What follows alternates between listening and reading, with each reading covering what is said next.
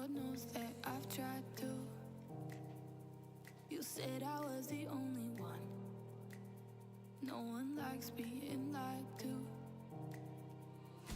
You made this mess and left me with the pieces. Now I wanna burn all the bridges between us. I can't focus, I can't forget. I've been thinking too much lately. I just need to clear my head. I just need to clear my head.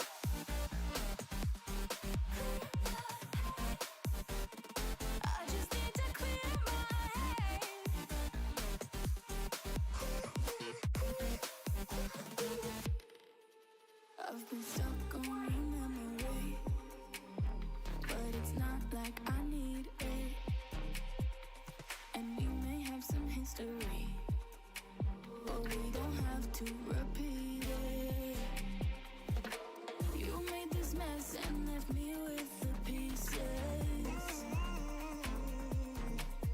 Now I'm gonna burn all the bridges between us. I can't focus, I can't forget. I've been thinking too much lately. I just need to clear my head. I just need to clear my head.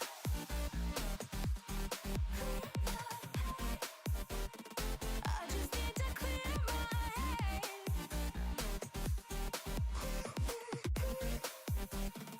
I just need to clear my head.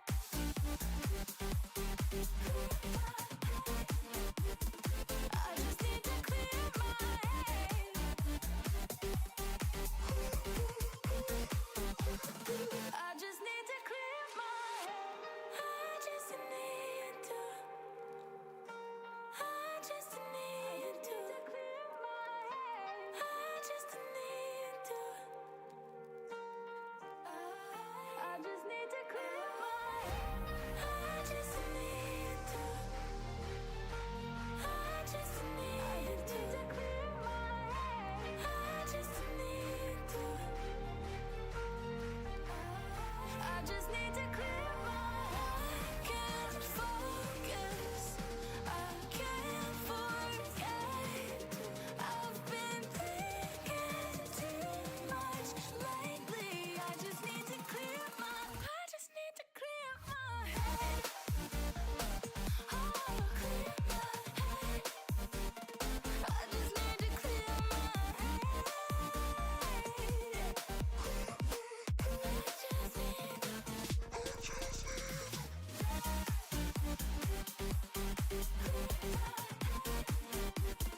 I just need to clear my head.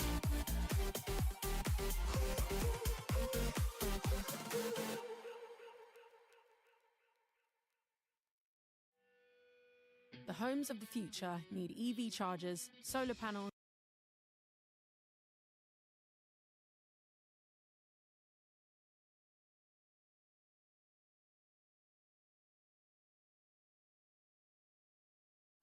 Oh crap! The music stopped. I'm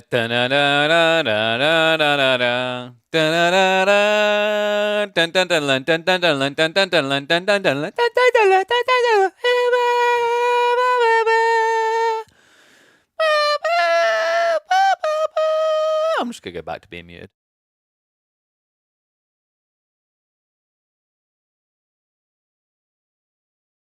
Dun dun dun dun dun dun dun.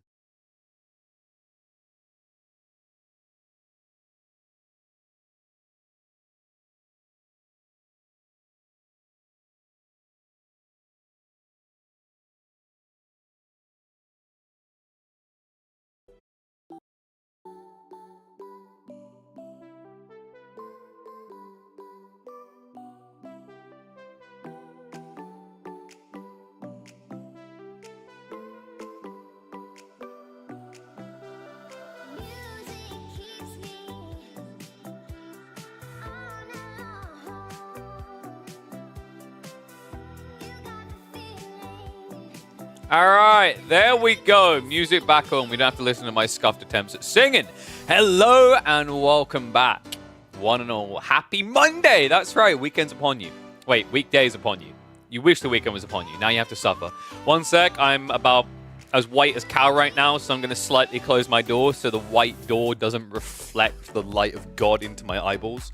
And also, while I'm at it, I'm going to turn the fan on because a bloody hot Monday at that. How are we all doing on this fine day? Some epic games on the weekend, actually. Quite a few really cool series.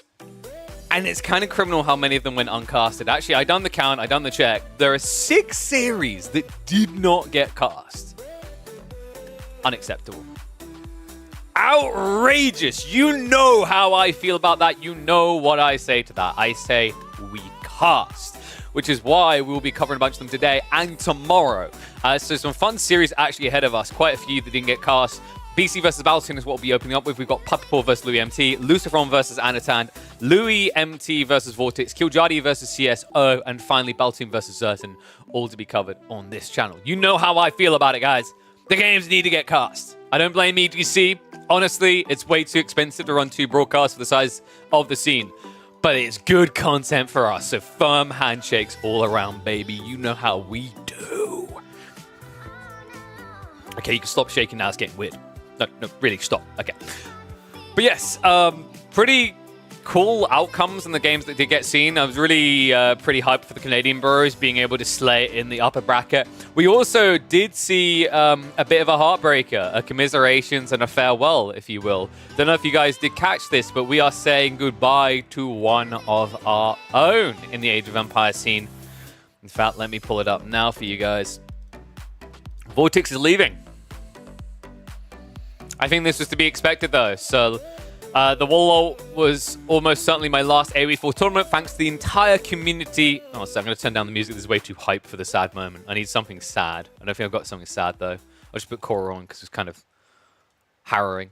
The Wololo was almost certainly my last AoE4 tournament, thanks to the entire community for these almost 3 years, rather. Starting next week, we'll be giving Stormgate a hard time on stream, as early access is finally out. Yeah, so I think for a lot of people that they could see this coming, this was to be anticipated. I will simply say it now. The first, but definitely not the last, to be lost to Stormgate. And I kind of can't blame them. The state of the esports scene is unsustainable. There's just not enough money unless your name is Beastie or Marine Lord. Even like Wham and Pappi, you know, they're doing really well right now. I wouldn't be surprised if they are maybe going to explore some of the newer games coming out, because the money doesn't feel like it's there anymore, and I don't think it's going to be there anytime soon, right? I think there's still going to be some money, but I don't think it's going to get back up to the numbers that made it feasible to sustain 10 to 16 players as full-time pro competitors. But yeah, kind of unfortunate. I'll definitely miss him. I think he has some really cool strategies. Excited to see what he can do with Stormgate. We'll definitely be involved in Stormgate as well. I think there is value in kind of balancing having streams to do with Stormgate and streams to do with Age of Empires 4 on this channel. I think that also keeps the AoE forecast we do here more special instead of it being regular. I think something I was saying to someone last night, I do wonder how special or enjoyable it becomes when you listen to me 40 hours a week commentating over AoE 4 games. I know some people are die-hard fans that will say, no, we absolutely love that KP, but like at the same time, there's kind of that balance where it not being there all the time probably makes it feel more special.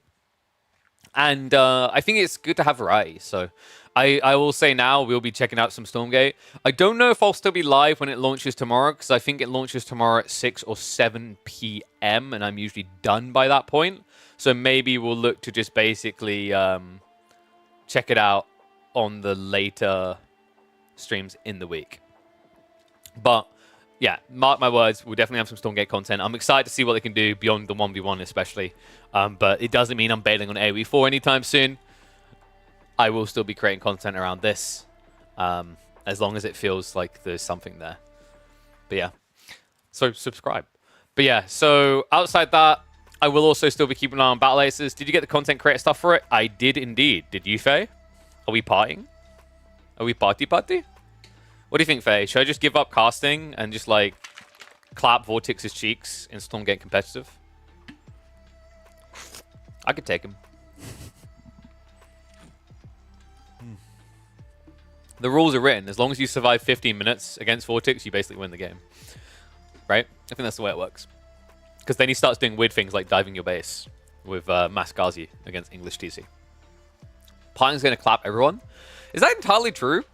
Wasn't there a series recently? I was catching the start of it. Maybe I shouldn't spoil it for myself, but like, did Python actually win that series? He's been playing Celestials, right? And not many people think Celestials is OP. That was... So like, spoiler alert.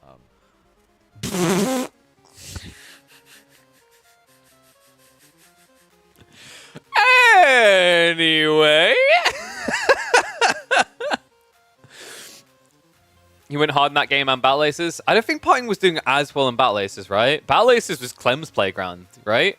Like, do they have leaderboards for Battle Aces that you can look at? They do, right? Yeah, wasn't this... Okay, wait, was that Parting? Did Parting yoink first place from Clem? Oh wait, no, Parting's there. Who was this? No, Stefano's there. Who the hell is this?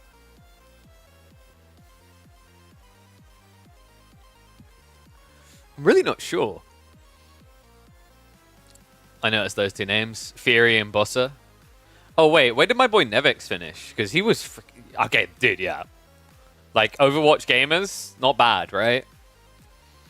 The Trollface and David Kim were both buying. I mean... Dude, that would be absurd if they are all his account. Cool to see Trigger up there doing really well, though. Like, outside that... Freaking Dimmy. What happened to State in the end? Oh, okay, he fell down a little bit. I felt bad for him, man. I think he got ahead of the competition and then like lost 1 or 2 and lost fucking hundreds of elo at once. But yeah, like outside that, I don't think we've got any Age of Empires people that really plowed it. I mean, someone's gonna say Dimmy, but like Dimmy was a StarCraft person before that, so it kind of makes sense. I do think you're gonna see. So like, should we quickly look at the pro player count before we hop in this game? Because I'm thinking like who we're gonna say farewell to. Why B not in this tournament? He made some statement about because he never got an apology for Wololo last time he didn't want to participate. I mean, if you want to miss out on money because of that, sure. Like, they don't owe you an apology. I know it sucks to hear, but it's just the reality. But you know, good for him making a choice. I don't think it really mattered anyway. Like, no offense against B, but I wouldn't expect him to make top 8 here. So money-wise, it wouldn't even be worth the time compared to maybe another opportunity, right? But, dude, where's the overall? Am I blind? Where's the overall? Can you, like, bro, can you, like... all? There we go. So the players we got here, I expect Marine Lord to carry on as long as there's like reasonable money, just because he's the #1 uncontested, so it's kind of undeniable. BCQ is basically attached to the hip because his content creation arc is just huge here, right? Like realistically, Beastie, he could gain double what he has now going to a different game, but it's not guaranteed. There is a big element of like BC's done a great job building community, but it also has some anchorage in that like he's a very high tier competitor in AoE4. And there's obviously a big question mark if you switch into, say, Stormgate on whether that is replicatable. Mister's going AOM 100%, right? Like, dude, you know, okay, there's a better way of doing this. Here, let me do this. I know the best way of doing this, guys. Actually, first of all, let me zoom in. Because I like being able to draw. And you guys like drawing, right? Are you like me? Are you a big Crayon fan? I mean, what? All right, so here we go. So, Mister's gone. Like, without a doubt, he's gone. Lucifron and Vortex are going to be gone. They're going to Stormgate. They're going to Stormgate. They'll probably play some Zero Space as well. It's undeniable. Lenok is gone. Viper is gone.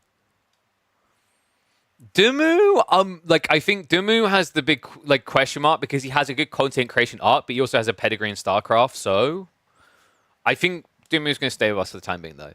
B's gone. Recon's gone. Magic's gone. Kazva's gone. Kapoch is gone. Hera long gone. Sort of gone. Hut gone. Divine is gone. State is gone. Wait, who was Bad Koala? But, like, It's pretty crazy, right? When you look at this list, just how many people are now gone. And yeah, Recon is quit. Recon is okay. So here, I'll do this for you. So I'll put the M's for Myth, and Stormgate can be S. So I don't know what Lenok is doing. I don't know, sipping coffee. This is going to be S/Z. The reason I'm putting S for these guys and Z for because Stormgate is realistically likely to have a lot more funds in it for an esports scene than Zero Space currently. And I don't think B was at the level of Lucifron and Vortex at all in Stormgate. This is going to be an M. This is an M for Magic. This is, of course, I'm just going to put 2 for AoE 2, obviously. Did we miss Viper? Yeah, obviously 2. So then 2. I don't know what sort of is doing. I don't know if he went back to StarCraft or what, but we'll put an S. They are just, Hart is just full retired. So, Lenok and Hart just seem to be full retired. And I think Divine has gone Myth, I believe it is, as well. And then Stay is, he obviously has StarCraft and things like that, which has been S. Imagine he'll... Okay, so sort of has been doing StarCraft. Okay, we did read that correctly. Yeah, I imagine we'll get into Stormgate. But, that's kind of scary, right? Just how many people are gone is kind of wild. It's actually daunting when you put it on a list like this. Don't get me wrong, we still got players, right? So, the new kids on the block, you've got to highlight, for example... You have got some new kids, right? So you got, Anathan is a new kid. Neptune has come and gone. CSO is a new kid. Louis MT, where is he? He's quite high, isn't he? Yeah, he's a new kid. So you got a few new kids coming through. Make a list of all the new incoming players. I mean, dude, nice sarcasm. But the problem is even if we had a bunch of incoming players, now the problem is you have to build a new brand around them, and you need an audience to do that. So there is going to be a big question mark as to how much of the existing audience do these people leaving take with them? Right? Who's going to Myth? Who's going to Stormgate? Right? Because people are going to no, people watch the game. They do, but they also watch the players.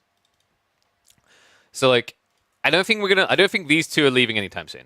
Because the money is good enough, it supports them, they make a good living, yada yada yada. For Marine Law's POV, it's really good for Jailmates. They basically have the undeniable champion of Age of Empires 4, right? That's great branding. That shows that you as an org are winners.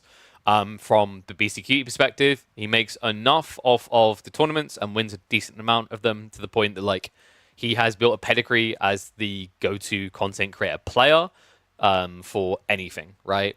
So that it wouldn't make sense for him to move on anytime soon. He might dip his toe in some of these games. I think he's already been trying things like Age of Myth, but I don't think he's going to hard commit anytime soon. Dimu is once again, I think Dimu is the intriguing one to me. I'm curious to see where he lies on this, because he has that pedigree in StarCraft that he's carried across in Age of Empires, and there's definitely going to be strong resonance between StarCraft and Stormgate. So I think he has the freedom to do what he wants there. I think it's going to come down to what makes Dimu happy. He proved that playing Battle Aces. He held his numbers reasonably well. He looked like he was having fun with Battle Aces. So, I think actually, based on what I saw from Dimu, Battle Aces is a bigger threat to losing Dimu than Stormgate.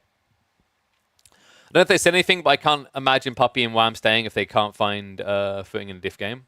Yeah, that's the thing, right? I heard rumors that Pappi Paul was checking out Age of Myth, or Wham, one of them was, but I think when I mentioned it to him, he said he hasn't tried it yet. But they love Magic, and Magic will show them the ropes, and they might go for that. I think right now they're waiting to see if Age of Myth actually has a scene with funding in it. But do you remember Pappi Paw and Wham were unknown grandmasters in StarCraft, right? So they could make a run at Stormgate. I don't think they really tried, if I remember correctly, with the Stormgate EGC tournament, but I might be wrong on that.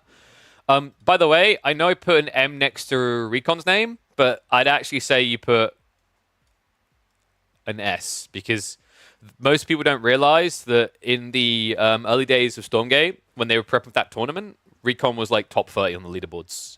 With I think he's top 50 on 2 accounts. So he done pretty well. But Tempest Rising... Nah, dude. Tempest Rising, I just don't see it having any traction.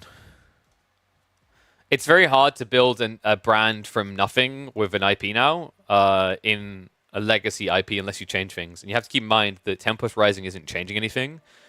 It's just it's playing on the nostalgia strings of being old Command and Conquer. I don't think that's like I don't think that's a move for success. Like I don't think Age of Myth is going to be that successful from a tournament perspective.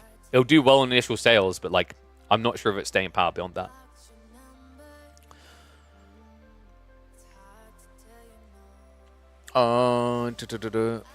If they say anything about yeah, so wait, what else we got here? We had fun for 4 years. I mean, that's not true. We didn't have fun for 4 years, Blige. Age of Springwood was a thing. Okay. Yeah, dude. Imagine not having a reconnect function. By the way, like I know there's some drama around that decision for the Beastie Wham series. My take, I feel like there was a big enough advantage there that like Wham gets the game. It's unfortunate it has to come down to like an admin decision like that, but I was sitting there thinking, Jesus Christ, if this has to be a remake, Wham's entire game plan is ruined. And the game is like, it's just going to be a 2-0 for Beastie. Like, without a doubt. Because like, if you look at that series, like I think what Wham really showed was his creativity, because twice out of the 4 games, he completely, I think, caught Beastie off guard with his strategy, right? There was the Golden Heights game where we had the remake, or where we had the disconnect rather. And then there was the 4th game, wasn't it? Let me double check. I think it's the 4th game. Yes, Socotra, where he went Juji, which is just absolutely wild. No one else has done that, to my knowledge. So you only watch these streams because they play the game I play. I definitely won't be following to watch Stormgate or Zero Space. I mean, you say that, there's a lot of people that will. What you need to conceptualize is that, like, a very big part, and actually it's kind of healthy that it goes this way in a lot of ways, around streamers is how they build a community. It's not just about the game, it's about the streamer, it's about the people that encircle that streamer. Sure, there's people that will go to watch Beastie, but I wonder how many people go because their friends go to watch as well, and it's where they catch up and they talk, right? Like, this is actually legit a thing. It's why I think Dimu has a really solid position to kind of hop into pretty much any RTS, is he's built a very wholesome and positive like environment over years. So like the whole logic of like you'll stay, great, but if you don't think content creators have sway and drive viewers towards games, I've got big news for you, buddy. Oh boy, do they do it. They do it to a ridiculous degree. Viewership for other RTS is fine, exactly. Like it might be lower, but it's like what a lot of people don't realize is you don't hop into, especially with Twitch streaming, you don't hop into a new directory expecting to increase your viewership straight away. You hop into it for the speculative increase. If you can hold a good base, let's say you're a 600 CCV streamer in one game and you hop across and hold 400, that's great. That's incredible. Dude, holding 400 out of 600 on your non-main game, but now you've hopped into a directory where the potential growth could see you go up to 2,000 CCV. That's a worthwhile risk to take. And a lot of people will, because the reality is if your existing main game is declining in viewership, even if it's only gradually over time, that's a big red alert. That's an alarm to try and find a pivot, because the longer you wait, the harder it gets and the more condemning it becomes.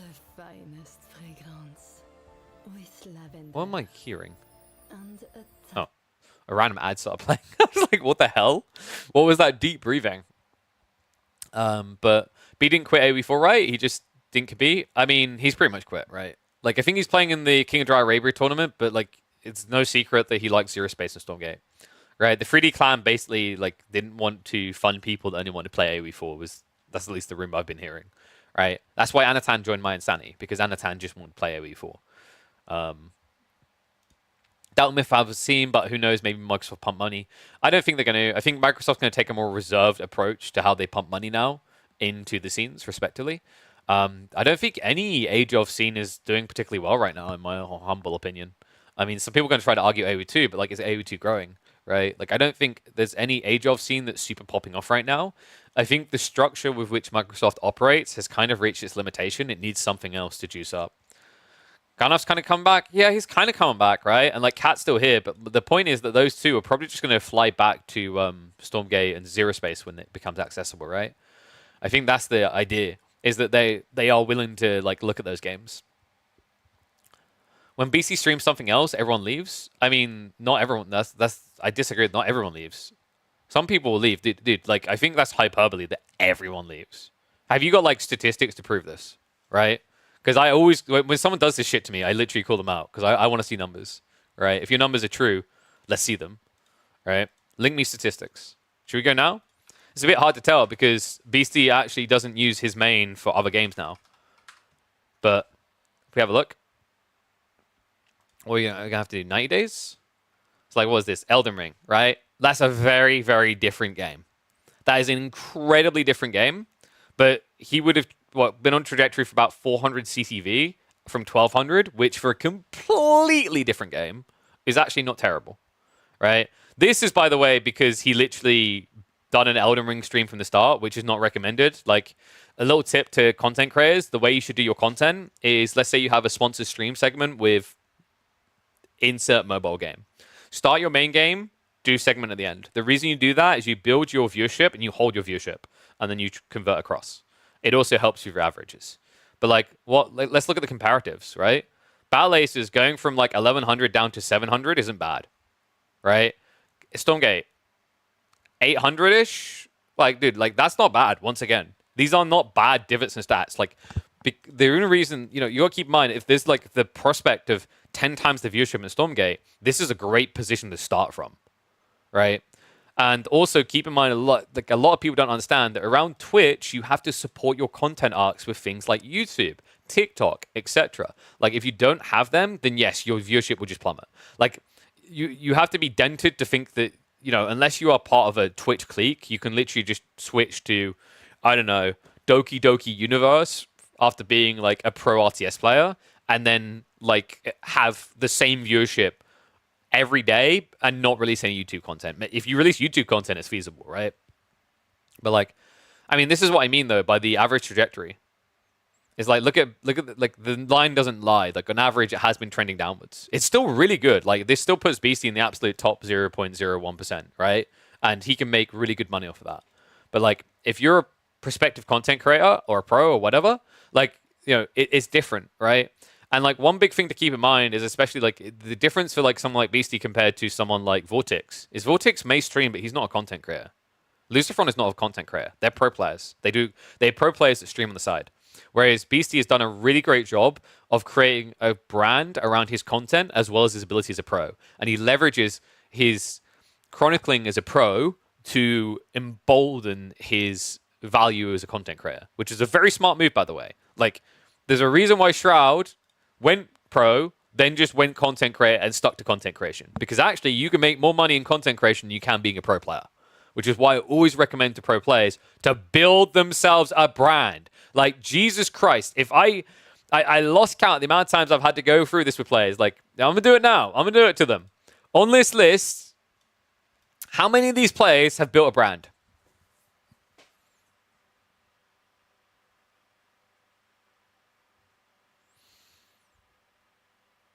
4? 5?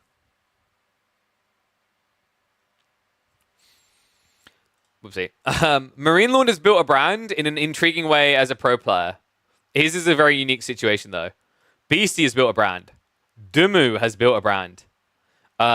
Viper has done like a Marine Lord arc, but built a brand. But I'd say Viper actually works more as a content creator than Marine Lord does. Marine Lord is more focused on being the pro. That's kind of it. Some people tried, right? Like Kazva definitely tried to go for it. Kapoch, I don't know if Kapoch's viewership is good. Lash, actually, yeah, sorry, I forgot about Lash. He's all the way down here. But like, you say Lash, but I would argue at the same time. Yeah, you're right. Sorry, Hera. I totally forgot about Harris because we lined for him before. No, actually, that's not true, guys. He didn't make a brand in League of Legends. But like Lash. So here's the thing: you're trying to say things like that, but like, I love Lash, but how much, like, how sustainable is his position from a content creation arc? He clearly makes enough to get by, but like getting by is scary, man. Like if you're making enough to get by, it's not a good position to be in, right? Like I don't make enough to freaking get by, and I put these hours in. So I'm always like, when people are like, yeah, this person, like they clearly succeed as content creator, I have to wonder, like, are they, and to what degree? So I'm not trying to like money shame Lash or anything. I'm actually, if anything, is trying to wake people up to the reality of like, esports is different to sports, and people seem to have this lopsided idea that like you can just compete and you turning up is good enough for you to make a living. It's like it's not the case, especially when you're in fringe esports scenes, ones that aren't considered S tier. And this isn't an S tier scene. I'm sorry, you might think it in your heart, but it's nowhere near. It doesn't even register as a C tier scene with the size of the like viewership and everything, the prize pools and whatnot, right? Actually, maybe C, maybe. It's definitely not B, A, or S, right? It's not like a Rocket League size, not Dota 2 size, not Counter-Strike size. None of these. He says he can live from it, but it's not yet the point he wants to reach. I mean, it's never like, so that by the way is the toxic nature of like content creation as a cyclone right now, where it's not where you want it to be. It'll never be where you want it to be, is what I warn people. You'll hit a number and chase a new number, which is like scary and daunting. And it's hard to register when you're actually being successful. But like I tried to take a balanced approach where like celebrate the improvements, but also at the same time, don't be delusional about like what's got to come next, right? Like I'm honest with you guys. I'm quite open about my my earnings. Like my outgoings per month, everything I do around Age of Empires 4 from this channel and my YouTube channel. So that's not including like, you know, when I'm gonna work RedBull, Wololo, and all this kind of stuff. But just those, I make a quarter of my expenditures. Right, and even before my viewership dropped slightly because we were in a weird slump in the season and AoE form, whatever. Let's say when my CCV was approaching 180, CCV is average viewership, 180 on Twitch, and like my views on YouTube were like 60k a month. I was still in a situation where like best case scenario is probably going to make a third of my expenditure per month. Weren't you in PUBG scene? No, I was never in PUBG scene. I was in the Dota 2 scene. I've never done anything in PUBG whatsoever. Without Beastie, honestly, it'd be dead. Yes, no. There would be a vacuum, and someone would fill that vacuum. But like I said, there'd be some loss. Beastie would take some of his community somewhere, right? I can care less about less competitors since most of them don't even contribute to streaming/content.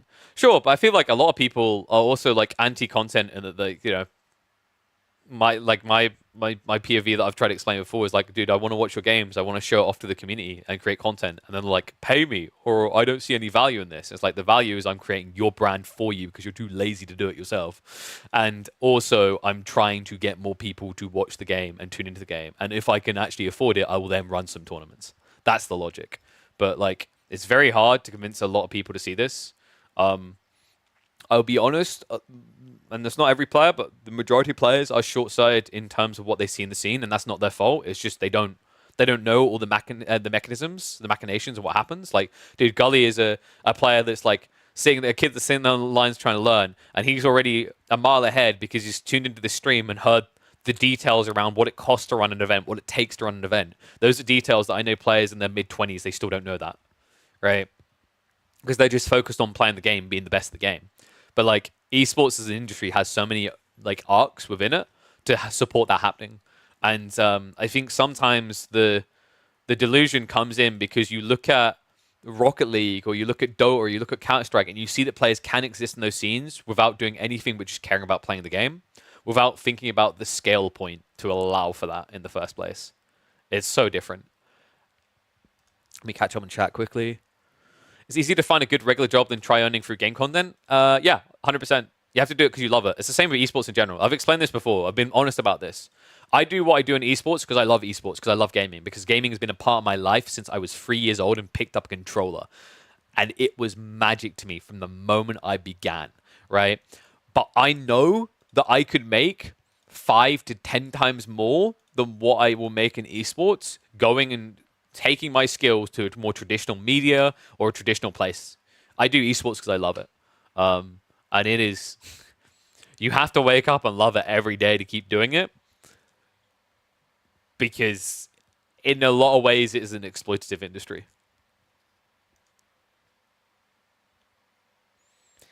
Only BC and Doomy make enough money on AoE4 to make a full-time living. I'd be inclined to agree with that. From Twitch, yes.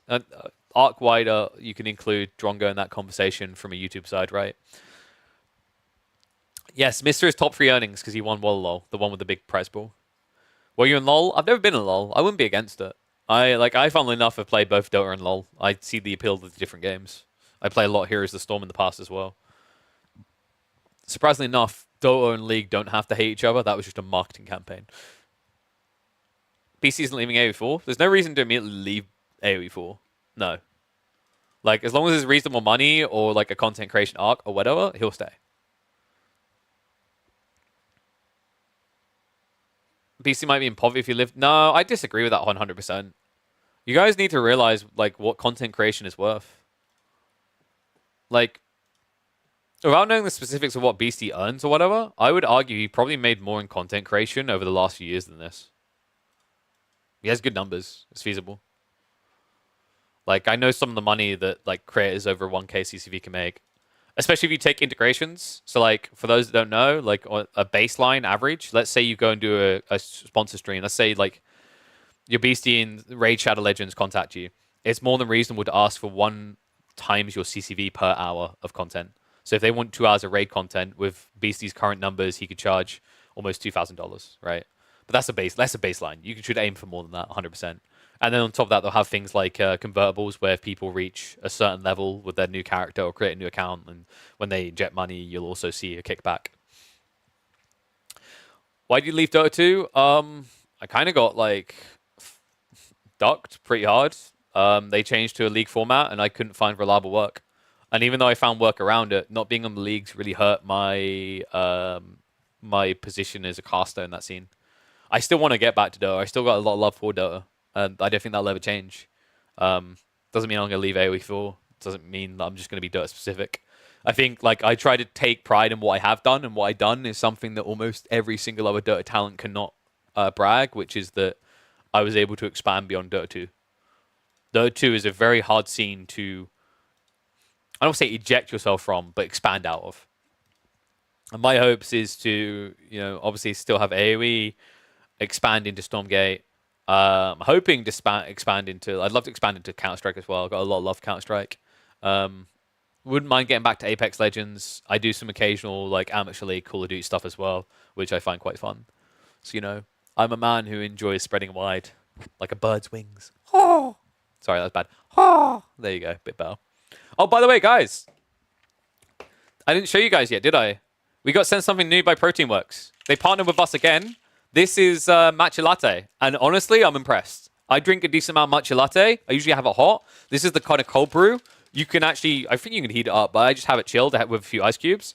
100% recommend giving it a go. !Proteinworks to check that out, by the way. This is really cool, though. I liked it. I was like, I don't know if this is going to be good or not. But it actually hits the spot. It's really smooth as well. They say you should probably, like, you can have milk or cold water. I tried it with cold water, but definitely check that out. The matcha latte is pretty reasonably priced as well. I think it works out at, like, I want to say £1. No, I think it's less than £1 a serving. Let me check. Hey, let me quickly check this, and then we can keep talking about the pro scene. I am actually curious because I can't remember. Oh, it's a payday sale as well. 8% off, guys. Yeah, £1.18 per serving. Obviously, that goes up if you buy more. I mean, if you like matcha latte, I'd recommend getting a 30 free serving at least. And remember, at checkout, if you use the code KillerPigeon, you do get an extra discount, so you get more money off. But I highly recommend this. We're also drinking the meal replacement cookies and cream today. I also kicked off my day with the savory super meals. We had, where is it? It was the Kickin' Korean noodle. If you guys like cumin, it should be called Kickin' Cumin Korean noodle, to be honest. It's very spicy, actually. Not bad, and pretty healthy. But yeah, back to the discussion. So there are only 4 to 6 good casters in Dota 2 right now. There's just gap fillers. I mean, I don't like to slate people. I don't like to talk about people's casting like that. Everyone brings something different and unique, right? So, I mean, I have to have the confidence to believe spicy by British standards. Yeah, but I'm more spicy than most British people, to be honest. Because, like, I'm always calling them pussies because I travel and experience spicy. It's good, though. It's good. But the thing is, like, I won't crap on other talent. I focus on what I can do. And, like, my take is I would stop doing what I am doing right now if I didn't believe I had what it took to be the best. Now, that's not me arrogantly saying I'm the best right now, or whatever. And that's always me aiming to improve my craft. But I need to believe I can become the best. Because I think any pro player in chat will relate to this. My mentality about what I do as a commentator and host is like what they do as a pro player. I want to be number one. I strive for it. It's a little bit different for pro players. You do whatever it takes. For me, like my big mantra is don't fuck the production, right? Like, you know, the show is king and do everything you can to enable the king. But within that, I aim to like do the best thing I can to be the best at what I'm doing. And I want to help other people be the best at what they're doing. And that's like a big driver for me. So like, you know, I believe that I can become a grand final caster in X game, Y game, Z game. I believe that I can be a stage host in a stadium with 80,000 people watching. I know I can do that. All right. Sorry, just catching up chat. Wonder what happened to you, email? I'm still curious about that as well. Dude just kind of disappeared. He had some talent, man. What's the difference between total overall and total game? I think total overall, what, on this thing? Oh, that's just that's the prize earnings from any game. That's what that is. Right? That's why, for example, Pappi Poor is 100%, Wham is 100%, right? Louis is 100%. But these other players aren't. It's just like the collective prize pool earnings tracked on that website through any game. Not just AoE4. That's what that is. So let me switch over. Change format for events, you got left out. I mean, that happens a lot, right? Like, I think a lot of people don't realize just how fragile both players and casters' positions within esports are. Very easily replaceable.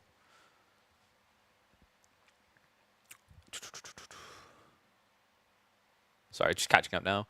Reinado was an interesting choice to cast because often it was a little tricky to understand him. He does a good job otherwise. I mean, I memed that like we should have had a content piece. It would have been great. We should have had a content piece where Cal was writing subtitles on a prompter.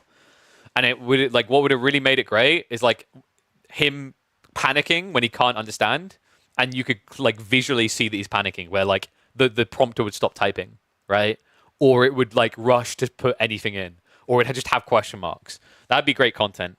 Obviously, you want to make sure Marine Lord's cool with it and doesn't feel like offended. I actually think Marine Lord, like compared to what he does in his interviews, I want to praise Marine Lord because he actually like you see he was clearly trying to be a bit more emphatic about the way that he spoke.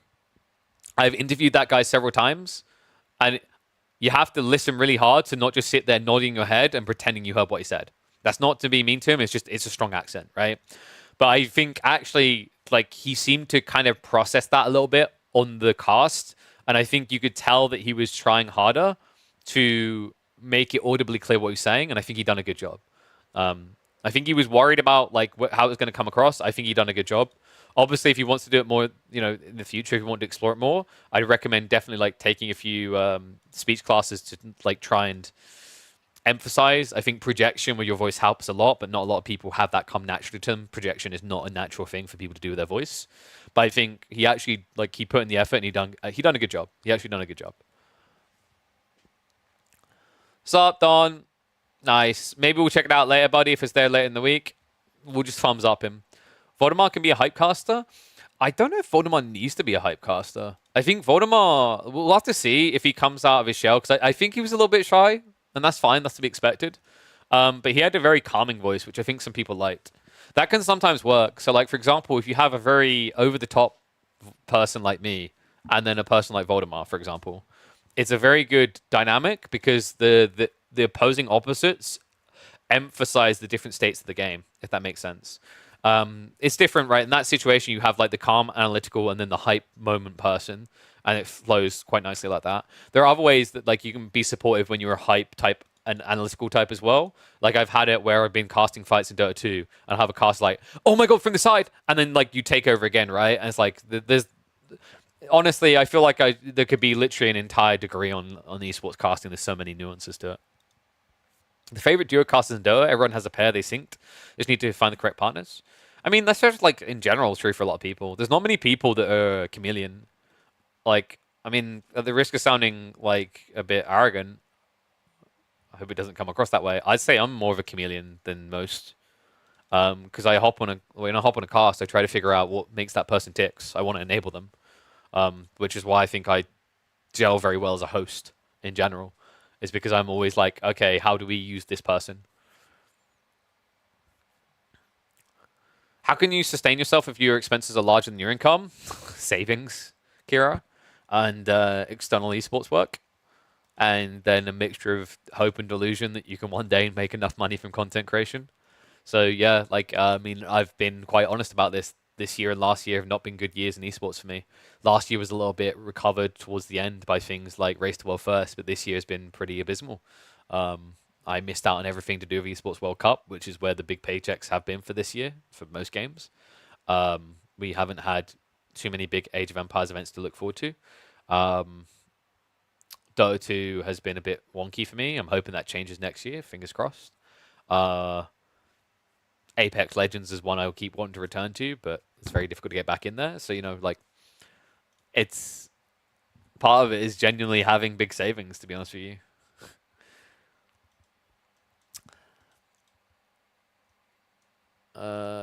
Sorry, just catching up.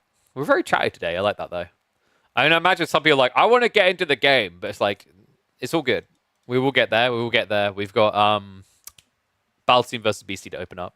But I think it's important to have these type of discussions. I'm always trying to educate people on like how esports works behind the scenes, how content creation works behind the scenes, because I think there's a lot of unknowns, and I think it's very important to the future of a lot of people that like the community gets educated on that, because in gaming we're fucking cheapskates. Like I'm not even gonna sugarcoat it. We are cheapskates, right? Like esports especially. Esports viewers are cheapskates. I don't say that to insult you guys. I'm just being real as an esports like person. As someone who views them as well. We don't want to pay for anything because we get it all for free, right? It's like, it's one of the fragile issues of the game, like with the state of the scene, is that it began on the idea of view for free. So we've kind of remained there. And it means like everything around it is so hard to monetize. It's like, it's a very, very unique situation there, right? So like there's a lot of systems that are set up in a way that's quite counterintuitive to what makes sense. Like everyone tries to compare to traditional sports, but forget about a lot of obvious things. For example, people are like, I don't understand why like these esports orgs don't have all this money. And it's like, well, here's one big one straight away: broadcast rights. Broadcast rights get sold for millions of dollars in sports. They don't get sold in esports. They usually just get done, right? There's just like so many nuances that are different. It's why I always hate it when people like with the Olympics thing right now, everyone just compares sports to esports. It's like they're not the same, and they never will be the same. It would take a very long time for them to become the same, right? And actually, in a lot of ways, what made esports special is anti-sports in terms of media and everything. Prize earnings is not the only way to players earn money. Yeah, exactly. I would say BC makes more money than Marine Lawrence, not even close. Actually, I'd have to see his General Mate's contract, but definitely before that, 100% BC made more money. Each individual in Team Spirit at TI made more money than 90% of people in the world. Sure, but like, I mean, the new TIs are kind of a sham, right? They don't, like, then it's now you're just playing for the honor and not even the cash anymore. Like, Esports World Cup is now more important to Dota 2 teams than the TI, the international, because it's like the price pool is double, triple, whatever. Pro League, the top 30 players can make a full-time living off of SC2. Yeah, but that's like, StarCraft was bloated to the size of like, it was like what Call of Duty or CS is, right? It's like, when people like the prime of SC2, it's like, yeah, of course it was. Look at the prime, like that's still a thing that exists. Look at the prime of Counter-Strike. I mean, I'd argue in a lot of cases, pro players kind of get overpaid in different scenes. I know pro players don't want to hear this, but if you don't do anything for content or anything like that, why are you getting paid so much, right? Like, I'm a big believer in justifying your costs. And there are a lot of contracts that I've seen that players get paid, and it kind of shows why esports is in a weird place right now, because they can't justify why they get paid. Right? Like, if you're the number one in your game, like, you won't do interviews, and you won't do content pieces for your org, and you won't let them, like, do content around you, and all this kind of stuff. Like, why would I pay you 50k a month? Right? I'd rather go and actually pay a real content creator 50k a month where I can see a return. And also, keep in mind, like, dude, being an esports team is a wild ride, because what a lot of people don't realize, a lot of scenes, at least outside of the scammy regions, right? Like, I know SA and CIS have had this in the past, where, like, they'll take absurd quantities of prize pool earnings. But most scenes, the prize pool earnings all go to the players. but then the players also get paid a salary, right? So it's kind of wild. Viper's make good money from tourneys, but his Twitch and YouTube are pretty huge in RTS terms. Oh, dude, like, yeah, Viper's like making more money from that. Like, once again, it's very smart. It's the same logic as what Beastie has done. He has fueled his content arc through his ability as a pro player, and I think Viper has done a really good job with that as well. Same across many industries, but people don't want to spend the money for skills and talents. Yeah. Hard to monetize and years of pumping insane money. Dude, it's like, it's wild, right? And it's like, we need a reset. I think another thing that people don't really like process is they think that EWC and the Middle East and all this money has saved esports from the winter. It hasn't. The winter is still going to occur. Which scares me as a freelancer, by the way, because it hasn't actually occurred. We're getting to it. It was about to occur. It was about to go full nuclear winter. But then the Esports World Cup came in and injected millions of dollars into the scene. But everyone being like, oh, man, this is going to fix everything. Does it? Because, like, if, let's say they decide that that's not profitable anymore and they don't do that again. You're not safe now, are you? Right? Like, what esports needs is sustainable models. It doesn't have sustainable models. Like, its sustainable money has been through venture capitalism and overpriced brand deals. That only lasts so long. Right? And it also gets diluted when you consider, and this is like a reality check, a lot of people need to like know because a lot of people don't know, embedding. Embedding is a thing in a lot of scenes. Some orgs do it as well. Some content creators do it. Like, we all know the Fextra life story. Like, that muddies the water on getting brand deals even more if, like, the main propellant of the scene has been brand deals, right? That's kind of scary to me. Tell me where to dump my load of cash, KP. In my wallet, please. Thank you. Nom nom nom nom. Don't know me. Aren't esports approved for Olympics? I mean, what does that mean? What does that change? I don't know. Like, it's cool, but I don't know why everyone thinks like it's cool. You can say it's a big deal. It doesn't save esports, right? They already have weird limitations. Have you guys not noticed? Like, I mean, you can't have an FPS game with esports. That's a rule. CS will not be allowed. Call of Duty will not be allowed. Apex will not be allowed, which is wild because those are some of the biggest games. I do hope they bring in things like Rocket League because they need to have big representatives, but I need to see more info. It's potentially a very exciting prospect, but I don't think it necessarily brings money in the way that people are anticipating. The thing that I'm curious about, I want to see what games they're going to go with, because someone that got flagged recently to me is like, they could realistically just have virtual running, and sounds so dumb, virtual tennis, right? They could basically just have Wii Sports, for all we know. We don't know what games are going to be at the Olympics yet. That's so before everyone like gets out of their carts and cheers it, like us, what are we actually getting our esports games?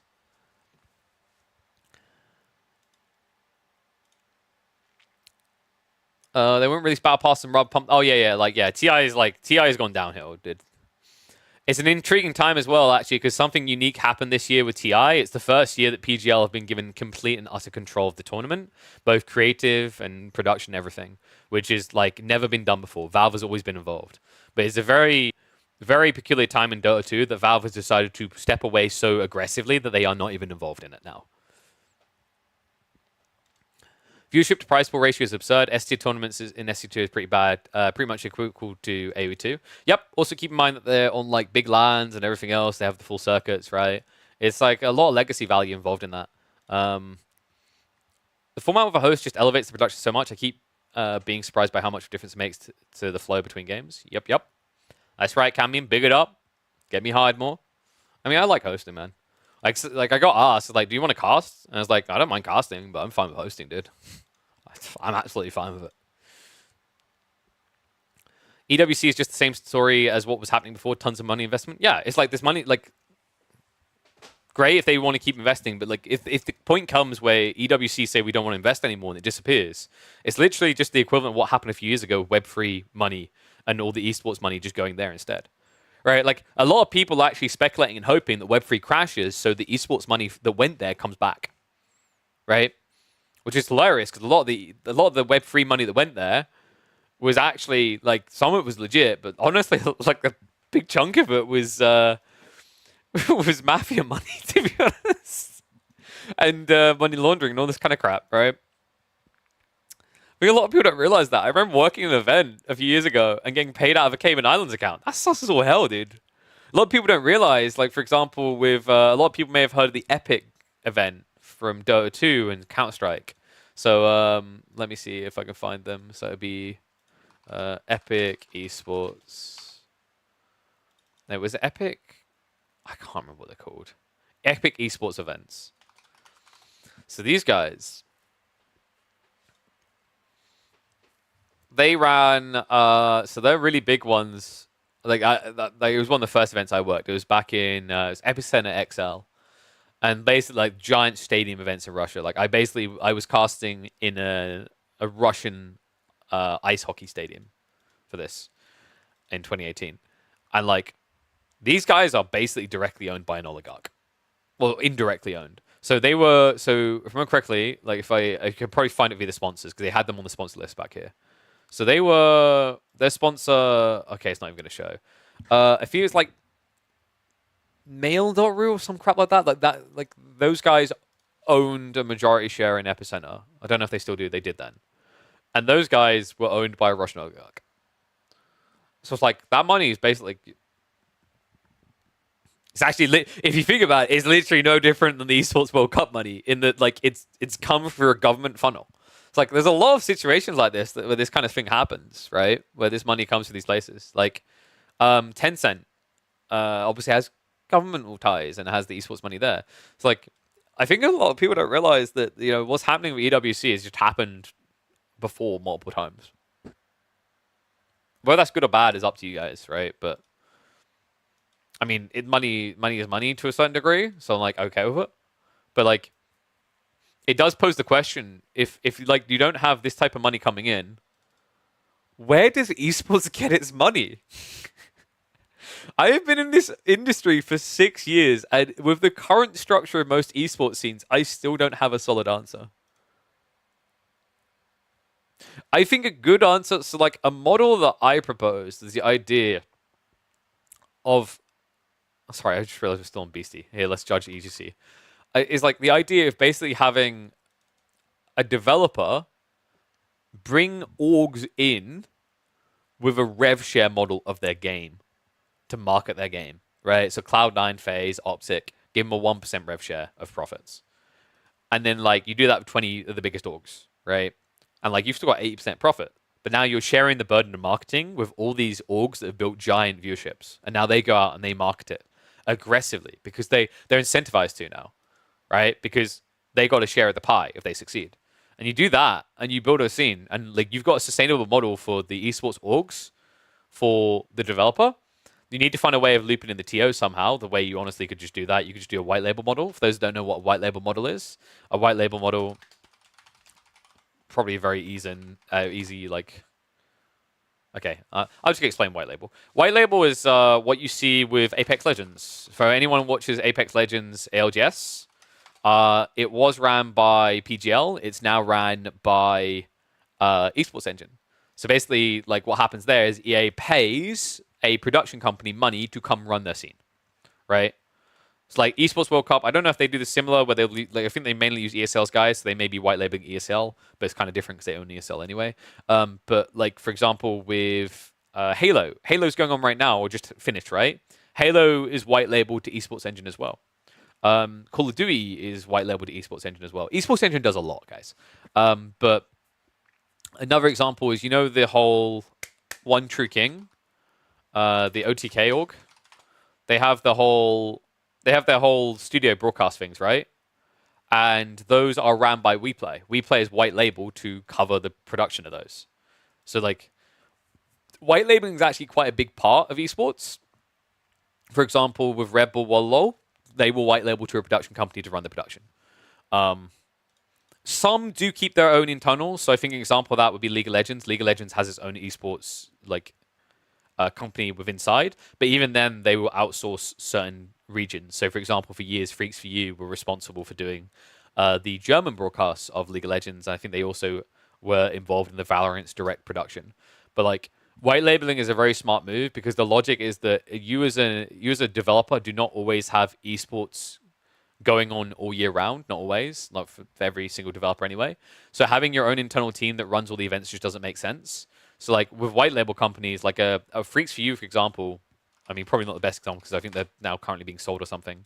These guys like will be activated in multiple different scenes. So they're active with traditional sports, or at least they were when I last talked to them a long time ago. They will run events they used to run events in Dota 2. They'll run white label and Valorant. But basically, the logic is that while a dev doesn't have a need for an esports team all year round production-wise, they need them occasionally. And you will hire people like this that the way they pad themselves is multiple different developers having that need, right? It's like 1 week they're League of Legends, the next they're Valorant, the next they're doing football, right? And that's the sustainable model for them. But I think we've gone like really deep down the rabbit hole. Should we get to the games? I think people want to watch the Age of Empires 4, right? So let's get ready for that. Even as a host, you still cast and just channel it into the chat? I mean, yeah, I guess. I've got no one to talk to, dude. It's kind of the weird thing is like usually when you're hosting, you have dedicated analysts that you like are chilling backstage with.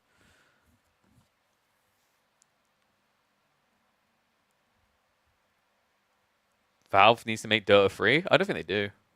I'm actually more hyped for the FPS game. Their follow-up to Team Fortress. I will definitely be checking that out. I'm actually quite hyped for that. I need to try, I don't know, I need to wiggle in with someone at Valve and get early access to that. That would be Giga Chad. Do you know how it goes for Halo? Halo is white labeled as well. So I already said like Esports Engine runs the Halo majors, and they'll get paid lucratively to do so. Because Microsoft has the funding, but they also want someone reliable who's going to do an absolutely banging job. For those who don't know, Esports Engine was originally founded by the OG MLG people. So people like Adam Apicella, who's now left the company, was involved there. Sundance was involved there, right? So these are, like, if you're thinking who can run an esports event, like anyone who was basically on the original LLG team is like, wow, well, I mean, can't argue with that, right? So they're very much go-to type people for that. But let me have a look here. And let's bring it. So we should probably kick off. So we're going to do Beastie versus Baltoon first. I hope. Oh, all right, Baltoon. Please, Baltoon. Have Baltoon's Day. Have this. The match history bugged slightly, so we'll see. It should be fine, though. Have they announced your RedBull Wololo co-caster yet? No, and I don't see it as my place to announce their announcement. So if they want to announce it ahead of Wololo announcing it, then I leave that to them. Otherwise, I'm just going to wait and see. Oh, dude, don't tell me we can't watch the... Are you kidding me? All right, match history's kind of screwed us. I can't believe that. Like, mathematically, not enough games have played that we shouldn't be able to see Baltoon versus Beastie, but apparently that has happened. So let me... Sorry about that, guys. I feel like I baited you guys. Let me check Pappi versus Louis MT. That one should be feasible. Actually, no. You know what? I was glancing earlier, and I know it will definitely be feasible. We should be able to do... Let's do... Oh, for God's sake, what's Anathan called himself now? 1 second. He's renamed himself. Let's do Anathan versus Lucifron to open up. It's this match system, this match history system is so dumb it annoys me every time. We'll get around to these series across the next 2 days, so we'll cast all of them. Don't you worry about that. But let me have a look. Is that Anathan's name now? He's just gone full Russian name? Or Krylik, you know. Alright, this is going to be annoying to access for each game, but we will work with it. So I think they opened on Socotra. Just double checking we've got all games. Yes, we've got all games available here. Alright, so we're going to have... Wait, let me get the right draft now. We're going to have...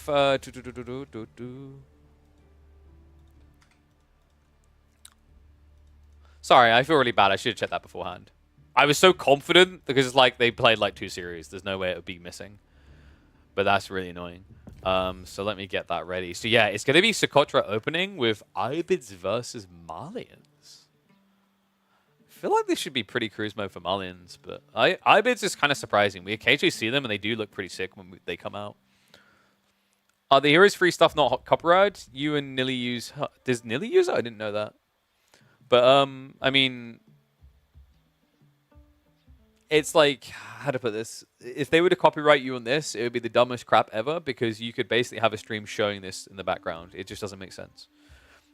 There's like a lot of gray area on what is copyrightable and what is allowable in content creation. And there's like, you know, that's why, for example, all the React content is technically not legal. Like most React content creators would not fall into the realm of transformative content, and they could basically be sued. It's just what a lot of people don't realize around what is legal and what is like liable to get you pulled up in court is it worth even taking someone to court? Right? Quite often the answer is no. Right? Because, and I think Nintendo has had this experience.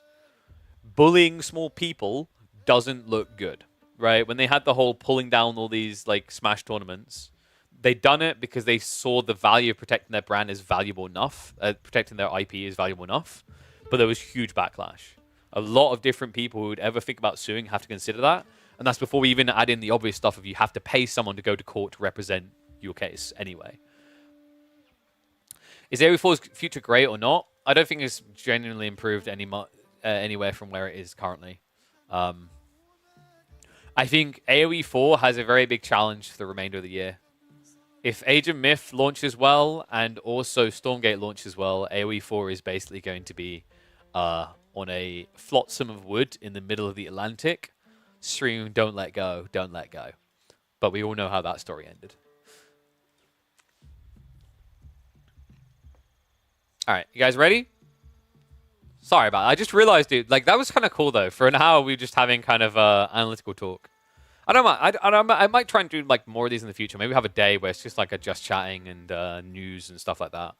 Because it seems like people were interested. All right, let me get this score toggled on, and let me just quickly add the logo to the screen, and then we can get underway. Where did I put the logo? It'd be in pictures, right? Yes, because I'm lazy. There we go. Is that enough RedBull Wololo logos?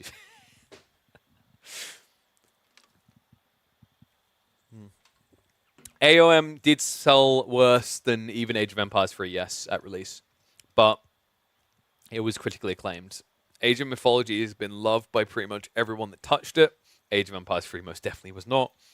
I would argue that AOM even...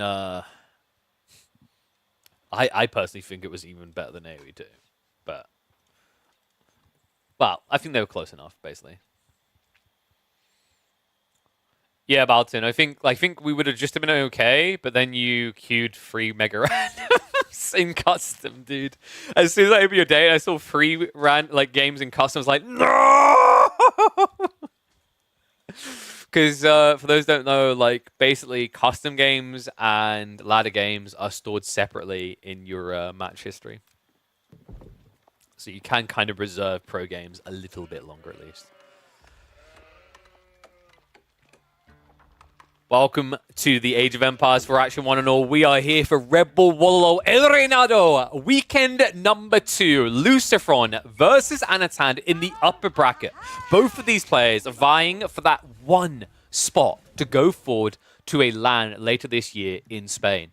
And this is an interesting matchup. My Insanity's Anathan has been a force to be reckoned with in this tournament. He has been showing up in 2024. The dude is looking at the top of his game. Lucifron, there's been some question marks. Could this be his last Age of Empires event? Has he been playing enough? What does the future hold for him? And is he still good enough to rock it with the best in the game? This is the test. And it's off to an interesting start. Socotra, he gets a draft that allows some Malians. Malians, by the way, may not be a first or second pick in their draft, but they are such a beautiful pick to pick up in the midpoint of your draft because of this particular map. I think, so far, from everything we've seen, Malians looks like the king of Socotra, and I think unless you're going to get creative, you're going to run into trouble. And Anathan is trying to be a bit creative here. Ibids has been picked a bit, but I think most players have settled on this just being a better pick to throw out on a different map, like Dry Arabia or Gorge. There are more advantageous picks to use on Socotra, and ones that are more limited in the wider draft. That's why, for example, we see Mongols coming out here a lot, because with the RedBull Wololo map pool, this is probably the best map to kind of lean into them with. Same with the Malians. But let's see which way Anathan wants to play this. I'm wondering if this is going to be a growth wing all-in type game. I feel like that's probably the best way to play this, considering how suffocating and small this map is. And big shout out to Philizberto with the Prime Gaming sub. Thank you very much, mate. Be sure to get those Prime subs in, guys. It's perfect time of the week. It's the start of the week, and we stream 4 days a week. So what are you waiting for? But no, the interesting thing about going for the growth wing on this type of map is like the distance is so short. I think rushing castle is very punishable here. And there we go. Anathan is going to be going that growth wing. The reason it's punishable is if you look at the distance between the two players, it's not very far, right? And you also don't have any safe resources behind. So by going growth wing, Anathan has the capability to fight him now. And the sheep count is bloody good, by the way. 16 sheep to 15. Now, remember, the difference is the Ibids will inherently have more food because they start on the berries. A good situation here, and also a great optimization. Look at that spread right there. This is so underrated in pro play. Look at the absolute top players, and they're doing this. You can tell that Anathan has been doing his fire drills with Marine Lord, because this is basically one out of his book. I think Marine Lord was the first player to regularly start doing this consistently. This way, you do not exhaust the berries before a tech up. And when you get that tech up, it means you're going to have 300 food extra safe here. Because remember, Growth Wing increases the Orchards effect by 50 extra food. It's unoptimal, though it's easier. Oh, are you trying to argue that he should start on the closer berries? I think the argument there is that if you delay going out to these berries slightly, you will end up with a slightly quicker tech timing. But it's very distracting. So much APM for 300 food. Hey, man, that food's more important. Remember, sheep did just get nerfed. 250 food down to 200 means they do not last as long. So, let's see which way Lucifron wants to go in this matchup. Like, I'm imagining we're probably going to be looking at, what, Horseman Archers opening from the Ibids? I think that makes the most sense. Then again, I'm wondering if maybe it's better to kind of bait your opponent than go into spears. Like, we've been seeing recently that spearmen are a pretty good answer up against javelins. I think the biggest detail that's going to be important here is blacksmith techs on both sides. Both of these civs feel a little bit wonky going blacksmith techs in feudal age. Malians tend to do it as a reaction to the other person doing it. And Ibids just don't do it whatsoever. Like, of the players playing feudal age Ibids, the biggest disappointment I've had is how few of them lean into blacksmiths. I think the lead pack players for understanding blacksmith's importance have been CSO, Philizberto, and Anathan. Like, these guys kind of get it. If you want to play more than 5 minutes of feudal, blacksmiths early on pays off down the line. So Stables is going to be the opening play here.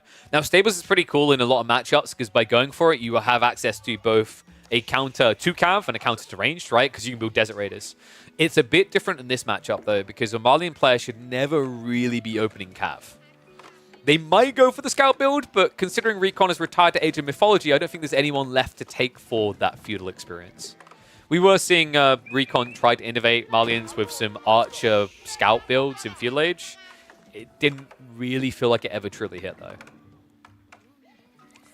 I imagine we're going to be looking at a follow-up into the Archers. There we go. Love the positioning as well. Anathan is trying to smuggle hidden info here. He puts on the back of the tree line because statistically it's less likely your opponent is going to see it before you start revealing the units. Which means there's a risk that Lucifron could be a counter unit behind. And Horsemen are going to arrive. Got to say the second pit mine location could be the undoing of Lucifron if he fights for it too hard. This one is always going to be safe, but this area is very vulnerable because when you come out this far, Horsemen can kind of exploit it to wrap the other way around onto your tree line. And at the same time, like, Archers can pick from afar, right? So we always say when you play Malians, you want to have as condensed as of a base as feasible because that's where you're able to min-max your damage, right? Donzos, they have Javelin throws. Javelin throws basically want to keep range. If you think about the Malian defense, it is always about how much crap you can throw at your opponent, not how much you can stab them. And Socotra does spawn 2 deer packs on each side. They tend to be very close. The spawns I've seen, I think it's quite consistent to do this sort of spawn. The one thing that can sometimes be weird is the boar. I feel like sometimes the boar is not as central as it should be. This one is pretty balanced in that regard. And we have got the Desert Raider being added in. So, interesting choice here. I'm kind of curious what the thought process is from Anathan there, because, like, realistically, your opponent is not going to add in Horsemen to counter your archers. He's just going to add Javelins. That's what I mean by this is a weird matchup for Ibids and Feudal, because the Desert Raider just feels like it doesn't really add any value. I can't think of any reason where or form in which a Malian player would be forced to react with Cav here in Feudal.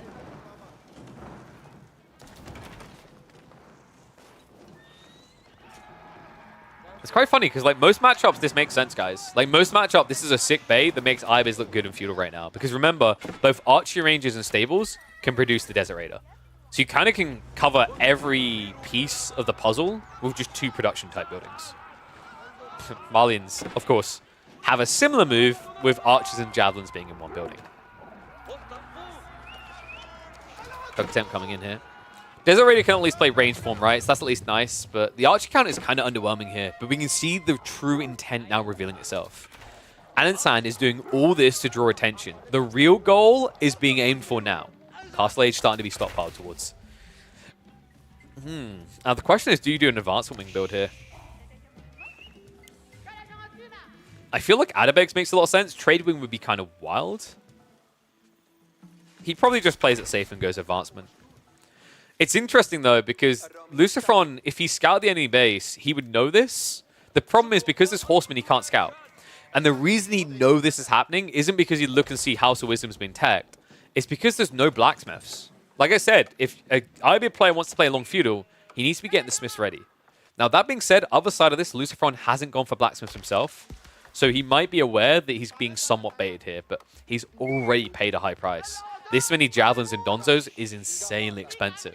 And when you think about what you want to lean into in Castle, it's not really Javelins. You want to start going Archers, right? Meanwhile, on Anathan's side, this is perfect. Ibids want Archers. They want to upgrade them. It's kind of funny, actually. In this matchup, there's an interesting dynamic. One side gets the Poison Arrows, the other gets the damage buff from kills. I do think the Poison Arrows is still a little bit better because the damage buff is kind of delayed trigger. But it does kind of muddy the water from what would usually just be an inherent advantage for Malians. Sadly, Gamba's bad on this map. I think Gamba is bad on every map, sir. Unless you get a good roll, and then it's good. So what we're saying is gambling is bad unless you win. Yeah, gambling wing kind of needs a change there. It's just not fit for competitive consumption. It's the type of play you do. Dragavan done this in his series, like when you're 2 games up, and you can just kind of punt. Because it is a very big punt. Alright, looks like Scout did sniff this out. So Lucifron now knows the tech is coming. This looks really bad, though. I guess he's going to try to feudal all in this. Because he's not showing any signs of trying to reach for a tech up whatsoever. And tech up is now complete on the other side. So Ibid's ready to unleash the beast here. Lancer immediately queued up. Musafadi reaction is coming in. Now, it's quite funny, actually, because this is a premature reaction. Lucifron couldn't scout deep enough into the base. He was denied vision. So he might be anticipating a Gulam switch because it makes a lot of sense on this map. Because of the short distance, Rax Gulam spam is actually a really solid play from Ibids, and I've already seen a few players do it here. But the fact that he's just sticking old school Ibid is really smart. It's going to deal with everything that the Malians are doing.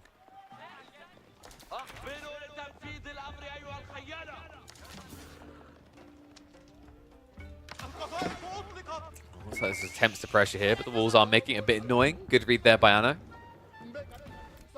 Lucifron, there's just no real target. The other worry I have here is, like, realistically, if he starts trying to dive, there's always a risk there's going to be a Manjanique. And that's kind of wild. He's already seen Musafadi starting to be scaled. Gulams are now getting added in.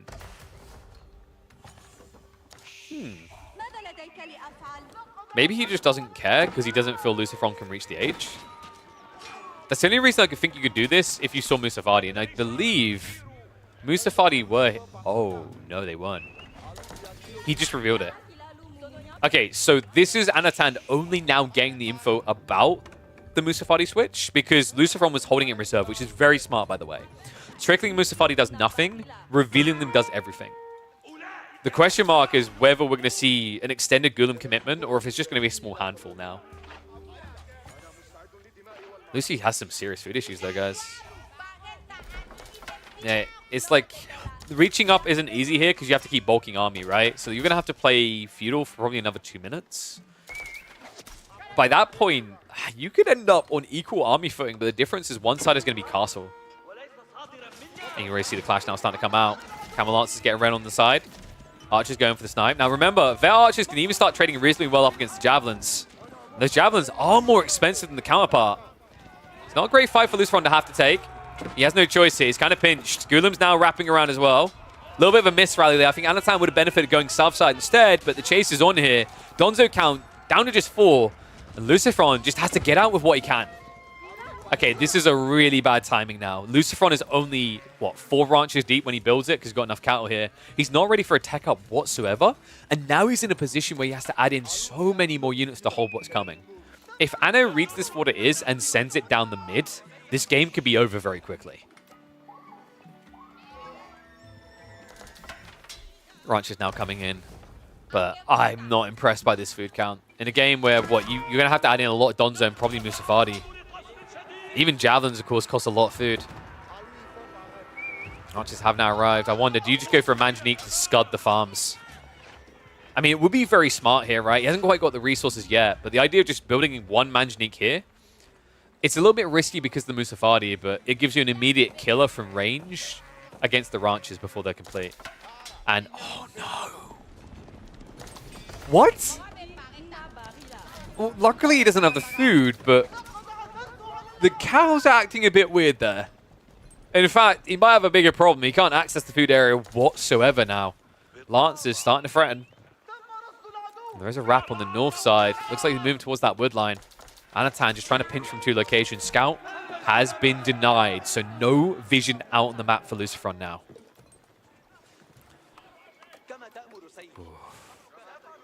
This is starting to feel strangling, suffocating even. You know, a lot of people might be wondering, why is Anno not going for the relics? I think this is a smart read by him. The relics might seem like a safe bet, but in a game where your opponent is actively producing with some units that can be considered decent or premium, spending resources elsewhere than military right now could basically give Lucifron a way back in the game.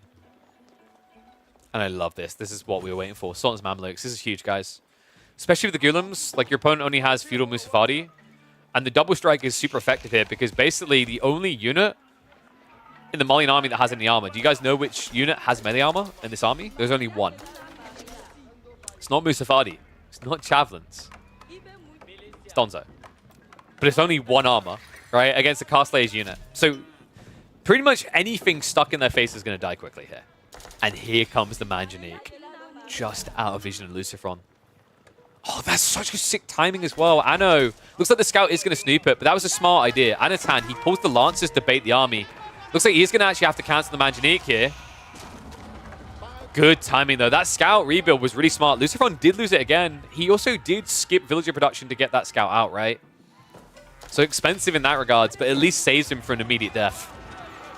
Now the push is on, because he says, okay, if you want to spend that much resource on units, but instead put it into Manjaniques, I'm going to go with the attack here. It's going to be a push forward. Archers are start stepping away from this, though. And I mean, Lucifron, he does buy himself some time, but he needs an out soon. It's also scary when you have to come this far out with a premium army, right? Like, defender's advantage is a big thing on the other side now. There is the wraparound opportunities. A concave could happen very easily here. It's exactly why Malians try to hide in their base so often. Willems are starting to reach in. Musafadi plus the Spearman. I'm not liking the look of this, guys. The Gulams just, they're absorbing a lot of fire, right? And now the retreat comes in. Lucifron has to leave, but you've got to deal with the Mamluk's bravery, right? That additional damage buff just kind of snowballs this on the retreat. Lance is baiting the recommitment here. Lucifron, there's no getting away from it. It's just too sticky. Gulams once again in. And I think this has reached its foregone conclusion because Lucifron is starting to fall behind. Castle Age just doesn't seem feasible anymore. Defender's advantage is at least back on his side here, but with Gulam still layered into the cake, and the Musafadi count down to just 9. I don't know what you're meant to do here anymore. Not to mention ranged armor too, right? That's where you're going to see this dive that just doesn't care. TC now garrisoned. Lucifron. Looks like it's going to be his last stand here. Scout has at least checked in to see if there's going to be a build-up. There's still nothing coming. Lucy will at least force Anno to reset, but I imagine we're just going to see Anathan try to go for that Manjanique again, right? And that Manjanique is either going to go up or Lucifron's going to have to dive and lose more units for it. Damn. Credit to Lucy for actually like keeping this quite close, by the way, despite being an age behind. So the mass archers is a problem that I just don't see an answer for anymore. Grandford landing now on the way. Archers starting to move towards it, though. That's going to force a commitment. Lucifron leading the way is not a good sign here. And Lucifron has to bail! He can't do it! All this food, but it just ain't protein premium like what we've got as a sponsorship this month. Yeah, I done it. I had to do it as soon as I saw the pop-up. This is brutal, man. One villager is going to try to get the build up. In the meantime, this archer army is forcing a commitment, which Lucifron is going to come out from bad and bruised with no army left over. I think this one, honestly, is done. And what a fantastic way to open this set. Anathan, surprising a lot of people here. Lucifron won the front runners, and Marinlord himself had two potential players pegged to make it all the way deep. Beastie and Lucifron. And Anathan, at least, has kicked off this series by putting a big question mark on that. Now it's going to be the ripple effect, right? Just 1 or 2 Gulems going in here. Even though you've got Textiles as a double strike, and Lucifron doesn't even want to let him to touch him.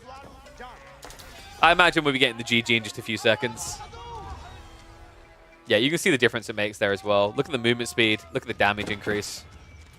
It's such a nuisance to deal with once that Mamluk's Bravery comes in. Villagers will get the shivs out, but at this point, it's too much economical damage. Does mean we kick off this set with an Anna Chad win against one of the best in AoE4. I've been warning you guys. Anathan needs to be on everyone's radar. This guy, very talented, very out-of-the-box thinking, and very good execution with those particular builds. And Iabid's played this way against Martins, I think definitely ticks that box.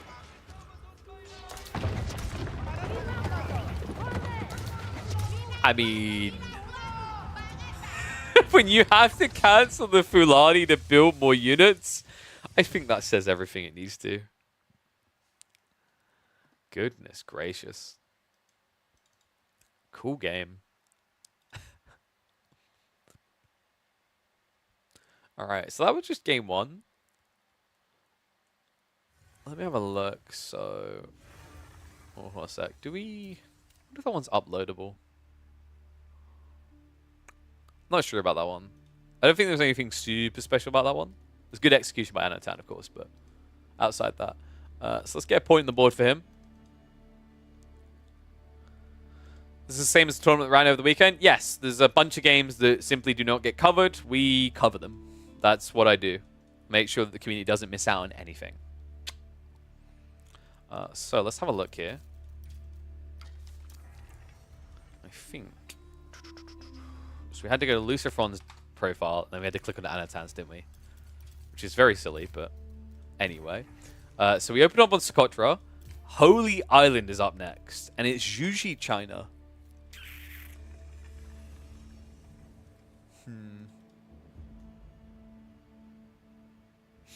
I think this is, like, this should be really good for Juju. They're heavily favored here, especially on Holy Island. But we have to remember, like, it is Anathan on Holy Island. Sorry, Lucifron on Holy Island, which do I need to explain more, right? Like, he's considered one of the best for a reason. Thank you, Jarman.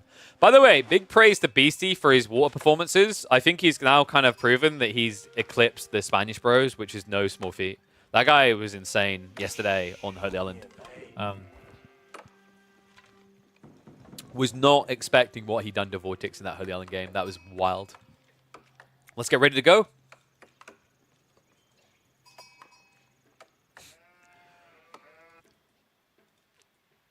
Juji are broken on this map. But then again, so is Lucifron. Welcome back to the AoE4 action, folks. It's RedBull El Reinado time. That's right, RedBull Wololo upon us, and we have got an upper bracket series going on between Lucifron and Anathan. And let me fix that. Let me flip that score, because actually, Lucifron is trailing right now, but a possible easy equalizer here. Jushi are definitely the best Civ on this map, but I think many people would agree that Lucifron can be seen as the best, if not the second best, when it comes to Holy Island play. A map that divides your attention between land and water. Now, why is Jushi so favored here? Because they're just a worse China, right? Surely. Guys, it's time to rebirth your mind. I'm afraid not. Jushi is volatile here because of spawns like this. It's so easy to get insanely good meditation gardens, and that allows you to thrust and accelerate your early game at an insane pace. Add in the fact that of these two civs, one can access Chuganu for the low price of 510 resources, and the other have to spend 1,200 resources, and it's no wonder that one has a clear edge when it comes to putting harassment on land, as well as being bolstered on the defense.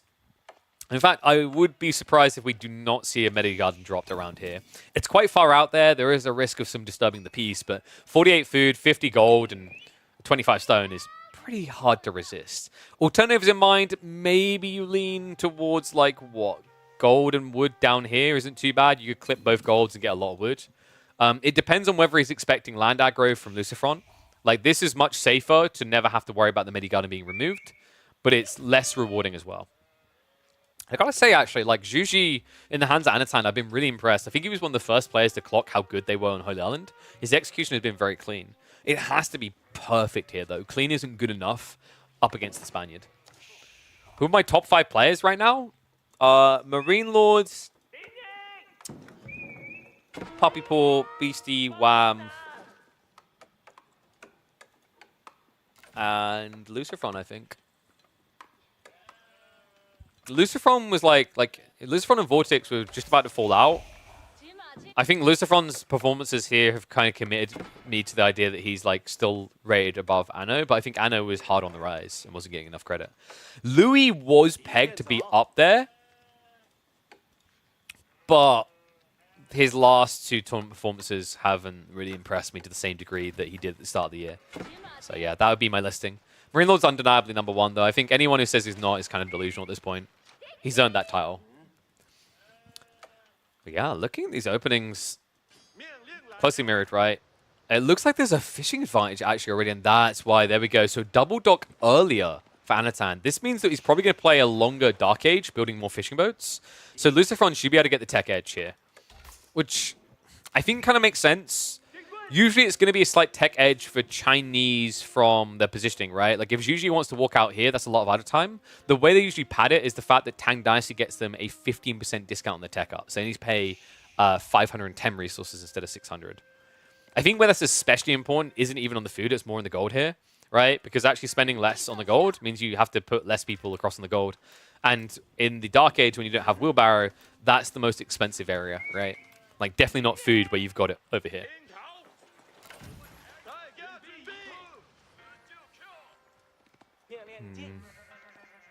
Looking at the spawn, is one of those 4 tree lines. That's usually detail I mentioned is more difficult now for... Zhuganu, rather, detail I mentioned is more difficult now for Chinese. Because when you have 4 wood lines like this, it means that your eco is closer to the enemy base. It means that Chuganu openings can be more painful to deal with. Imperial Academy is going to be coming out, though. If you're wondering, if he's worried about Chuganu, why does he go this instead of Barbican? It's because this is way too good. Like, we're talking about a build where you are now able to get an insane discount on all your remaining taxmen. Basically, like, by the time you built 4, 1 is for free. On top of that, you're going to get an insane amount of gold trickle from the lumber camp. It's a little bit unfortunate that his gold spawn back here. Would have been preferable to have a gold spawn, say, here in range where the stone is, because then you could buff both. Dumu and Underdog. Dumu's kind of in a weird place. Like, Dumu is a guy I give a lot of praise to because I think he is a very talented player. I think Marine Lord hit on this as well. I was kind of similar in mindset. It's like, Marine Lord looks like he should be on top of the world. He looks like he gets it all right, and then something just happens and it falls apart time and time again. I really feel for the dude because he has some really cool creative ideas. He usually gets seen as kind of a normie meta player, but I disagree with that. I think he has some very creative approaches. One very subtle nuance we've seen with Dumu that's incredibly different has been the Free Scholar opening with the deli that really no one else does right now. But yeah, this is underwhelming Medi Garden. I think he got freaked out by the tech timing. Like, this is 100% reaction to tech. Anathan, I think he thought this was going to be double dock on both sides. Because if you know this is going to be like, you know, if you know the tech timing and you're not offset, you would pull the Medi down here. Like, there's no reason to not include the wood line and the gold. Other than walk distance, he's genuinely worried about the first ship, and you can see it. War junk gets queued up, right? This is... dude. All right. Juji, I don't favor them now, man. If it sounds nitpicky, I'm sorry, dude, but that meditation garden, it's one of the big details why Juji looks so broken on this map. There is nothing broken. This is broke, right? This is I have no money in the bank account. 33 resources meditation garden. One of the worst ones I've seen. It's crazy as well, right? Like a few tiles extra, but as I mentioned, it's the walk distance extra, the other time, and the fact that you'd be 2 boats behind. Like, he's already won, right? He's already 1 boat behind, theoretically. But instead of going for the extra boat, Lucifron went for a land assault. Oh, that's so tilling. And yeah, look at this. He done the predictable. He went for the Chuganu option. Did he just scout it as well?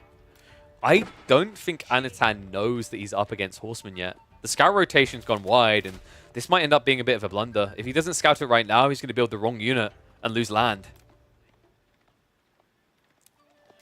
Oh my god, okay, he gets it. He sees it. Now, this is important. He needs a spearman reaction. Because if you go Chuganu to try and defend this, you're going to lose gold. And if you lose gold, you lose water, right? So very important now that he just looks towards the racks. But even doing that, man, that's another 150 wood down the drain. I'm wondering, fishing count, how are we looking? 11 to 12. So, like, Lucy kind of has options here. But I think he's going to go for his signature. You're starting to see it. Lucifron and Vortex have some of the most egregious demo ship timings I've seen on water maps. They always tend to knock out lesser opponents with these plays. And that's not to say Anathan is a terrible player. It's just when I say lesser players, if you're not top 5 micro on water, you'll die to this. They're that good at executing. Horseman. We'll find a freebie. Smart read there. Actually, denying the villager is a really big deal here. Because now your opponent basically has to come out with another villager to escalate docks. Because you can go up to 3. And in fact, we're already there, right? So now, Lucifron, if he just starves this area and makes sure a villager can't come out to build, he knows he can win on water. A little bit of a waste there, though, with the Horseman. Lucifron, a bit distracted. That's big if we now see an attack on land from the Juji here. But I think Anathan is going to remain his base. Demo. It's going to chase in. Man the sails. It's going to use to disengage, so Juji will be fine there. The formation shuffle also got him a bit further. That demo didn't die, though, so it's kind of a nuisance because if you lead with the healthy demos, you have to target the injured one. And that means that you're probably going to turn around instead of just kind of walking away and pivoting, right? So, weirdly enough, that 1 HP demo still has a lot of value as long as you don't frontline with it.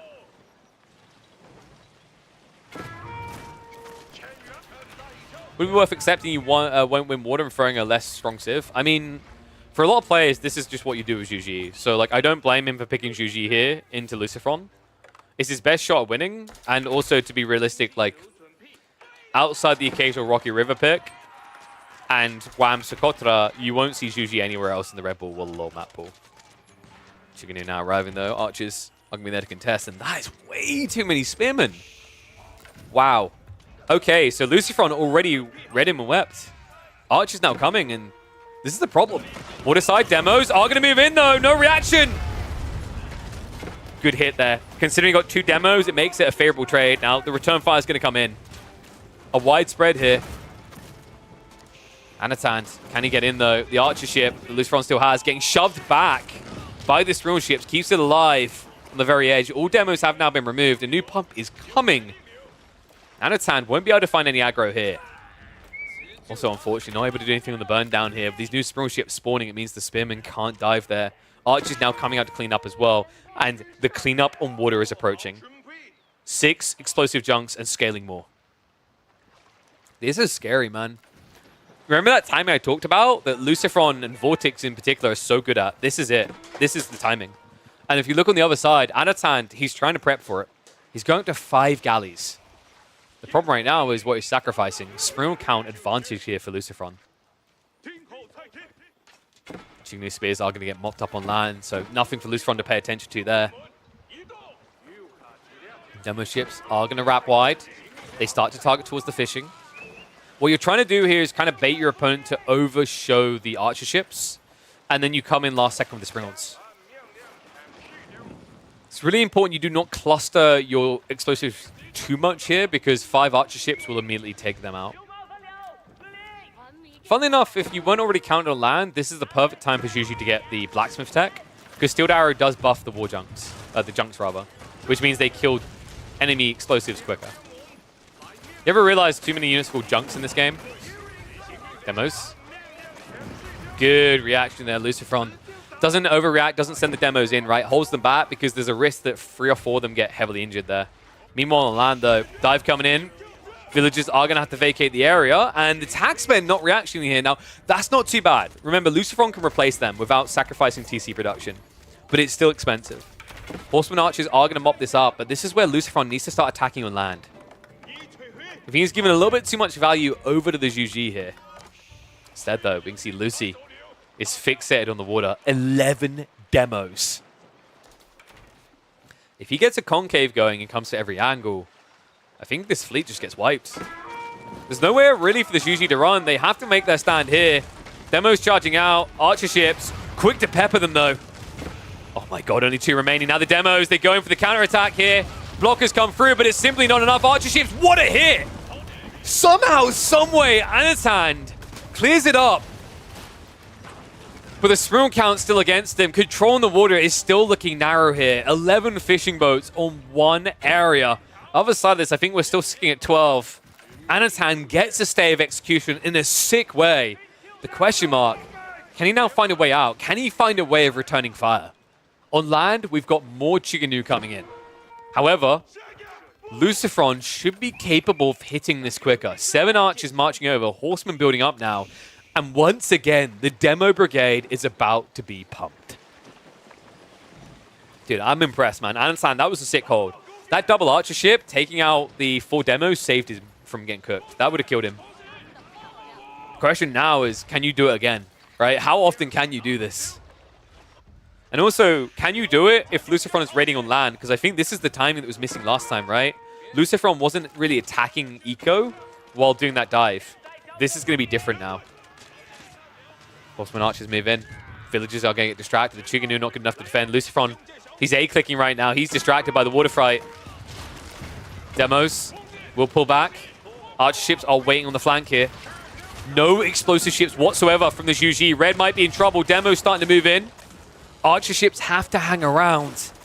They hang around too long here to get clipped down. The Reinado are going to pull back. Now, keep in mind, Lucifron, like, sometimes you want to hard commit. This is the time where you just want to kind of bait him. Don't send all the demos too quickly. You've got advantage on land. We're seeing it already. The tree line had to be vacated. That's going to be a big gap in production now on water. And that's where Lucifron looks to strike. Movement in.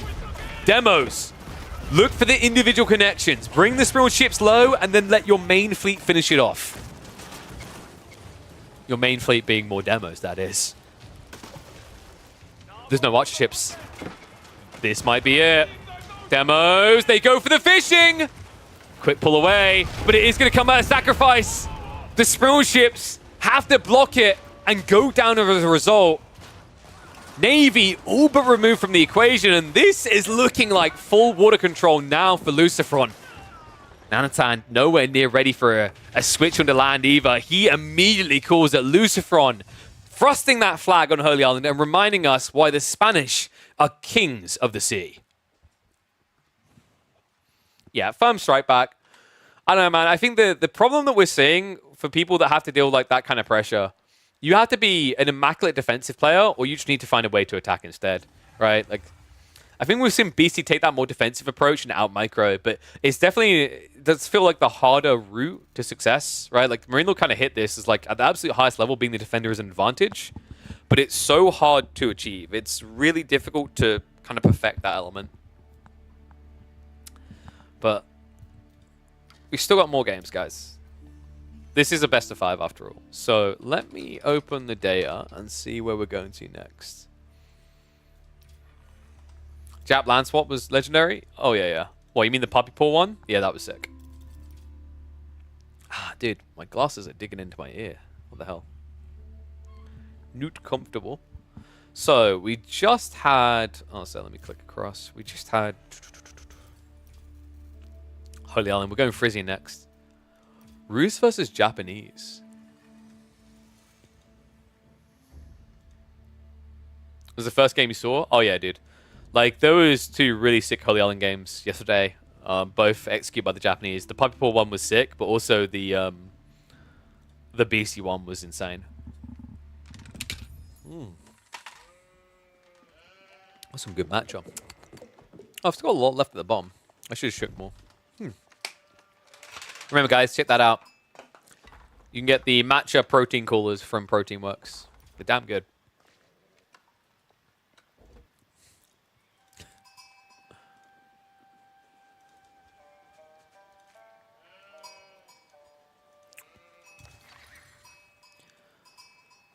So this is actually wild to see right now. Japanese coming out and Frizzy Marshes in the hands of Lucifron because he just played Holy Island where he prioritized the Chinese instead of the Juji. On the other hand, we have Anathan, the Belarusian from My Insanity, going for something a bit more traditional in Frizzy, and something we don't actually see very often anymore because there's so many other picks that feel more desirable for this map. Rus coming out for blue. Remember, guys, this is RedBull, Wololo, Reinado, upper bracket, by the way. Best of 5, game number 3. This was a 6 set. I definitely recommend checking out the entirety because it came down to the line between these two. You never really know who's going to have an edge. I mean, Anathan, just a prominent rise this year as a competitive player. Lucifron, I don't want to say he's on a downturn, but he hasn't really been able to pump up those stats, get the big wins consistently. And of course, we are looking at Lucifron's likely last AoE4 tournament ever. Can he keep the dream alive? It's going to be the big question mark in a lot of people's eyes. I don't think Japanese inspires confidence here, if I'm being totally honest with you. I think Japan's kind of awkward, right? Like, I'm already noticing some discussion about the idea of like fishing on the ponds with Japanese fishing boats. No, the problem is a lot of these ponds tend to not be desirable. Like, if you dropped a dock here, you're probably going to delete 2 of the fish. That is still at least 5, right? But it feels like compared to just eventually getting villages out here, it feels painful. These ones are way too small. I think the fishing play is always a gamble. Weirdly enough, I feel like Abbasid does it better on this map and Ibids as well. The docks being cheaper makes more sense than the fishing boats being cheaper because of the savings difference, right? It's like, think about it this way. You save 75 resources on a dock, or let's say you, on average, want to put 2 fishing boats per pond. Well, that way you can save 60 resources, right? So Ibids and Abbasid just kind of do it better. I think for the Japanese, it's just better to kind of lean onto the berries and eventually find your way out if possible. Also, you know, when you go for these docks like this, they're so small that against a civ like Rus, they could just build archers and snipe the docks, snipe the fishing boats, right? So you just kind of get idled out more easily. I think the fishing boat play only makes sense when you snake it. So we saw, for example, a few tournaments back, there was a game between Anathan and B, where B snuck Abbasid docks far out in this area away from his base. Because if he'd done it too close and it got seen, it would have got killed. Ah, yes, of course, the Shinobi fishing boats. That's what we've been missing. I mean, can we just call them out on it? Why don't people just pick up their fishing boats and walk them over to a different pond? Like, for real, come on. Now, remember, it is the Ruse, so we have to play that mini game. And it looks like Lucifron's done a pretty good job so far. He did open double scout, double justification, actually. You're playing on a map where you can get a lot of sheep, but also you're playing on a map where you're up against Ruse, so you need to deny hunt. Gotta say, though, this looks really bad. Lucifron prioritized denying the hunt, right? Like, I think all deer are already gone. Now it's just wolves. And if you look at the eco, you can see it went really bad. There was a hunting cabin commitment, yet he couldn't afford wheelbarrow. He only barely got what he needed for the Kremlin on time. So the lot of hunt didn't go the way of the Rus here, but what did go their way is the sheep count. 28 sheep to 11. This is a bad sign for Lucifron. You're playing a civ that wants to play condensed and fast castle. You've got a forward spawning berry here. At least you've got a retracted gold. The issue is if the Rus look to attack now, they can block this food source. There's an argument you won't really have enough to get a real castle age here. Like, remember, this is a civ that can build feudal age knights, so they can somewhat contest your Mountain Samurai opening as the Japanese.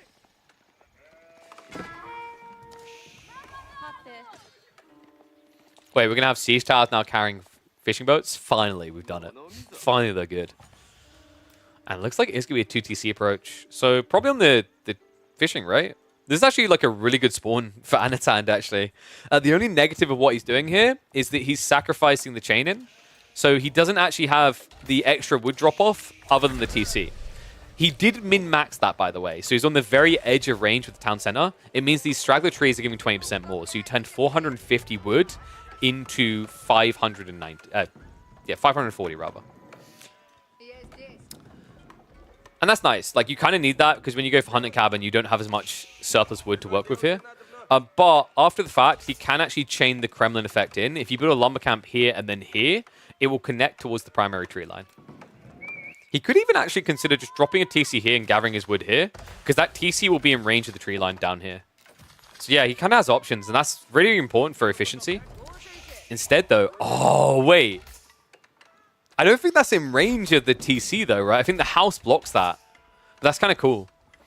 A little bit surprised he didn't go for the fishing, but in fairness to him, remember, Anathan has 30 sheep. He doesn't need to desperately secure this right now. He wants to remain safe at home to keep potential win conditions open. Lucifron. Outpost is going to go up. Yeah, and this is always an organic thing for the Japanese, right? Because they gather gold and get stone by doing so, they can always afford emplacements. I actually love that Anathan is min-maxing like this, though. He's going to force the garrison, but Scout should be able to get away with that. Good timing, actually. Like, if the Aristats had come in and he'd done that, he dies. But keeping these scouts alive is really handy. It just gives you all info on the map. It also gives you a body blocker against the initial Mad Samurai. And the TC, I can confirm, is in range. There you go. Lumber camp dropped. So remember, guys, tip. These do connect. It's actually interesting how long past the release of AoE4, a lot of pros still didn't realize that town centers do spread the influence. But glad to see people remember it these days. So many games where I wanted to cry when I watched it not connecting. But it's one of those more subtle details, right? Like when you read from the Kremlin, it does tell you. But most people just think about lumber camps. It's also really smart because if he has any intent of leaning hard into wood, he's going to need a lumber camp anyway. So this gives him flexibility to go for double broad axe if the game calls for it. I don't think this is going to be one of those games, though. It's looking like it's going to be a fast castle up. It's intriguing, though, because there's no blocker on the relics. Usually you kind of block relics with the extra villager production here. But that's usually in the HRE matchup. I think from Anathan's POV, he doesn't really care because it's not regnant, so it's not double gold for the Japanese. Wait, is that not... Oh, that's not connected. Wait, is it? Okay, it is. That was a little bit baity for a second. So, full secure here. Anathan is playing this screw you, I'm not playing build. I mean, what do you do against this if you're Lucy, right? Because you're opening stables, so this is actually the perfect counter to your play. It's quite interesting in this matchup, by the way, because when both players go for Castle Age, the difference between Rus and Japanese is substantially lower. Japanese will have the advantage of deflective armor, but that negates one lance attack worth, I think it's about 36 damage. But the cool thing Rus have is Boy's Fortitude, which gives 25 extra health. So compared to a lot of other civs in the game, the difference isn't as bad, especially the French. Like, the French actually suffer the most against Japanese because their bonus damage doesn't trigger, weirdly enough. They don't get their bonus damage after charging, which is why that matchup is so one-sided. There you go. Yorishiro drop in. First Mad Samurai is going to be queued up. In the meantime, we know it's going to be a high trade house, right? Like, I probably think you're just going to see it dropped here. It seems like the best option, to be honest. There's more other time trying to walk around here. You could argue a high trade house here is cool because it saves you 100 wood for the berries. Because remember, high trade house is also a food drop-off building. And I think you would get comparative, but this is probably going to be like 5 to 6 extra trees compared to this one, at least. Okay, he's actually going to go for it, though. Wait, is he putting it all the way back in the corner? He is, yeah. All right, get your numbers in, folks. In fairness, that is better than that. A little bit more idle time, remember, because he didn't have wheelbarrow, and the archery ranges are being built. So you could be going crossbow. You could also kind of go horse archers here, like anticipating your opponent's going to run out of food. You know he's running out of food because you took so many sheep. He's going to have to come out to the fishing. Horse archers are really good against this. Outpost rush now coming in from Lucifron. What? I mean, your opponent doesn't have any units, right? Like, that's kind of crazy. Considering that he saw this, he should have seen this at least with a scout. I actually think that Anathan could have reacted with 3 or 4 archers to stop this. This is going to be a little bit annoying, especially considering his opening was into archers. So we're probably going to see a delayed pull of villagers to try and address this. Instead, he goes to the Wooden Fortress. Wait, what? I mean, if he'd done this straight away, it's a solid solution, but it's going to be too late to deny the outpost, surely. Yeah, Lucifron, he already moves on top of them, so he's looking to block the clicks. Outpost garrison, and it works. Villagers able to get the outpost up. Fortifications now coming in. Militia have been pulled here. And he has got a spring placement on the way. Yeah, this is kind of sick. There's no other gold option, guys. So it's just going to be passive gold right now. The good news is, you know, if you decide to go horse archers here, you don't really need any gold. Just saying, Anathan. The answer may have been there all along. Monastery is going to be coming in, though. Makes a lot of sense. The first relic is super close by. Hard for your opponent to deny at all. What a cool little mutation by Lucifron. I don't think you usually would expect this, but it's what happens when your opponent walls himself in, right? It's just such an expensive thing to do. You have to sacrifice something. Other side of this, we have got a switch up coming in, and this is where I get a little bit worried, because if that is Ona Bugisha, it's an easy carpenem for the Japanese. Makes the crossbows look a little bit weird, right? I feel like at least 4 or 5 horse archers is nice just to go for a potential raid. Like, as we can see, Lucifron is now out on the ponds. And you shouldn't be worried about your opponent diving you too quickly here, right? Like, you know, you can get crossbows together on a bigger delay because 4 or 5 palisade walls do not die quickly. Oh, that timing as well. Unfortunate. The Mount Samurai move away. So first relic is going to be secured for Anathan. In the meantime, Lucifron going up to 3. He's still got the 4th to play for in the mid-map. And considering there's no cavalry, there's no denial. So there should be a 1-4 relic split in this game. Siege Workshop down the way. What? I didn't have that on the bingo sheet. What an unusual build. I guess he's worried about his opponent going siege to try and break in. And racks follow up. Yeah, so he's going to try to clump troops and walk towards the enemy base in the next 3 minutes, right? And now you have the bulk to protect the siege. That's kind of wild, though. It makes sense when you consider he's running out of food, so he kind of needs more firepower from somewhere else.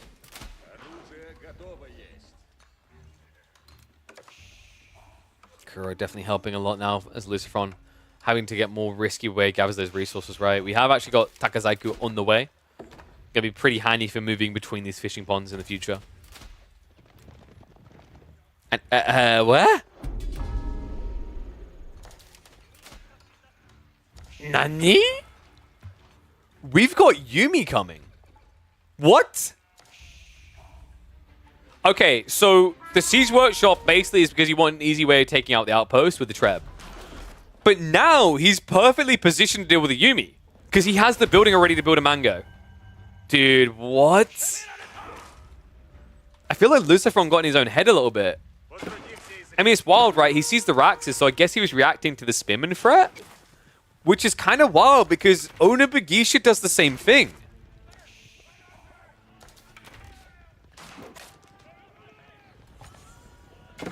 This is off the reservation weird, guys. I know Lucifron and Vortex really like their Yumi switches, but it's not for every game. And I'm not entirely convinced this for this game.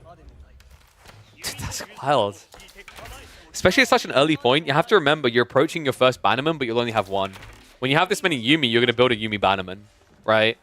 So, like, even if you switch a melee into the mix or you go more cav, you're not going to have that buff then on them. Oh my god, dude. I believe in the Yumi, I just don't believe in them like this. This is a pretty wild choice by Lucifron. And now that he sees the trap, the fact that he's continuing to invest in Yumi is kind of crazy. Like, your opponent now has Siege, so yeah, you have to get your own Siege Workshop. So you need double Springle to even start enabling this comp. Tech-wise, we have got Steel Arrow 2 on the way. So, like, if Lucifron gets Yumi Bannerman, has 2 Springles, if he keeps Siege Advantage, he can kind of make this work. But it's weird, man. And yeah, thank God. Okay, we are just going to switch Onabagisha. Wait, Faye got an ad? Why would she get an ad? Just stop. Because you missed out on me saying Yuumi suck. I know, this is very controversial for me. I'm always saying how OP Yuumi are, but this is not the game. I'm glad he's at least moving away from it, but that was an expensive investment, right? Like, he spent 1,300 resources, I think it was? About 1,300 resources on that, right? Then there's the archery range for 150, and then you wasted a Yorishiro drop. It's pretty rough. And what is up, Malakri? Thank you very much for the Prime Gamer sub. Remember, guys, get those subs in. I appreciate the support. And then make sure you guys don't have to worry about ads, which is worth it considering we stream 4 times a week. Let's go. And now, wait, we're getting horse archers now. I'm hoping this is a small group to raid with, because I did mention that's a good idea on the fishing eco. For the main fight, it's kind of terrible. Because you're now up against Onabagisha. And Onabagisha clap horse archers because of the movement speed. It's very hard to stay out of range because your animation takes so long. So yeah, I'm hoping this is just take a few of them, raid, not a hard commitment. Men-at-arms plus crossbows works a lot better. Nice walls. So very methodical approach by Anathan, which makes sense. Japanese are basically like playing against Zerg. If anyone who plays StarCraft, you know that experience where you have to move very slowly is like Terran, right? Like yeah, this is the matchup. I'm going to StarCraft confuse your asses. Terran versus Zerg. You have to methodically take control of your extra base areas, because if you try to just spread out on the map too quickly, the little Zerglings come in. The Gales come in and ruin your day. And thank you, Jarman, for the sub. Welcome to Swarm, bud. Horse archers? Oh, that's a little bit slow out of Anathan. He could have killed that much quicker. I think he's trying to hide the additional horse archers, though. So we'll go for the decap. Lucifron will be able to move quick enough to protect this, though. So Anathan, kind of on the clock now. A little bit of a problem. He's going to have to make a move soon. Now, the villager difference that's getting mentioned won't get any bigger. There was a second TC drop now by Lucifron. He does have 2 sacred sites, 4 relics, and he has potential Yoroshiros going into eco buildings later. So his eco state isn't as bad as you'd think. Could get bad if horse archers start getting free picks like this, though. Outpost will be quickly garrisoned, though. So nice reaction there. Lucifron not giving anything over free. And now the wall's going up. So Anathan trying to lock in his long-term food investment. He realizes that going for a bigger farm transition than what he's already done is kind of a death sentence here. So he wants to have access to all the fishing and deer to put all of his food, all of his resources basically into military instead.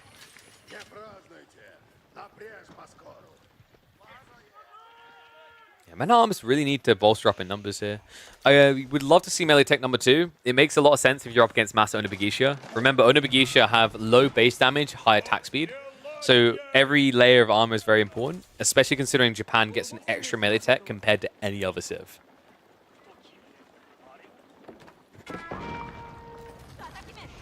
Outpost attempt is ambitious. Not entirely necessary, Lucifron. I guess he's just trying to get vision in the area.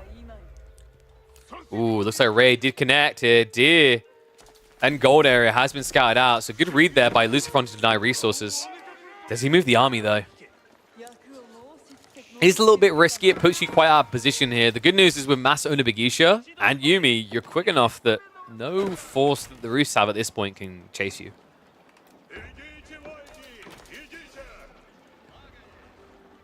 And yeah, they do have the wood decks. Lucifron's not going to skip that detail. The UI is bugged. Don't trust this. Lucifron does have his eco decks.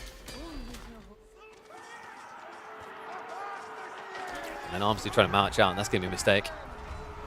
Oh, Villager's not able to get home. Wait. Oh, he got all of them. All but one. Damn, what a hit. And a necessary one, right? Still a 20 eco lead, but Lucifron shrinking that gap. Can he keep it going? We got 6.5 minutes to go on that sacred site victory condition. It's becoming a realistic objective right now. It's still a very difficult one for the Japanese because unlike every other civ in the game, bar the Mongols, you can't build castles on these sacred sites, right? You have to wait until Imperial Age. So the defense isn't going to be easily bolstered here. The spring count is looking decent here. I like that Lucifron's keeping pace with this. It's kind of cool. On one side, you have plenty of gold surplus to do so. On the other side, you should have plenty of wood with the 20% extra, right? And the high trade house, in the end, was 134 gold a minute. It's not too bad. Definitely helping on a map where you don't have great gold access here. You can build and fully upgrade a town center. Well, considering this is not Pappi Paul's Holy Island game, I don't think Lucifron can quite afford that, Faye. But thanks for the input. I'll be sure to log it in my files under NA strategies.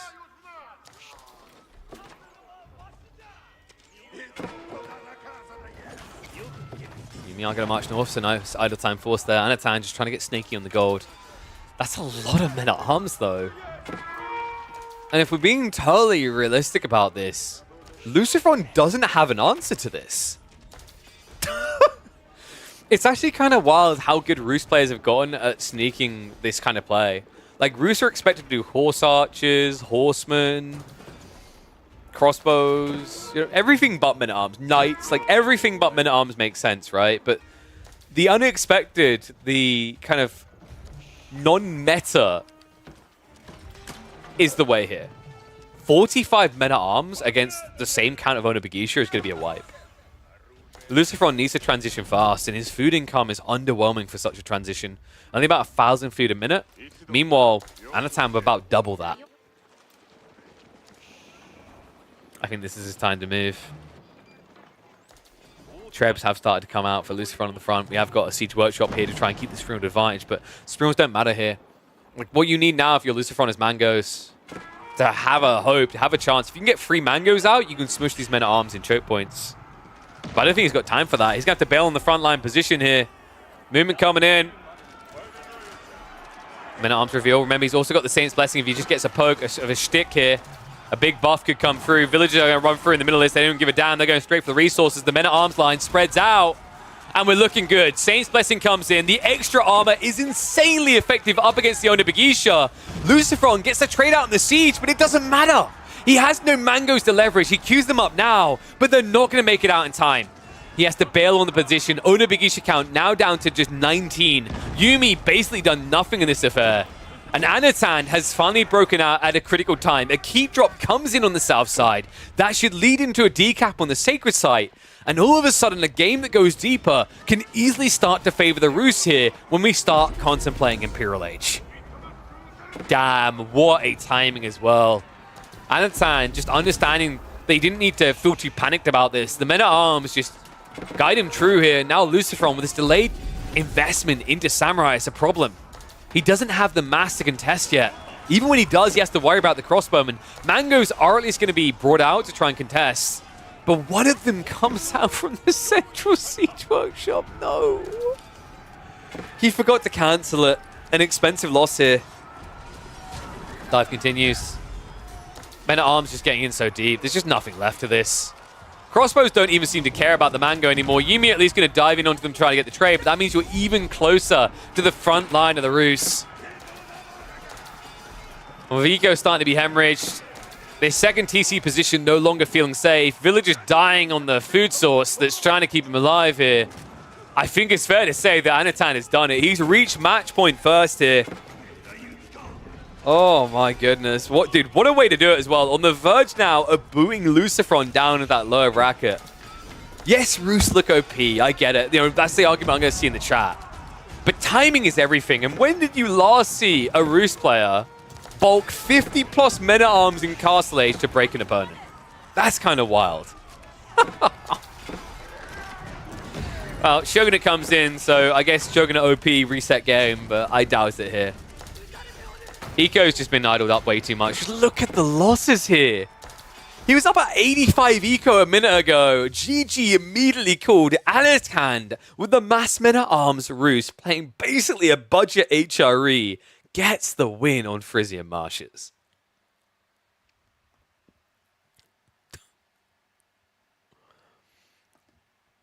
I mean, Roost mass men-at-arms strat, kind of funky, right? Oh. The set. The Age of Empires equivalent of Terran versus Zerg. I like that.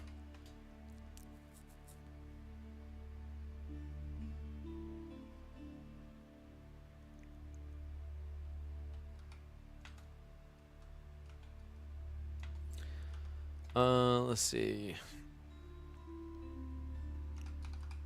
Medieval. I think we call that one like on the thumbnail. Medieval Terran versus medieval Zerg.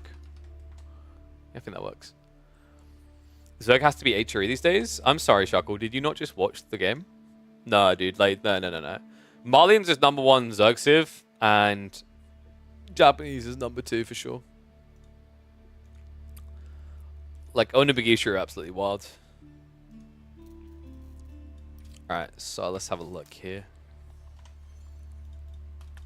So, let me get the next game ready.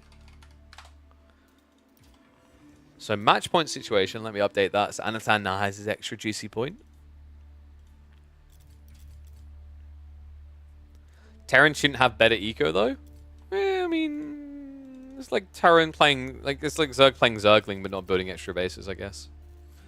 Okay, so Frizzly Marsh is done. We're going to Gorge next, and it's Ottomans versus Delhi. Okay, dude, like, we're getting 5 games, right? Like, it's so obvious, even if you didn't already look at the scores. I don't know what the hell you're meant to do with Ottomans here. Like, this matchup used to be skill-based. It's just not anymore. It's like, Ottomans just basically are a toilet for the Delhi. I don't know. I'm not sure why anyone's bothering with Ottomans still. Like, have they won any games we've seen on broadcast? I know they've got some wins under their belt. Like, if I look at the stats, I think they had like a 32% win rate or something. Let me have a look. Yeah, 35.3%. But I have yet to see any of the wins, dude. And I'm wondering if those came from, like, the earlier point in the tournament when it was maybe just kind of outplays more than anything.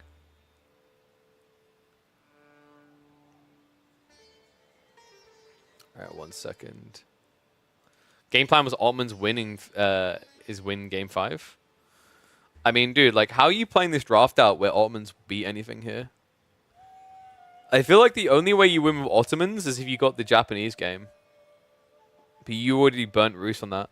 Like, for those who don't know, one of Japan's hardest counters is actually Ottomans. Because if you fast castle, they fast castle, and their fast castle can counter your fast castle. And then on top of that, if you play all-in feudal, I mean, Japanese feudal isn't good already, but Ottomans have the perfect counter, because if you're playing all-in feudal, you're relying on melee units as the Japanese, and Ottomans can get +2 melee armor, which is just broken in that matchup. It's like one of the few situations where Ottomans look broken in Feudal Age. It actually might be the only situation where Ottomans look broken in Feudal Age. But let's get ready.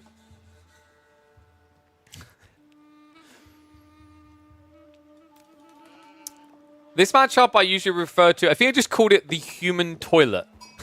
Is what the Ottomans are in this one. A matchup that used to be skill-based, close to a 50-50 between Ottomans and Delhi, has in recent times just basically turned into a Delhi stomping. The question mark is, what the hell is Anathan thinking here? What is he cooking with to try and get a win? Because he had to know this was coming. Delhi in the draft. Golden Heights is their map number 5. To pick Ottomans here, there had to be some curious thought, right? Like, the one pick that Lucifron had that could have made sense for an Ottoman pick here would have been Japanese, but that already came out in game number 3.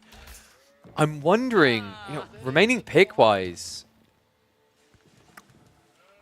it kind of feels like a throwaway game, but it worries me because when we look deeper in the draft, if game 5 is Golden Heights, Anathan has Abbasids and Juji remaining for Golden Heights. I guess my thought here is, why not Juji on Gorge?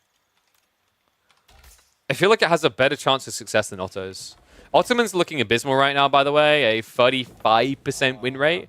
Delhi are actually right there next to him, though. It's kind of wild. Delhi definitely picked a lot more, almost double the picks, and only with 36% win rate. So in a lot of ways, both of these civs are in a slump, but I think it's fair to say that in this particular matchup, like, Lucifron should be heavily favored. Probably going to be seeing a Ghazi opener here that should at least keep the Ottoman play on the defensive. I want to praise Anathan for resisting the temptation to do the absolutely pointless thing of opening Spearman. I think the Spearman detail is really overrated. Getting into military school straight away in Dark Age just isn't worth it, in my opinion. I think it's much better to get a faster feudal timing and get options. I think a lot of players have started to agree with that. Oh, wait, he did use Yu-Gi-Oh! On Holy Island. You're right. Sorry, my brain farted. It's... Wait, he has English.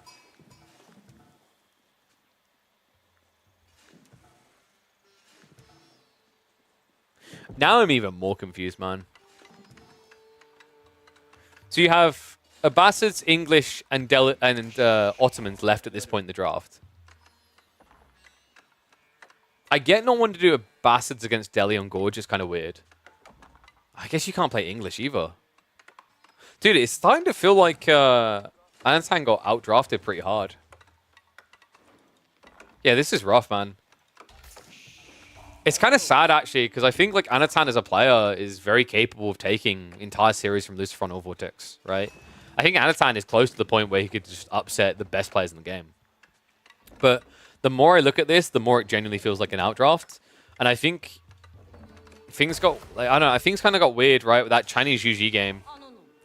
I think that's where things started to unravel. It's almost like Anathan drafted really well for a 3 or 4 game series, but suffers when it goes 5. We'll see what he can do, though. It's going to be Sultani Trade Network build.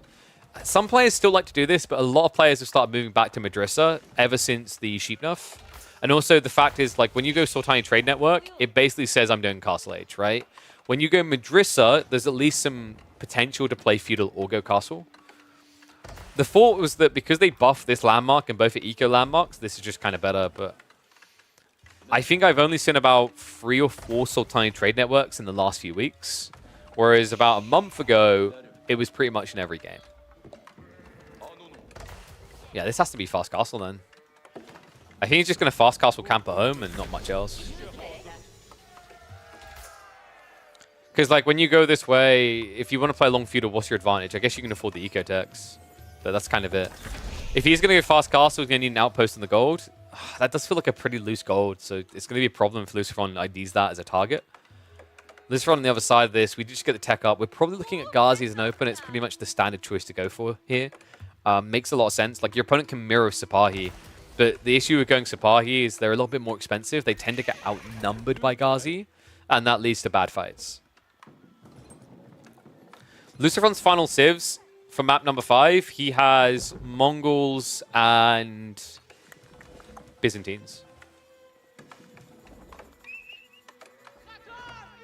Yeah, like that's another scary part, is this could have been Byzantines, and it's like even scarier in game 5. Like, for those who don't know, that we live in an alternate timeline, Byzantines actually destroy Ottomans.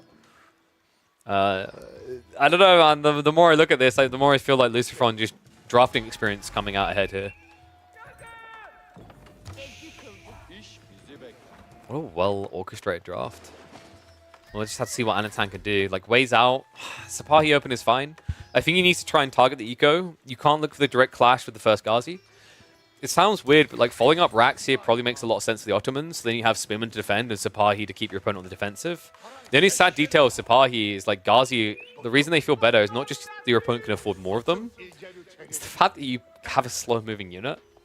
Like, this is a big part about why people are scared about using Sipahi aggressively, is that they move slower than the Horsemen. So it's much easier to get trapped. And if you do, you have to remember this unit has a premium. It's 160 resource Horsemen. Marine Lord said Sipahi are the best unit in the game. He did also say Delhi suck. So I'm inclined to agree that when you look at Sipahi on paper, they are the best. They are one of the best units in the game. The problem is like how you get them, right? You know, it's like when someone says 15 mangonels are OP, and like, yeah, who's letting you build 15 mangoes, right? Like, I've explained this before about cataphracts to you guys. If you look at cataphracts on paper, they're broken. If you can spam 100 cataphracts, it's broken. But how are you ever affording 100 cataphracts? Like, what game are you in? Who are you playing against that are letting you get 100 cataphracts? I think Sipahi in the early game in particular feel the same way. It's so difficult to get the numbers together. Especially considering your economy is not really buffed towards it. You don't get extra food. Like, that's the thing that makes Delhi even more favored now, is because you don't get extra food, and your opponent does get extra food income on the berries, and you're definitely not getting this game because you went for Sultani Trade Network, realistically, you should always fall behind. Oy, oy, oy. And this is going to make sure you do. Lucifron saw it. He went swimming. It feels like the longer Anathan sits here, the more likely he just dies, right? This is one of the big issues, is whenever you want to go into cavalry, you have to do something with cavalry. We've seen so many examples where people open horsemen, they get revealed in horsemen, they stay at home. You need to go. In fact, this choice to go archers, I'm wondering if it would have been better for him to go spearmen, or at least add in an outpost now, right? Because then your Sipahi are free to just go and attack, and you ignore the spears. Because like your goal, once again, should be to hit the enemy eco. You shouldn't even be thinking about the main fight now. It's Anno.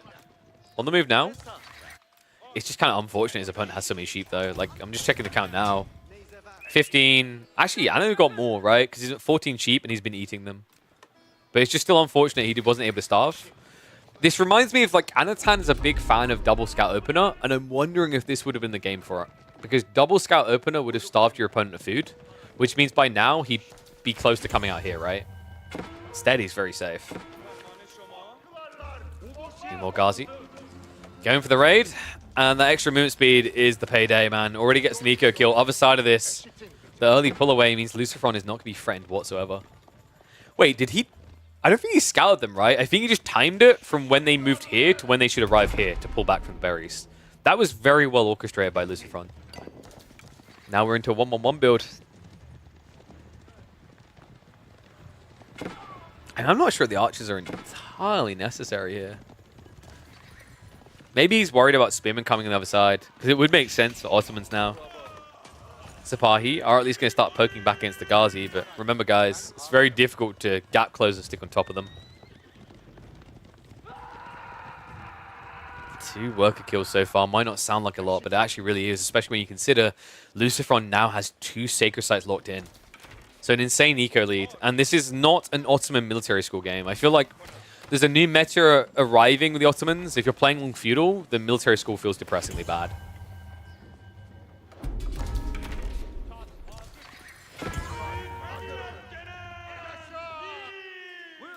So what do you do now for your Anno?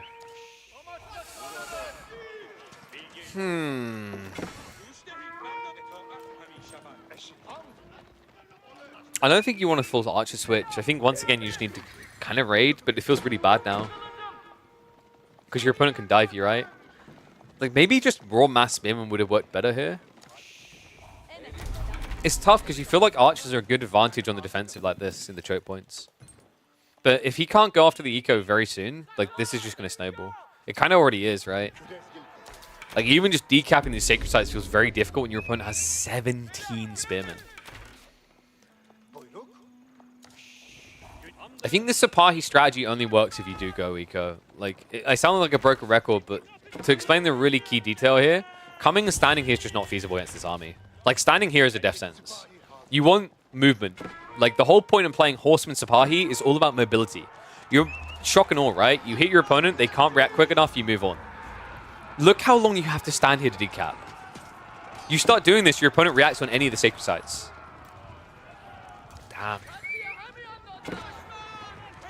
That puts him in quite the pickle, right? Because, like, archer-wise, he has at least got the meta to offset the attack speed advantage that Lucifron has now. But this has been a lot of gold trickle for a long time now.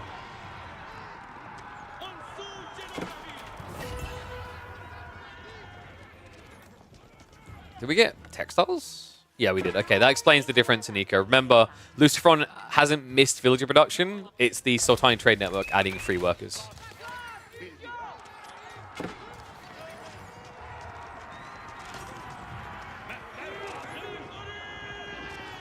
That being said, I think he might have missed 1, right? Because the numbers don't add up to, yeah. Maybe like half a villager production. Clash coming in, though. Sipahi, they aren't all here, by the way. Okay, they are. What? That does not look like 12 Sipahi at all. Oh my god!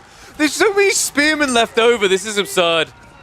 Sick micro by Lucifron. Sipahi have to engage in the back line. Nah, it's their only choice. He activated Fortitude for this. It just means the spearmen are going to clear him up quicker. Too much army loss, too much dead. Dude, this is done. I was convinced that couldn't be all the Sapahi. It did not look like all the Sapahi. It looked underwhelming. And at this stage, I think that's pretty condemning, man.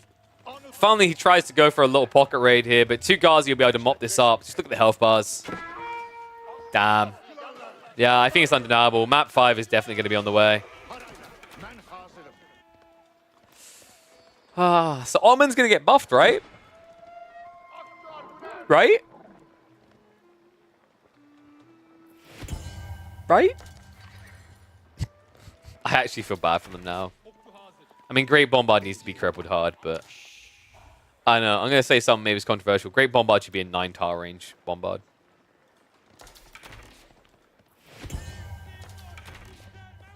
There, I said it.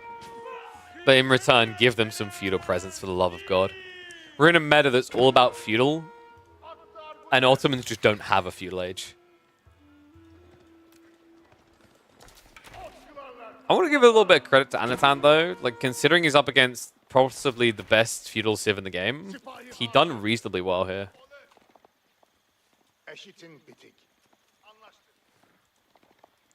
There you go, Faye. That's reasonable, yeah. 9 range, Great Bombard, but have them in feudal. That's definitely wise.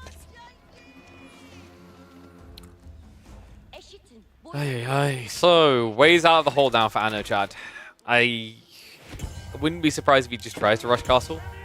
Kind of feels like you're now in a snowball effect. Against the lesser player, you might be able to just get good trades and weirdly enough get a comeback through that. But Lucifron has played the Delhi arc a million times, right? He's not going to fall for the obvious. He's always just appropriate in the defenses, right? Like, we've got outposts going up on every sort of extension out. The only one he doesn't is the one close to his base, right? But you'll see him when he goes over here in the D and the berries, you'll probably see another outpost here to protect. Which is very efficient, actually, for the Delhi.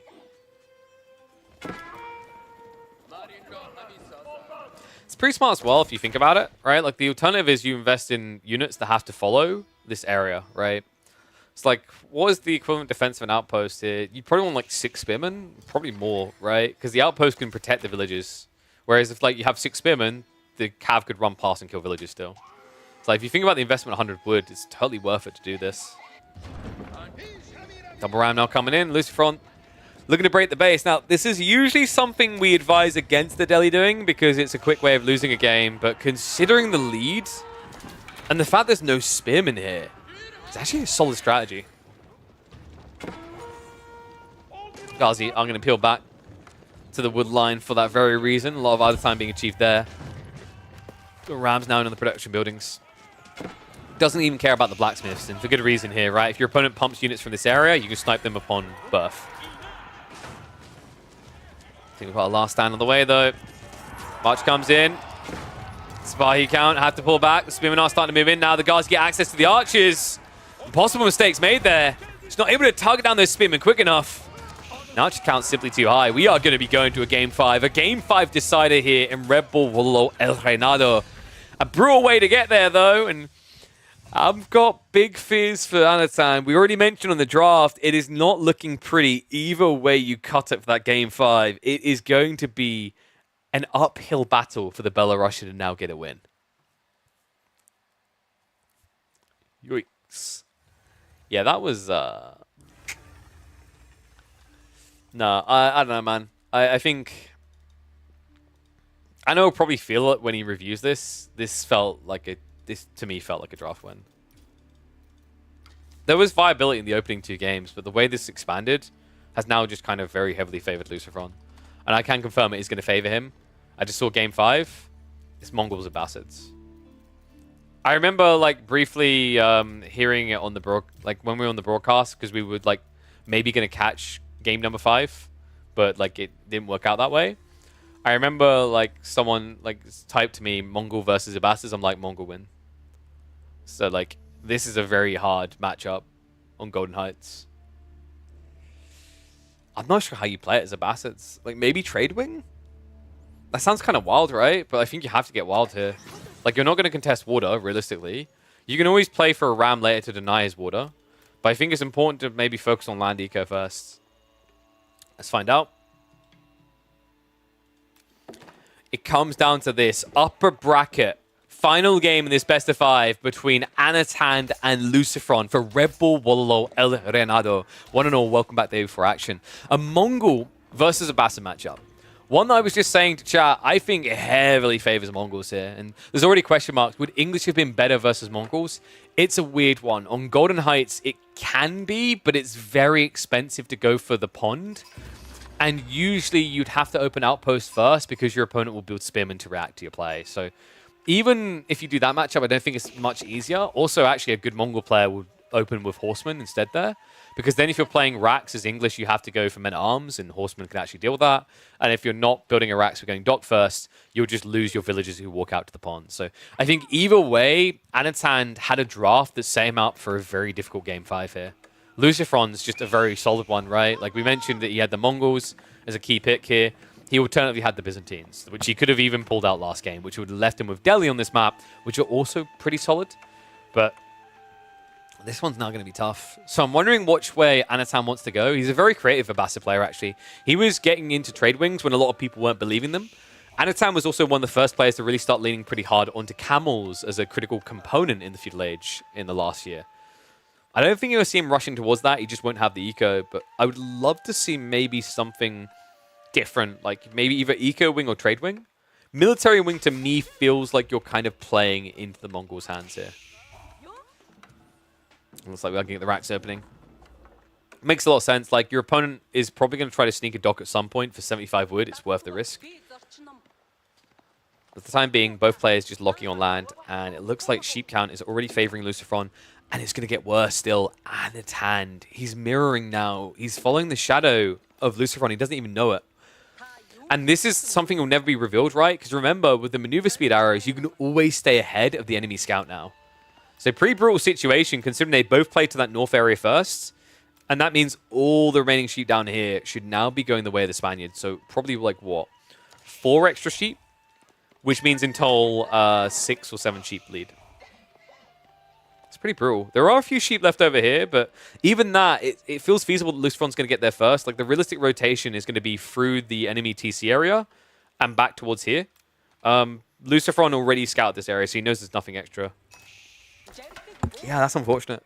I mean, we always say, like, when you're talking about a one-scout game, the best civs in the game are Chinese and Mongols, right? Because Chinese get more vision and Mongols are able to see further. And dude, he went for it. No! Oh, it was going to be it was going to be the trade wing. Wait, was it trade? It might have been fishing. I think it could have been either. But either way, like, this is just options removed. Most likely we're looking at fishing. I wanted to imagine it's going to be trade because I just love the idea of trade here. But either strategy is now blocked. You're kind of screwed now for anything quirky, and it's getting worse still. The outpost is coming in from Lucifron. I mean, it makes sense, right? When you add racks like this and there's nothing to kill. That being said, Anathan. Hold on. Hold up. There might be hope. Okay, scrap that. Oh, this timing. If he goes north, he can actually get the dock up.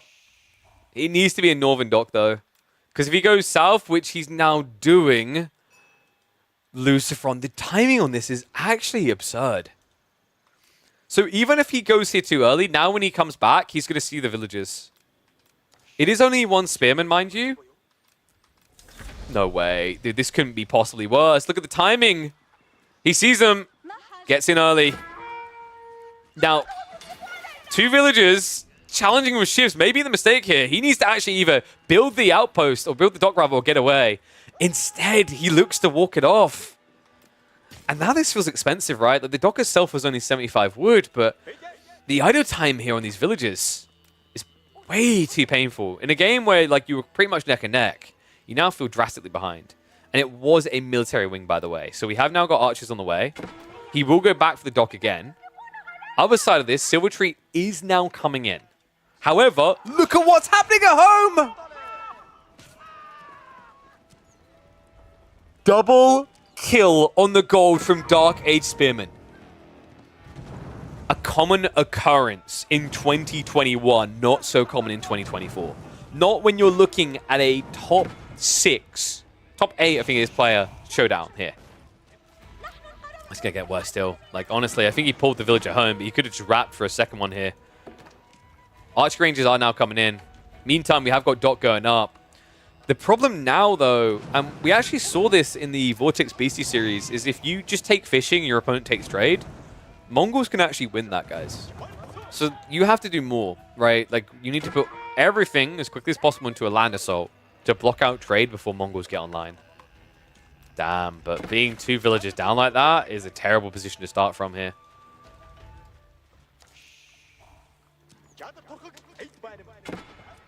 Spearman also just denying on the berries now, so is just fishing. I think he's got some sheep at home, but not many, right? Yeah, only 7.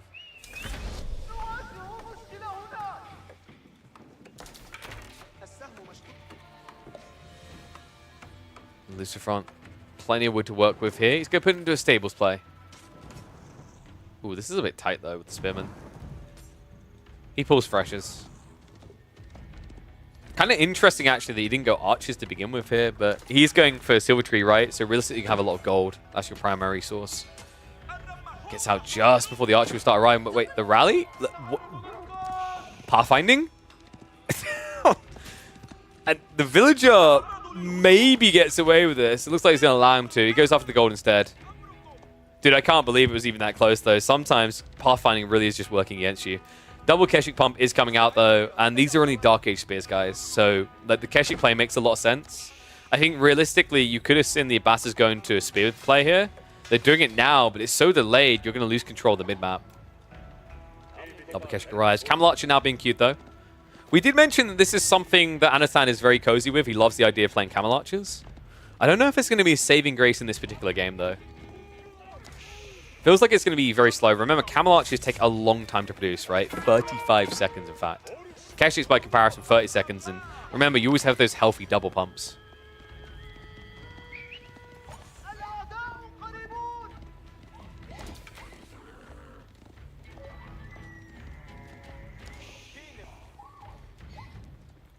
I don't know if Lucifron knows his opponent went back to water yet. Doesn't feel like he scouted it. You can anticipate, though, with a military wing, right? It just makes sense. Dude, these Spearmen are the unsung heroes. Good God. So Anathan will be quick in the reaction this time. It's funny just how much value is getting out of this original Dark Age harassment still remaining here, though. So we have got a play onto the Uvu to try and deny that double pump of units. Double arch range set up near the TC as well, though. So Lucifron actually baiting his opponent in the Spearman. He just reveals it. A little bit surprised he went this quick, but I think he's trying to protect the Uvu. The problem is you've revealed it too soon, right? Like, realistically, this Uvu should be going down. So you pretty much just gave your opponent the heads up to stop producing mass Spearmen and add more archers. And didn't get anything for it.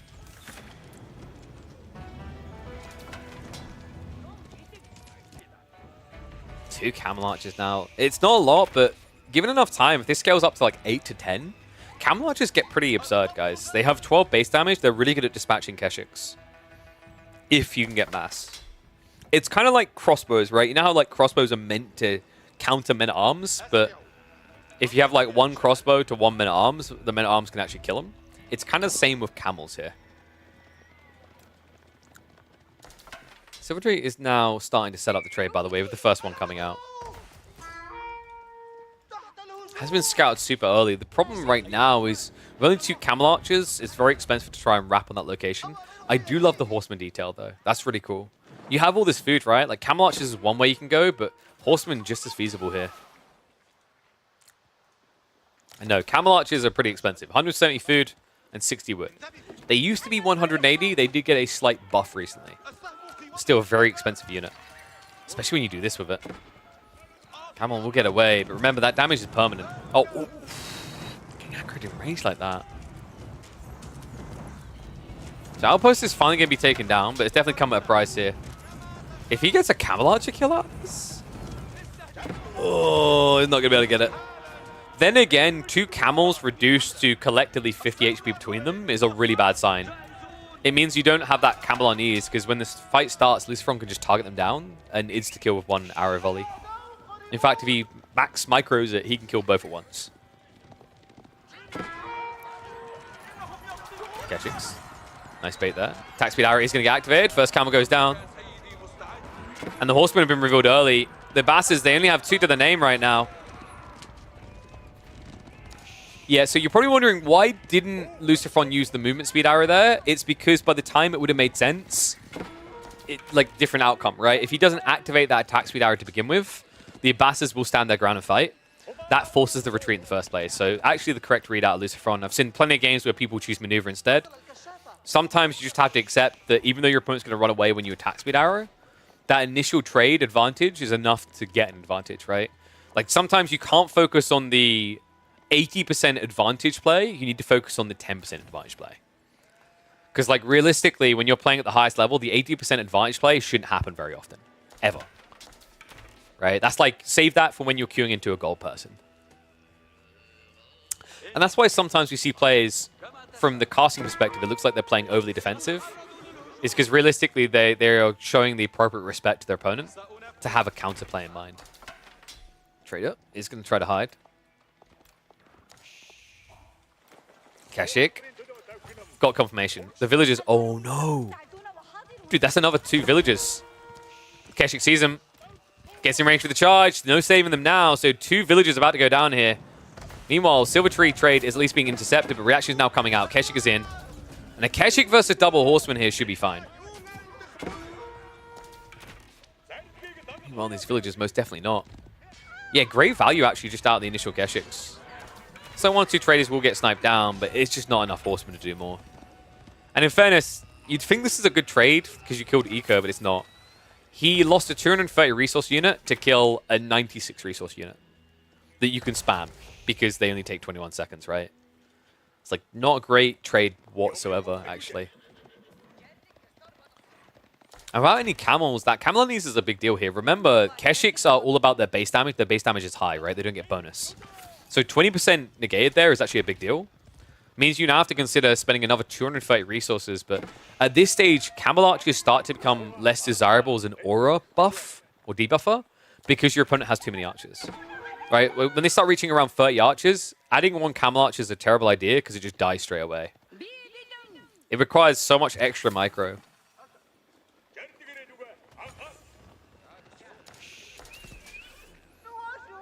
So we have got the army marching to deny the trade on the south end here. That might force a fight here out of Lucifron. I do like his army a lot better, though. And he doesn't even have blacksmith tech advantage. In fact, boot camp advantage. Oof. Okay, so timing-wise, this is at least good from the Bastards. I love that he's primed this ahead of time. But Undermesh plus Steel Arrow with the attack speed arrow is a big deal when you're fighting on 1 location. If this was a dynamic fight, I'd favor a Bastards. But because you're going to be camped here, the attack speed arrow is more important. And he does have it ready. Starts to move in. Attack speed arrow is going to get activated. Baits him in range here. And the Bastards have to stand their ground. There's no getting away from this freely.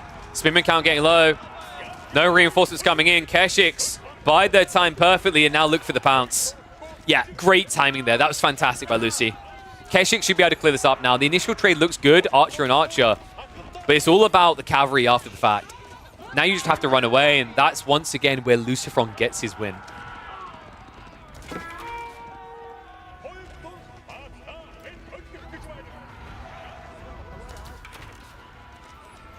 Archers may need to back off. Remember, the boot camp is a big deal here. The plus 10 definitely adds up in the fights. But most importantly is behind this, trade is still operational.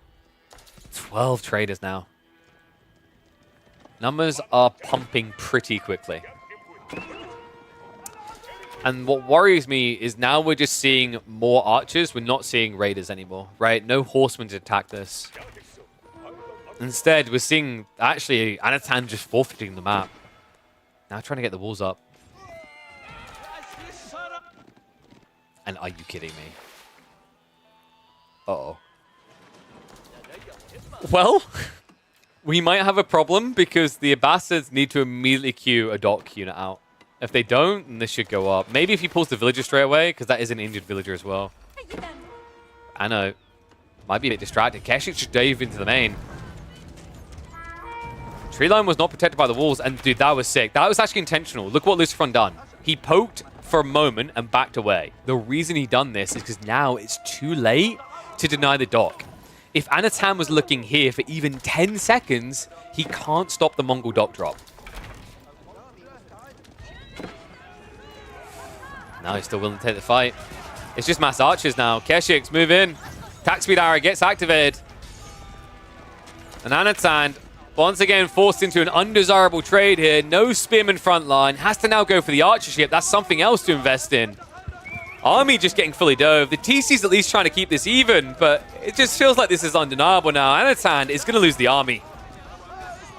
Definitely expensive losing this many Keshik, but remember, with the trade now booming up to 16, he can afford it. With the fact his opponent now needs to defend on water, he can afford these type of trades. Archers will make it to the Palisade walls. That'll be enough to force Lucifron to retreat here. Damage most definitely done. Archership and Archership now. Looks like the Mongol Archership a little bit questionable there. Yeah, I think Springwell makes a lot of sense, but he seemed to be paranoid about a demo ship coming. Has at least got the appropriate reaction coming up next. And it is now being mirrored by Anathan. Meanwhile, land. I don't know, man. Keshiks just feel like king here, right? And this is affordable because you have trade. Like, in a normal Deerstone type game, I don't think you'd ever see Lucifron make that type of dive because it's just too many Keshiks lost and too hard to replace, right? But when you pad your eco with 19 traders giving 81 gold each way, this becomes affordable. Another thing that's scarily affordable is demo pumps, by the way. This has been a bit wonky so far, by the way, out of Lucifron. He didn't get his second dock, so he's been at a disadvantage on production here. He's now just being annoying with the demo. I mean, it's kind of cute, but I feel like if Lucifron just focuses on land, he's better for it. Like, the water play was actually countered. Like, credit to Anathan, he played that really well. Cool idea on the arrow slits, though. That is actually worth it. Remember, he has the passive stone, so it pretty much paid for itself.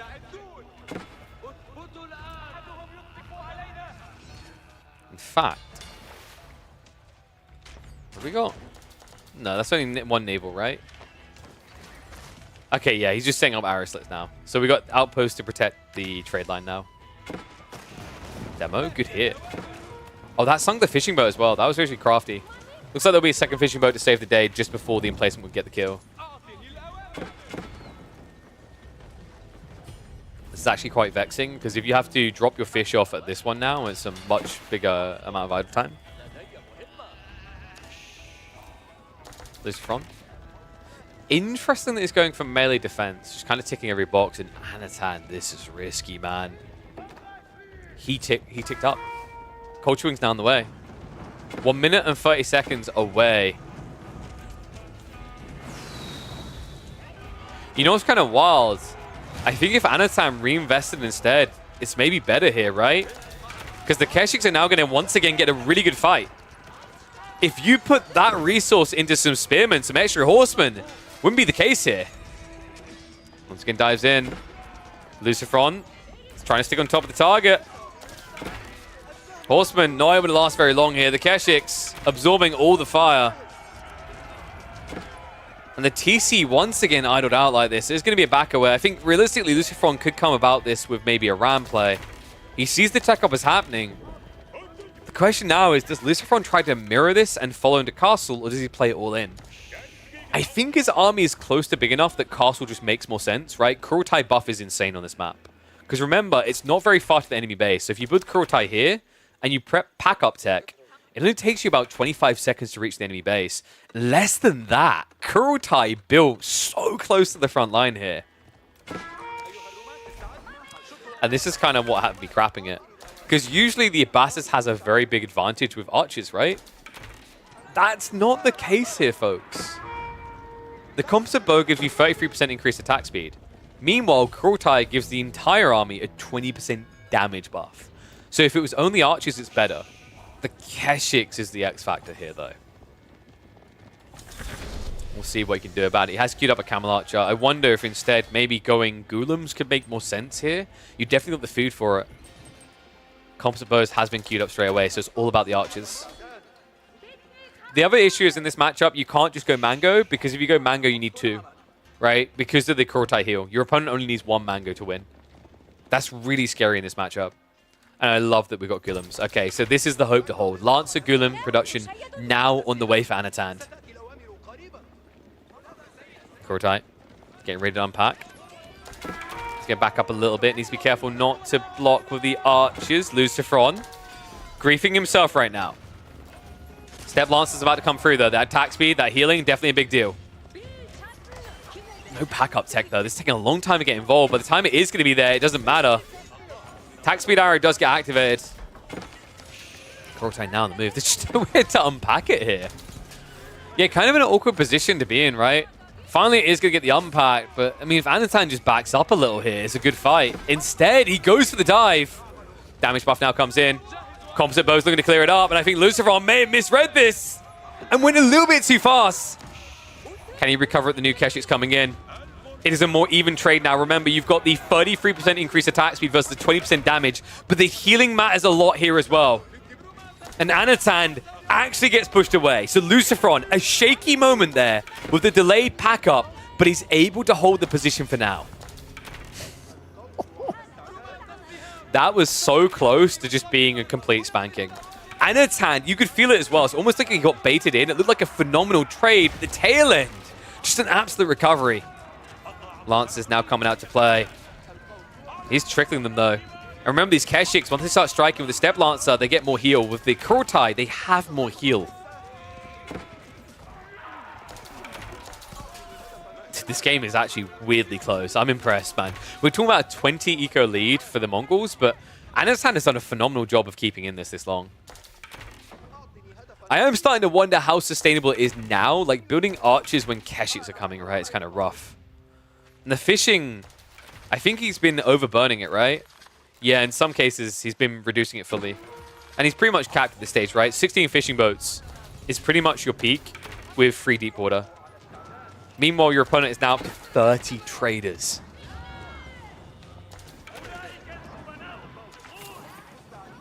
We also do have Yam on the way. That was someone that was missing before, so a forward outpost here could be a big deal. Military Academy also being prepped. So Lancers are at least going to try to raid to the backside.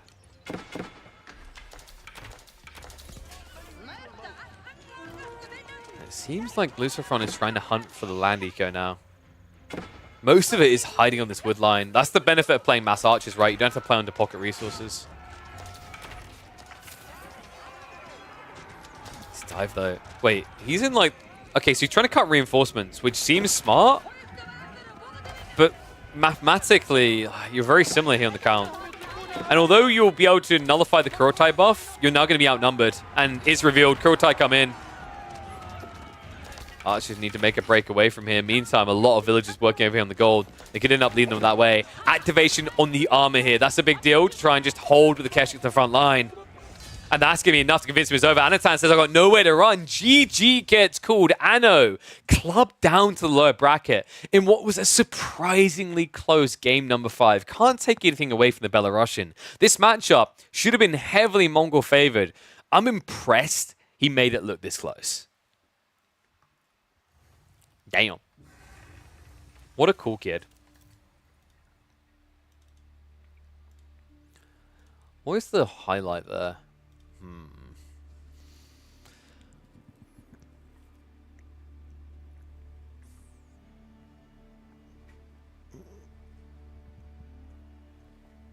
Probably...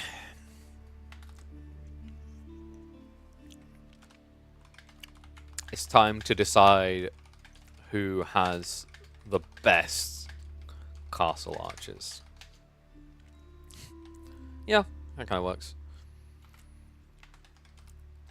Kurtai archer versus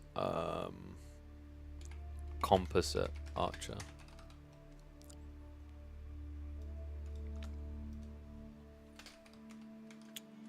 Who's better? Yeah, I think that works.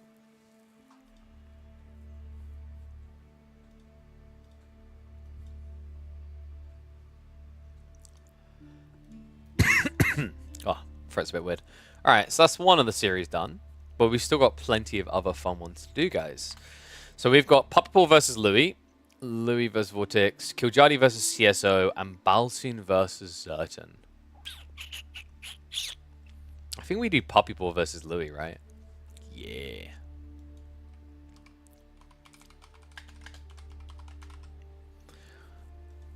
absolutely criminal that didn't get cast. So let's fix that now. Let me pull up the draft for them quickly.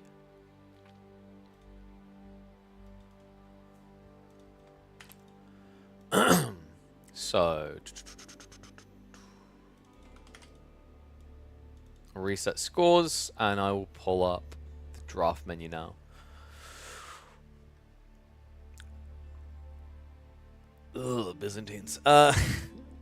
Dude, Pappi Paul's draft is kind of scary, right? Byzantines, Chinese, Rus, Abbasids. The only issue, let me check. Did they draft? There's no way Holy Island got drafted, right? I did. Okay, but he has the Rus, so it's not too bad. Yeah, surprised no one took Japanese considering Holy Island was drafted. I'd probably say like Pappi Paul could have potentially replaced Abbasids with Japanese, maybe? On this map pool, it's not the worst idea, but it does make you predictable, whereas Abbasids is a bit more flexible. But Louis, of course, going for his signature Joan Dark class is to be expected. If you're wondering why they both have the Byzantines, that's because you can both pick Byzantines if you pick it first. That's how you can get mirrors actually happening in RedBull Wololo. Is the first game, like, you know, the first pick from both players being the same means you theoretically can get a mirror. Only one mirror maximum can happen per set, though.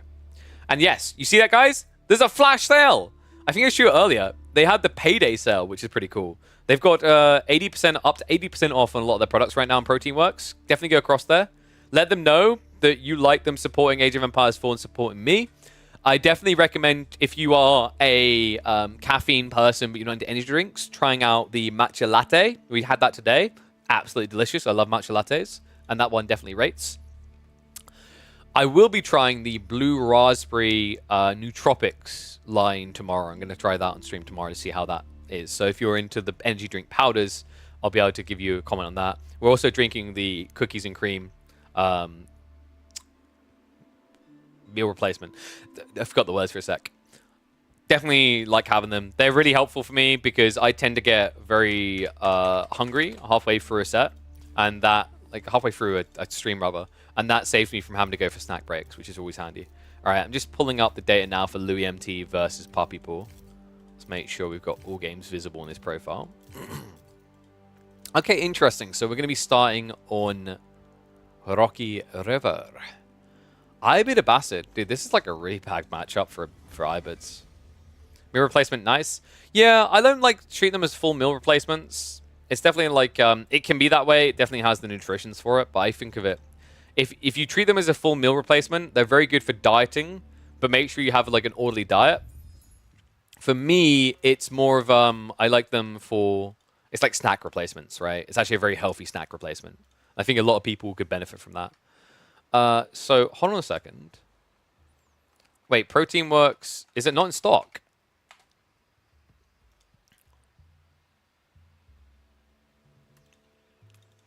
Let me check with that. I'm going to message that across to them because I think that's really important feedback.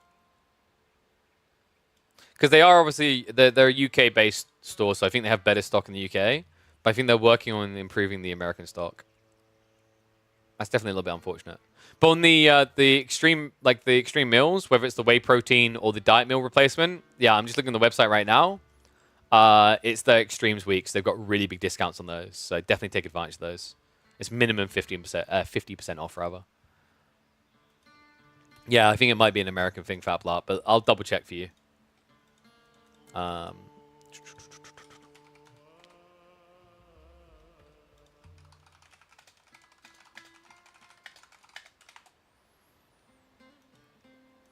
Hey, sup, Pleco? It's been a while. I'm not doing too bad, buddy. I've got this dry cough. I'm terrible at finding time to go to the doctors because I'm always busy trying to do other things, streaming, whatever else. But I might try and go to the doctors, just get some for it. I've had this dry cough for like 3+ weeks now. It's a little bit rough. But nice to replace 1 out of 2 meals of the day.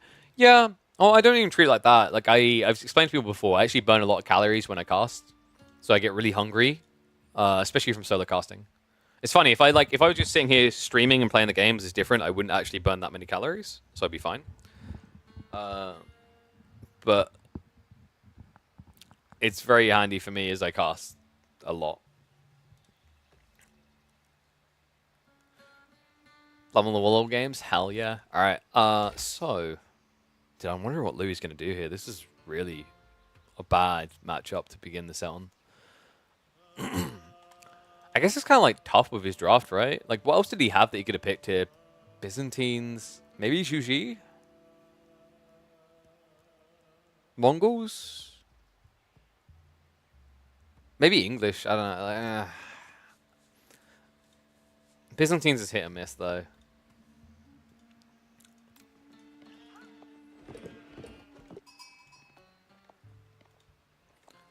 Old versus new.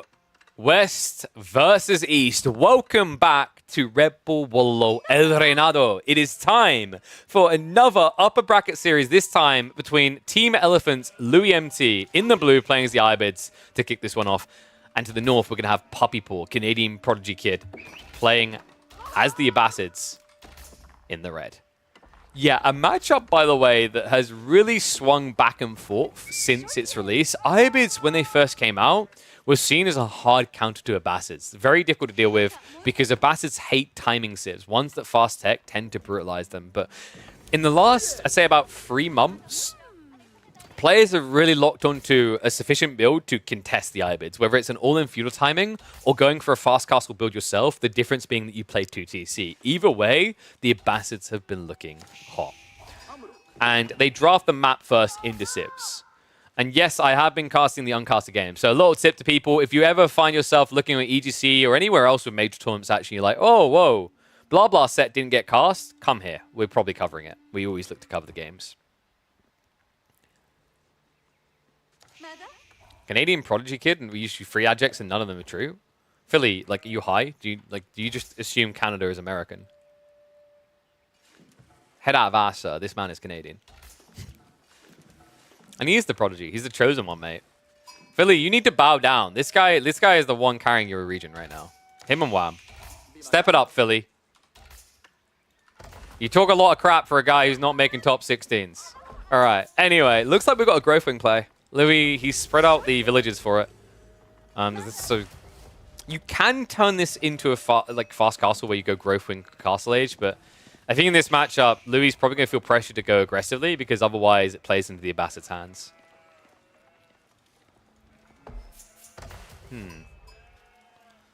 don't think there's any other way you can go here, right? Like, you're probably looking at growth wing into advancement wing.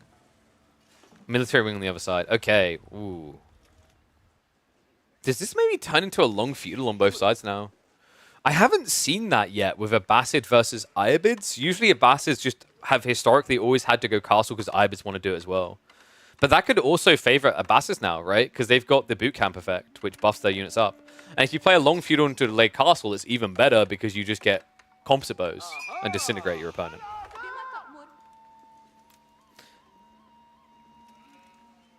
Yeah, this is going to be a weird one, man. I like these getting aggressive with this. I think Ibid players have discovered that actually growth wing has been slept on a bit too much. Everyone was defaulting to the fast castle build.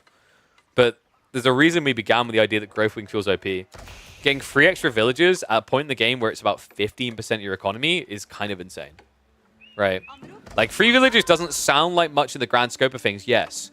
But you have to measure it for where it happens, right? Same logic as why getting 1 desert raider at 4 minutes in the game seemed broken. Right? Because your opponent just doesn't have a reaction to it. There's no easy reaction here. Cool thing about going melee wing, I wonder if Pappi was suspecting some sort of weird 2TC build out of Ibids. Because now you've got like this awkward situation where because it's a military wing, Louis can't even contemplate that build, as weird as it sounds. And yes, he's gone on the stone now because he gathered enough gold for the fresh few stuffs. That's all it's about. Yeah, it's only 75. To remind the people, because they always get muddled on this, wheelbarrow is 150. But fresh food stuff is only 75. So you only need 75. It's quite easy to tell when an Abbassid player is doing this. And second TC could easily just be dropped here on the berries and the gold to protect everything. He could also just opt to drop it on the secondary wood line if he really wants to kind of make sure he's got long-term wood for archer spam. I would play it. Only 2 on the gold shows you that he's at least padding himself for some eco-techs. I'm expecting Louis to play this age. I'd be surprised if he doesn't. So general fast castle age time, like what kind of time should I be aiming for? Is it civ depending? It's 100% civ dependent and game dependent. At lower ranks, I guess you can kind of lock in these specific timings, but when you're watching these type of games, I think sometimes people, they get like an identity crisis on what is and isn't good play and what they should or shouldn't be doing. Everyone who tells you to play like Louis and Pappi here is wrong. That's dumb. If you are a gold level player or a plat level player, you can't just play like Pappi and Louis. You don't even fundamentally understand what they're doing, right? From piece to piece. It's like, I think it's very important to aim for logical improvements. And I would say step one is just like, don't go for a generic timing. Read at your ranks what works, but also watch your rank above you first. I think the biggest mistake I see when people try and improve in the game, everyone thinks watching BC is going to make them a better player. If you're not already a conk, it's not going to make you a better player. I know that sounds weird, but genuinely, like the game he's playing, the way he's playing it, it's the difference between understanding something and copying someone's homework. If you're copying someone's homework, the moment the answer, the question gets changed, you don't know the answer, right?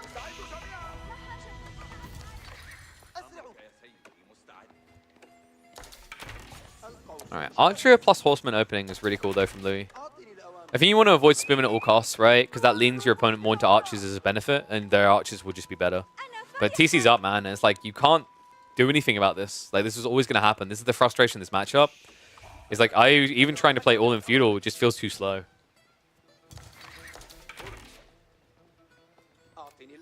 Yeah. It's why coaching, like, if people really want to improve, like, coaching or just, like, asking for feedback in relatable situations. Because, like, the thing is, when you watch these players, they are doing so many things to a perfectionist point, or they're forcing mistakes out of their opponent.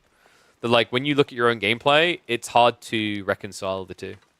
I don't know, I find it's important to say that, because I feel like RTSs in general, but Age of Empires 4 especially has a very elitist outlook as a community.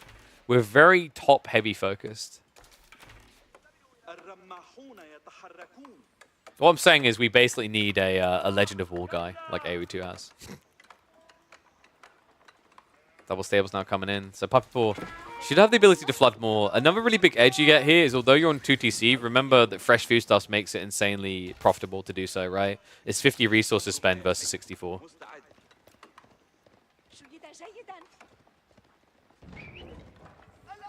And we have got a very early ram here from Louis. Okay, the scary part here, though, is if Pappi just now pegs everything into Horseman, he can push this away pretty easily, because Louis didn't add in Spearman. That's wild, man.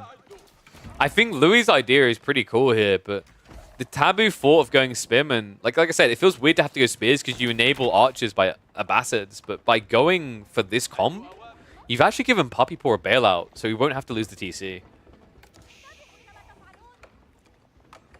Ay, ay, ay.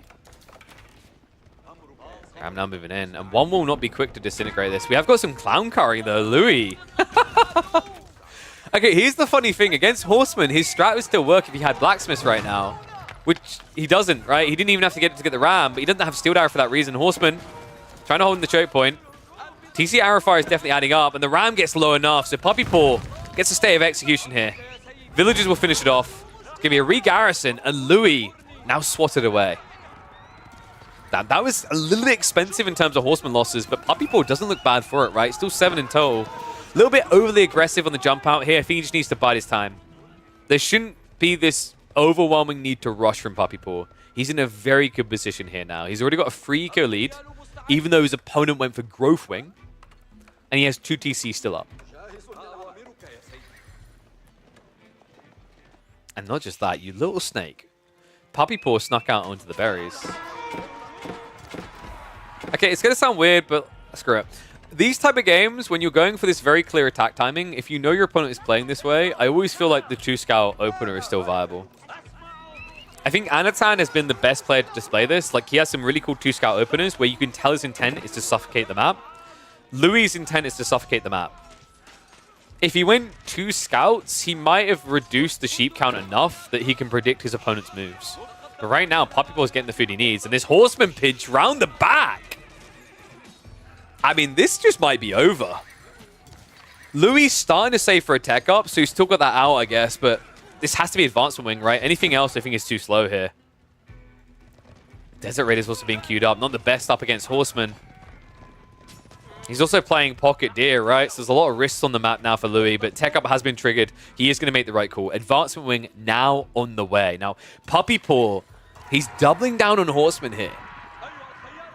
This isn't necessarily a bad thing, by the way, because he can actually play out onto the flanks and block those resources that Louis is now looking for. Good splash here, though. Louis actually doing a good job of not revealing the Desert Raiders. If the Horsemen can instantly kill them, then it's a very good fight, actually, for Pappi Paw. It looks like he wants to target them. Nice hold on the stone outcropping makes it a little bit difficult, but looks like the camels are going to be reached. Just simply too many ponies here. And Pappi Paw, I think he knows now. Look at it. This is where the Abbasis can feel a little bit dirty. The switch from playing the Age to teching up is so much more fast than most civs because of the extra savings on the villages, right? Like, it's definitely adding up at this point.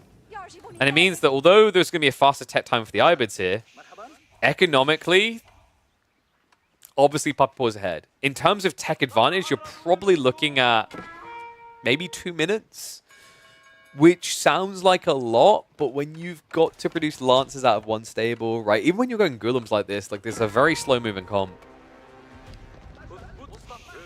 I think as long as Pappi Paw protects himself with the appropriate amount of buildings, like maybe you build 4 archery ranges behind this, he should be fine to hold. Oh my god, dude, is Dragoman still obsessively asking for the growth wing? One sec, where do UI go? There we go.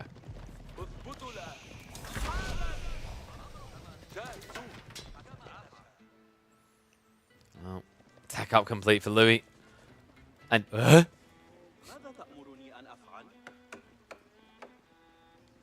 alright, we have a problem.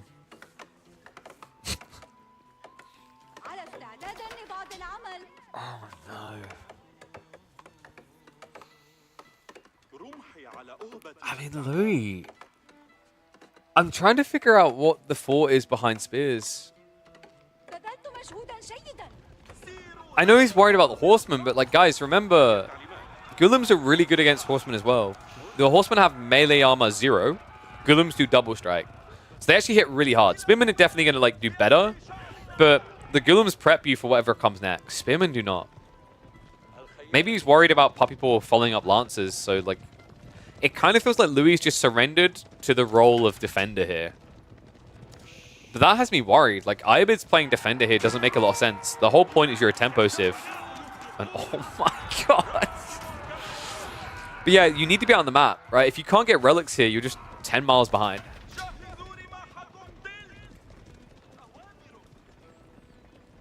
Pappi Paw now adding in archers. Remember, this is very beneficial for him. He opened military wing. He's going to have access to composite bows. Believe it or not, this is not one of those matchups where Ibids win with archers. They actually lose with them. Mamluk's bravery is pathetic compared to composite bows. Horseman still proving to be a nuisance here. Gulums are at least now being added in, so there's maybe some hope for Louis. He has got the Moss drop, but 0 dervishes in the field so far. Every second matters here, guys. I mean, I could see a world in which Pappi Paw just drops a Mosque himself straight away on age up. Let's see. Tick up complete. Steel Dara gets queued. Yeah, kind of a weird game, right? Like, neither player got any blacksmith tech whatsoever. But it looks like Louis is kind of being a little bit taboo with that, right? He still doesn't have a blacksmiths coming in. And Steel Dara with composite bows, it's actually not a bad answer to even Gulums here. Right? Remember, they have the 4 ranged armor. These archers are going to get juiced up. They'll go up to like, what, 7 to 8 damage. So half the damage will go through on an increased attack speed.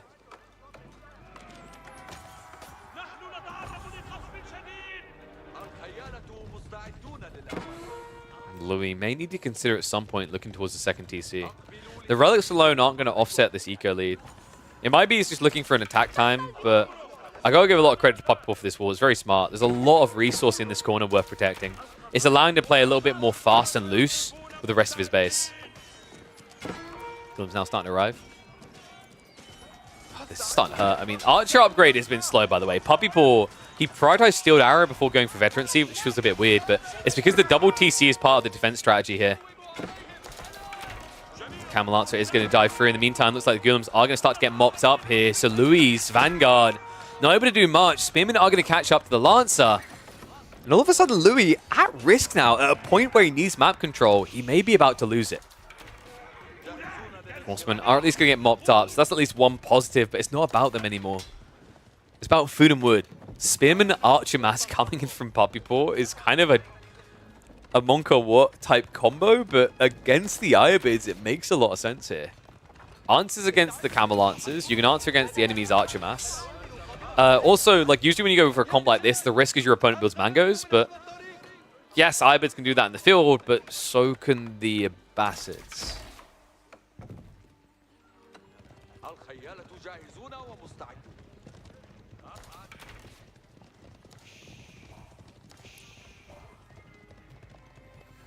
Yeah, this is just a Bastard Zerg now, right? Like, it's a very interesting portrayal of the two civs.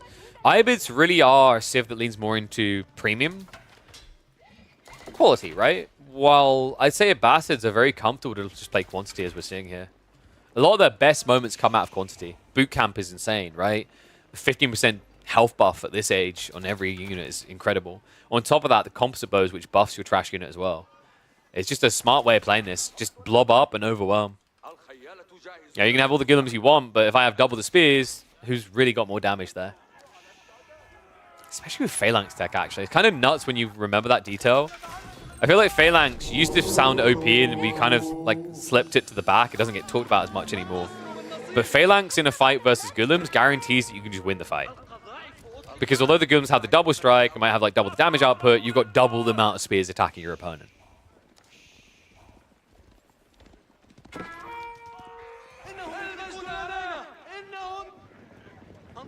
Pappi ready for the march out. Louis, is he ready to receive though? Looks like his flank resources are at least protected.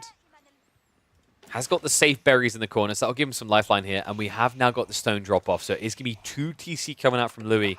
That's going to be quite the burden on his economy though. Angelique, ambitiously being built. Louis immediately counters it, as is appropriate here, because Pappi is now marching in. And behind this, a Golem switch up is coming. He's trying to bait Louis into over-investing archers. It's your relic time. Dervishes. Now taken out, though. Louis will try to stand his ground, but he's completely outnumbered in this fight. Golems do at least have the +1 ranged armor, but no +2. Luckily for him, on the other side, the Vet Archer is only doing 8 damage. Still, there's simply not enough of them. Golems move in. Immediately get counted out. And I believe this is where Pappi will just kind of frontline with the archers, let them clean everything else up. I would have loved to have seen him use the Spearman to burn down the moss, but I think it just takes too long. Meanwhile, though, Horsemen are raiding in, villagers getting guided up and actually fighting back. But that's eco losses that Louis simply can't afford when he's 30 villagers behind. Whole army now shifting as well. Louis needs to try and sneak out here. He's going to head north of one group, probably over to the berries. The other group can just stay here. Like, the problem is if you start pulling them now, they're going to follow, right? So there's no real getting away from this. He's reacting with the army now. Only 2 Golems left over, though. Spearman able to get the burn down on the outpost. Archer trade out should still be good for Pappi, though. He has the numbers. Elsewhere on the map, looks like there's a swat away here. Spearman tried to march into intercept, not able to do so. And that is finally going to be it. Pappi, a dominant showing from the Abbasids to open the series. And a firm reminder why sometimes new isn't always better. Camels rise. Oh.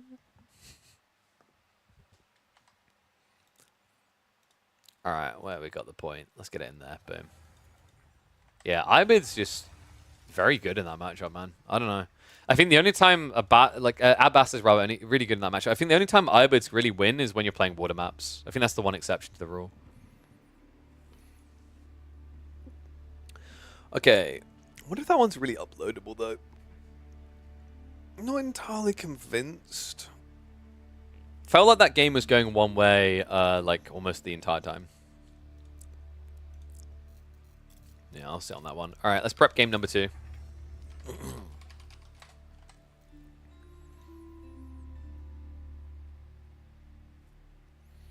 I mean, maybe he could try Bizarre Wing the Dragovan.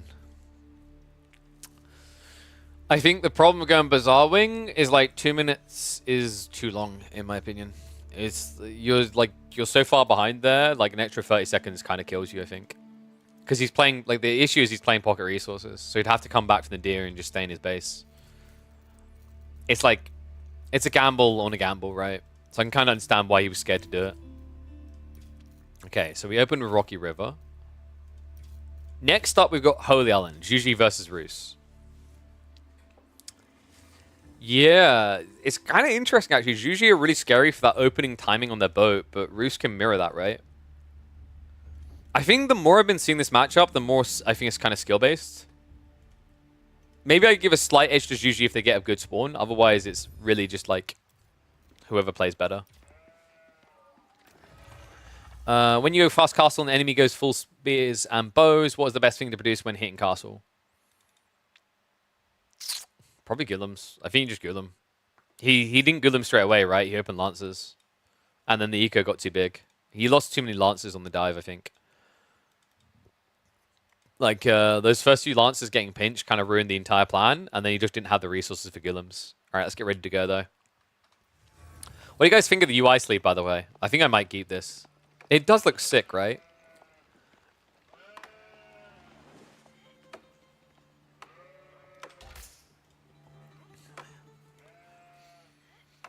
Time for more RedBull Wololo Reinado action here. We've got Pappi and the Roos going up against Louis MT on the Juji. It is indeed going to be Holy Island for game number 2 of this series.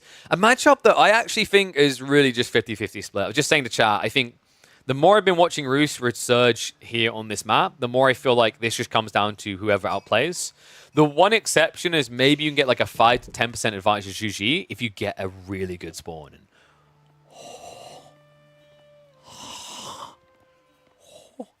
Okay, that's a good spawn, guys. That's the dream, man. Right next to your starting placement, you get double gold, plus the 36 food here from the berries and the stone. That's a really good medi garden for pretty much being on your doorstep. The reason that this is a 50-50 matchup as well, by the way, is these two civs have this interesting dance that they mirror each other on. The first detail is the opening boat. Juji are really annoying to deal with on water maps because they always beat you to the punchline when it comes to the initial aggro boat. The reason they're able to do that is because they have a cheaper tech timing and a faster build up into it, right? So they tend to get an archer ship out quicker than most civs by about 15-20 seconds. Cool thing in this matchup is Roos can eclipse that by having a fishing boat become the archer ship, moving towards the enemy base the entire time. It allows them to actually beat the Juji's timing, potentially. The other detail is then on land. Juji usually feels really good on land because if they can sneak into 4 or 5 Chiganu, they can do irreparable damage to an unprepared opponent. Cool thing on the other side is Roos can do similar with Feudal Age Knights. I think this is a really cool matchup. I hope we get to see more of it in pro play. I feel like Roos's bans have eased up a little bit, especially with the current map pool, so it becomes more feasible that we see this.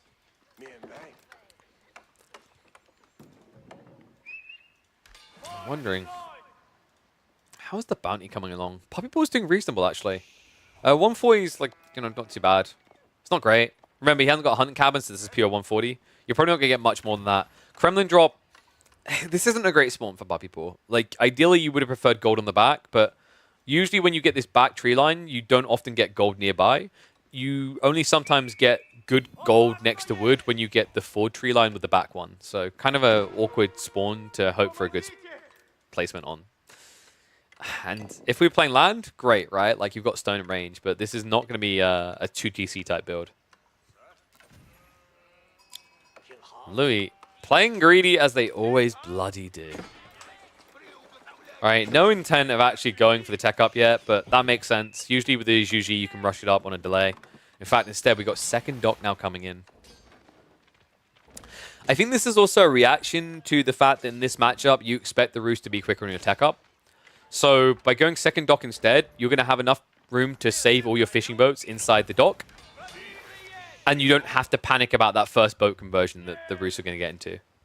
So yeah, like actually in a lot of ways, it kind of feels like this dock reaction is a perfect counter to the Roos opener.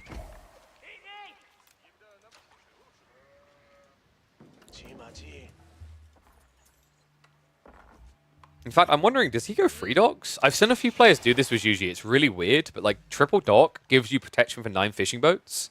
The only issue is like if yes, you can protect 9 fishing boats, but if you've got 9 fishing boats being idled out by 1 archer ship, doesn't matter how you try to cook it, that's an advantage for your opponent. So I think he's probably going to start saving with the tech up now. He has still got 9 people on wood. I think he's just trying to get to the age up with taxation, right? Wait. Wait. Was that intentional? Oh, I just realized the score's the wrong way around. Just to remind people, it's actually Pappi Paul with the lead. Dude, is that actually intentional from Louis? That's wild. The tax trip all the way out to the docks this early on means you miss out on a lot of wood being supervised, right? But, okay, no, so yeah. What? I think that's a misclick. That has to be a misclick. He's nowhere near having enough still. He still had to go for a mining camp on the gold. You want villagers out here for a good meditation garden anyway. Dude, this game looks great for Pappi Paul right now. Archer ship arrives. Fishing boats. There is 1 extra here, so might be that he gets 1 snipe. Could have even went for the villager, actually. I think Pappi Paul missed an opportunity there. Didn't quite realize it was hanging out there. And we have actually got a 2nd boat on the way. And that's sick. Pappi Paul goes for the transport ship because they produce quicker. Look at the timing. 30 seconds compared to, like, what? 30 on the attack ship or much longer on the fishing boat. I think also the cool thing about this, and this is underrated, by going for the transport ship, he can wait to see his opponent's reaction and then convert. That's really cool. I think he did get a bit impatient here, though. He started converting early before he saw a boat. Medigarden now on the way, and it's going to be where we expect it, guys. Ooh, not as good as it could have been, though. Louis, I think he kind of rush reacted here. He could have got all the berries and still got the stone.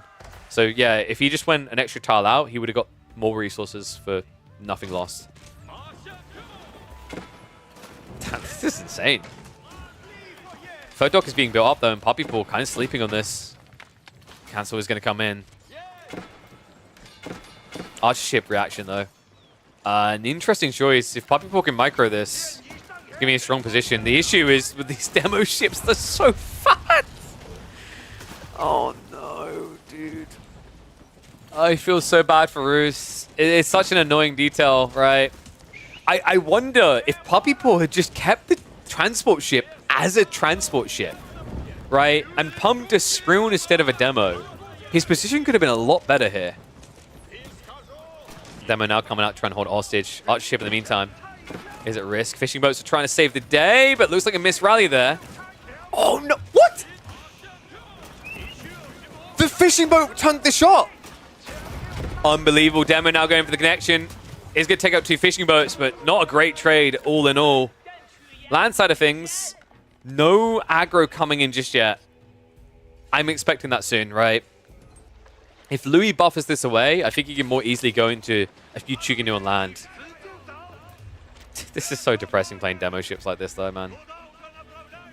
Damn it. I think Pappi Paul was just so close to making this a really stompy game. Like, he was on the very verge. I think he just revealed something to a few other players there. Because we haven't seen people use transport ships quite that way. I feel like things like moving out the map from Master of Realms open people's eyes to the potential of the transport opening. I think we're going to see more people trying this in the future. Because that was actually a sick idea.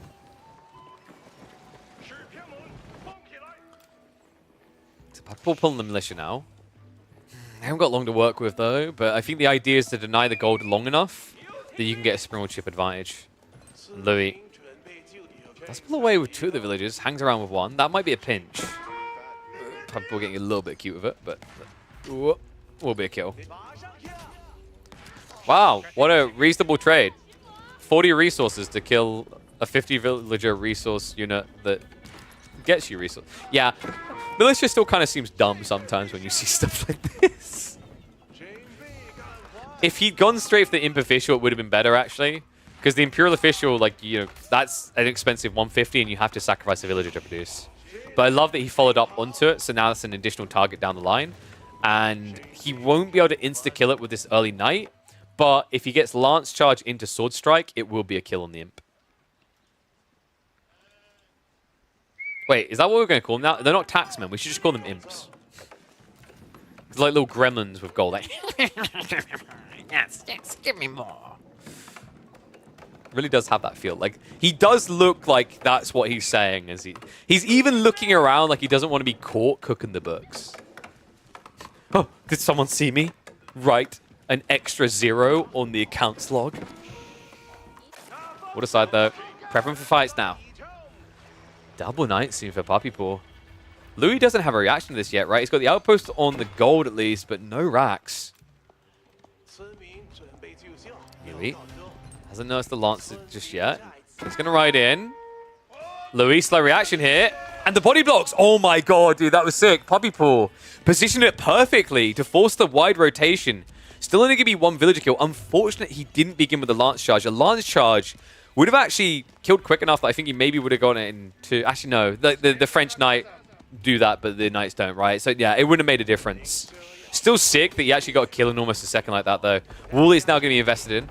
Second Knight is on the way, but they're both coming from the same side. Taxman is going to be pulled back here. Louis making the correct choice. Spearman being supervised. He's trying to get the counter in fast. And villagers need to shiv this. Yeah, good choice. Louis gets rid of the threat. Water has settled down, by the way, guys, and we have similar fleet size on both sides.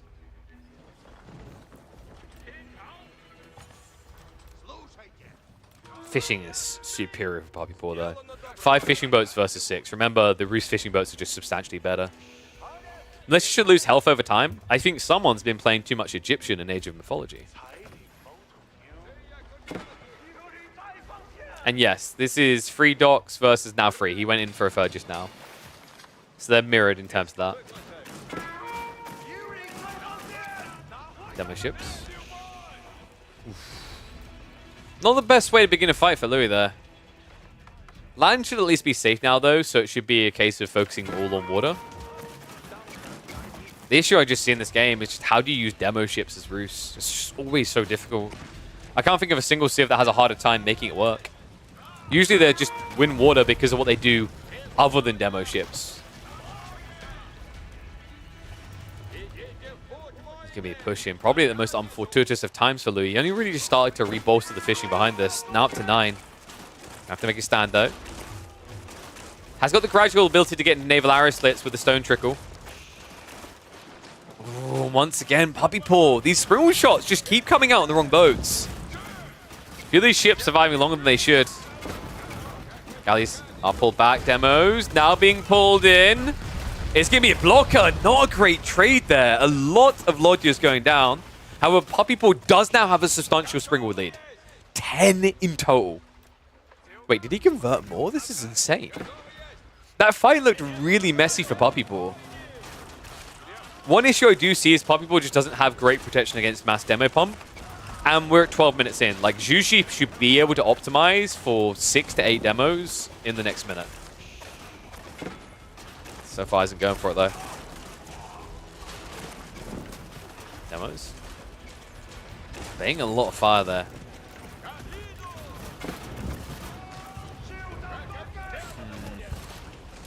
Pappi, I think he just needs to reach this fishing and he knows it.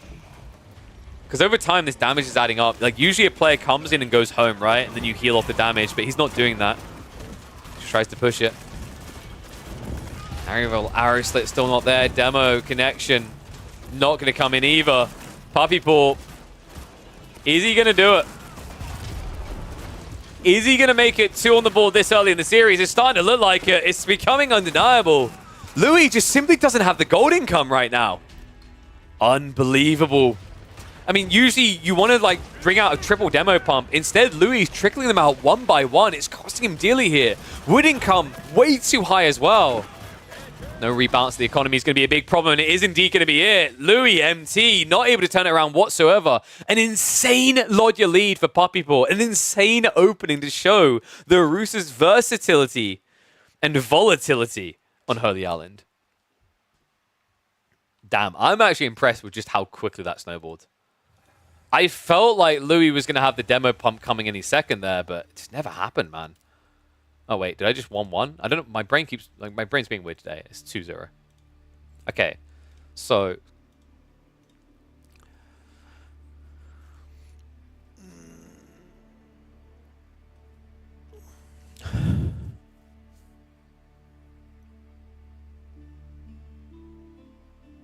trying to think what I call that one, because that's worth highlighting for the Lodya opening.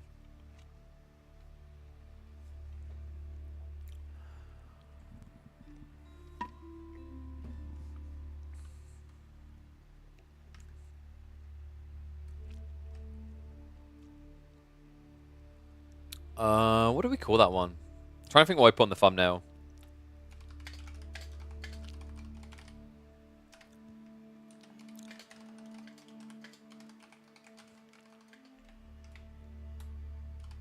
Roos having an undeniable advantage on water, I think is really good there, right?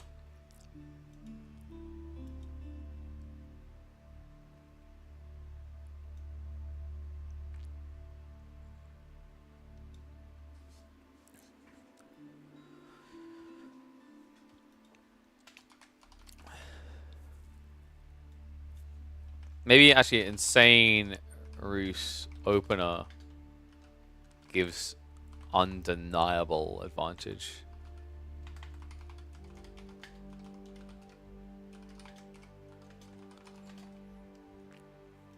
Why do you not cast the games on EGC? Because I hosted, silly. Boop! Yeah, I do hosting, dude. I'm the only person who can really do that role, so I'm fine with it. Yeah, I'm trying to be more imaginative than just putting Russo P on water as the title.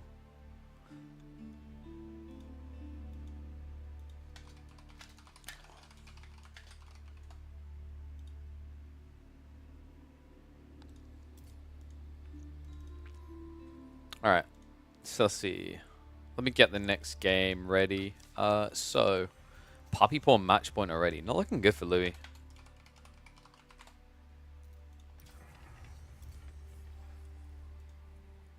So you pop up in between games? Yeah, that's what hosting is. It's a role on a broadcast. You basically host the show. It's what I do for EGC tournaments now. It's actually kind of what I wanted. It's nice. It's different. It's easy to do. Oh, we're going to Socotra next. Byzantines versus Byzantines?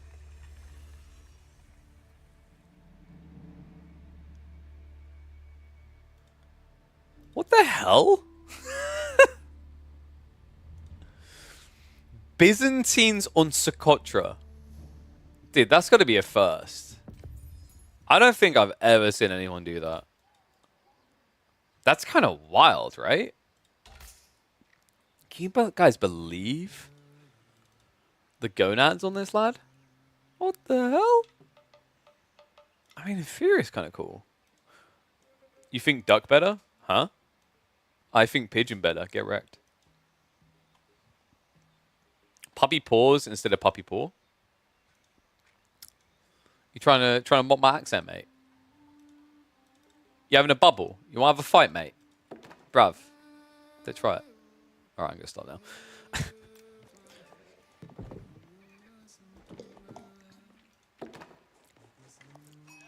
This is undoubtedly a first in competitive. Socotra and the Byzantines have been picked. Welcome back to the RedBull Wololo action, folks. This is wild. Dude, what a crazy day. On this day in the tournament, we've already seen Zhu picked on this map, which is crazy. And now, to add to the funkiness, we've got Louis MT back up against the wall with his opponent on match point, pulling out the Byzantines on a completely unexpected map. Puppy Paw, on the other hand, will go for something a bit more standard. It is going to be the Malians. Malians who right now look like the absolute peak pick here. It's very hard to think of many civs that can eclipse what they can do on this particular map. The short distance allows them to play aggro instead of just defensive.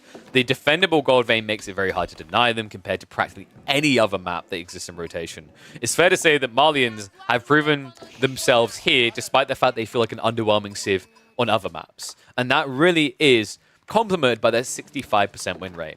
Byzantines, on the other hand, they're doing all right. They're at 50% win rate overall. They're definitely one of the most picked, 36 picks in their 31 bans. In fact, they are the 4th most banned civ overall. For good reason. The map pool definitely supports them, but not for Socotra, dude. Like, you pick Byzantines because Dry Arabia exists, Gorge exists. There's plenty of maps, but this is not meant to be one of them. So curious to see what Louis' take is going to be. I think Hippodrome is already off the table. That would just be the most pointless thing imaginable. Grand Winery's kind of busted when you get berry spawns like this. The problem, though, is building a Grand Winery here invites a lot of Malian Javelins your way. So we'll see if he risks it for the biscuit. If he gets a very early timing into Limitane, it can be good, though. Like, Byzantines are actually fairly good against Malians, right? Like, the early Limitane are super effective against Javelins as a counter in the mid-map. So I'm kind of for him doing it. Do it. Do it. Do it. Yes!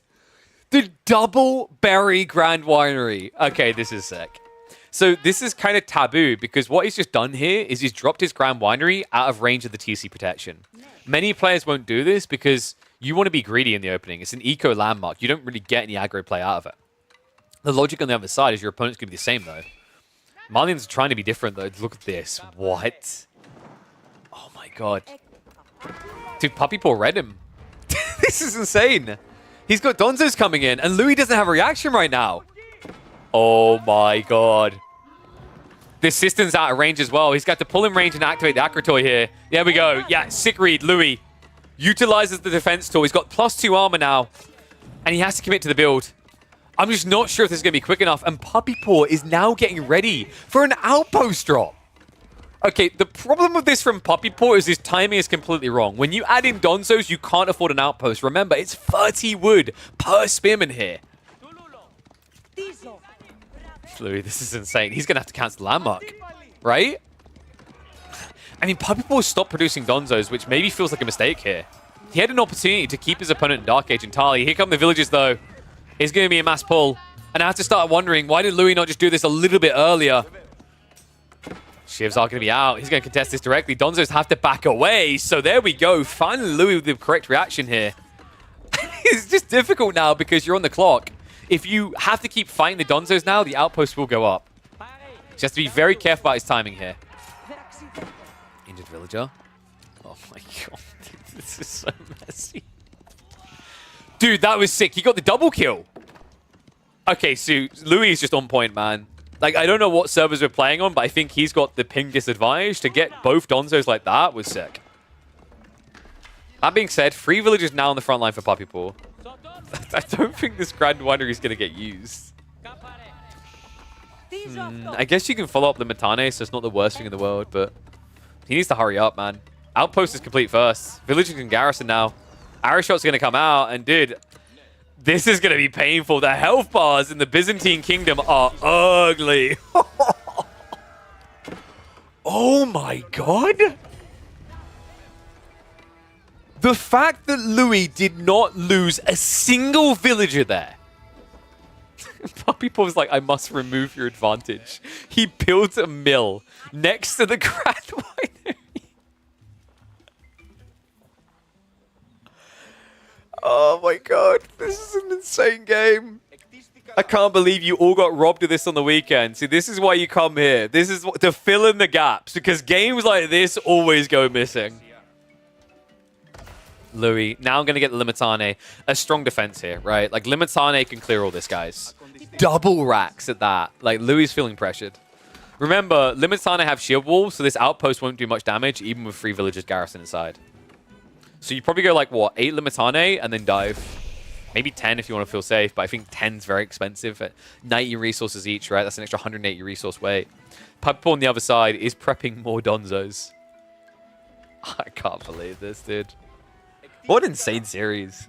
I'm so glad that these two are delivering an absolute banger. And so creative about Pappi Paw. Like, you know, I've got to give him a lot of praise because I don't think he gets enough credit for this. Pappi Paw really has evolved back into that aggressive form. You know, for a while, I think he played more into a kind of hunkered down mid-game format. And he worked on perfecting that. But now that he's happy with where that state of the game is at, in this feudal meta, he's fully embraced what it is. The full proxy base now. Archer range built on the front line. Aristote's coming in. I'm wondering if Fortification would have made more sense here, though. I mean, he definitely should have been able to get the stone together, but I guess the Mansa ticks just take a little bit too long here. And wait, we've got a villager pool. Pappi Paw's going for it. Like, he's full all in on this. Akratoy. No! No, Louis! Wait, is this better? Remember, guys, the Acro toy stops the villagers from using torches, so you end up doing less damage. But he's done it. By God, he is taking control. Louis MT with 7 Limitane, able to clear out the Donzo. He forces a cancel in the archery range, and Pappi now in peril here. The villager pool has ruined his economy. He has no food income right now.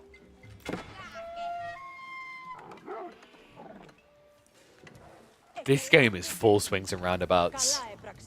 Dude, this is what I wish AoE4 was all the time, man. This is crazy. So back and forth from only 7 minutes in the game.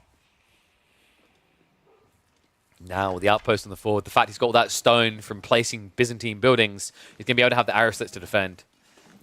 The berry gathering is going to go hard here. Double Grand Winery berries is insane. Think about the Merc potential here. Or how should I say the potential to Merc Pappi. Mercenary House now being dropped. Timing is looking good for it. We're probably looking at, what? You could do Lombo contract here? Your opponent did reveal Donzo. He's adding archers as well. Yeah, 100% you can play like Jav or Donzo. Jav or Longbow, rather. I wonder if he just goes Javs because he has the ability to dive. I prefer Longbows just because everything you need to deny is out of range of the TC anyway, right? It's like here. Really has the options, though. Western is also very good if the game somehow does draw it into Castle, because Lance Nectar are really good against Mass Musafadi. There you go. Western contract it is.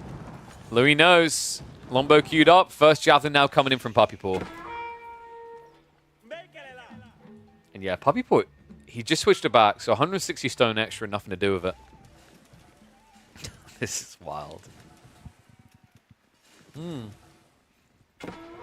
That's painful though, no, right? Like, because he had the Mansa on stone for so long, he missed out on 2 extra javelins at least. I mean, then again, he's got plenty of gold. Food is his issue here. Meantime, looks like archers are hunting the Limitane.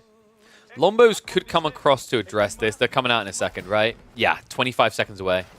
Level 2 system now being activated. That is also going to bump up the mercenary production time. He definitely needs that because right now he's going to start flowing additional oil. Alright, so Limitane are going to be thrown away. He's still got a second line of reserve, which is really important. If your opponent's going Javelins, Limitane is really what you want here. Because the logic is Lombos outrange Javelins, so for Javelins to counter them, they have to run into the Lombo's range. But then, if you frontline with Limitane, it means your opponent is basically running into spears. And these Limitane are really bulky. 100 health, they don't die quick. They're actually a decent matchup against the Donzos. It also sucks now that you've built Donzos, right? Building Donzos against Lombos is an absolute nightmare. It's what you want to avoid at all costs. Now diving in, though. It's like there's been some idle time on the Grand Winery. Villagers still shuffling away. Yeah, Javelin's proving a nuisance here. Louis needs to get the Lombos in position. Limitane also in shield wall formation means they're slow to arrive here. So Villagers, looks like 1 is going to go down. Might be 2, actually, if Pappi is optimal. He is indeed. Okay, so nice chip damage done there. That's now 3 worker kills for Pappi. This was to be expected, though, dude. I don't know how Louis didn't lose a single villager building the Grand Winery, but I'm not surprised he now loses 3. Remember, the health bars in his economy are terrible. Blacksmith was prepped, but Louis hasn't sent a new villager over. This is a big deal. Lombos with the Steeled Arrow. Also, the Undermesh on Limitane is insane in this matchup. So he needs to rush towards it. And he has got the Conscriptio to accelerate that, by the way. It's just look how tanky this Limitane is. 3 volleys to get that kill from 7 Javs. And that's best case scenario. Like, Louis doesn't want to lose Lombos. It's very important to reach critical mass here. Because it's not easy to replace, right? It requires olive oil, and you have to wait long stints of time to get the production out. Byzantines is very much about surging, and surging is a very potent thing in the current meta.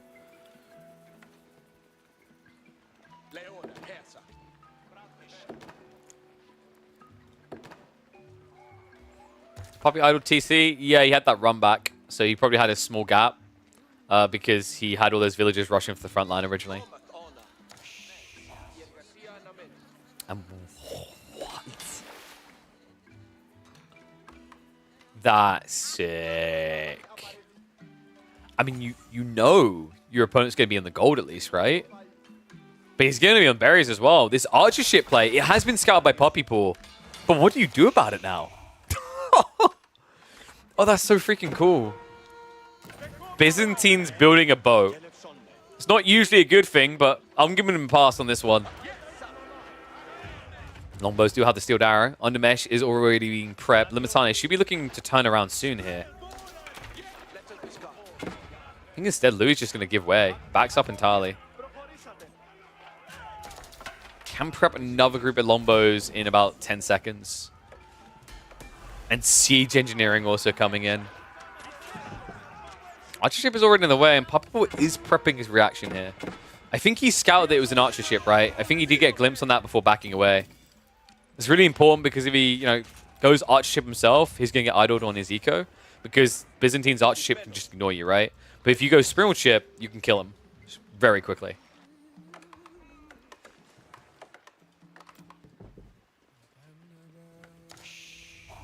This is trending one way, folks, and it's not a good picture for Pappi.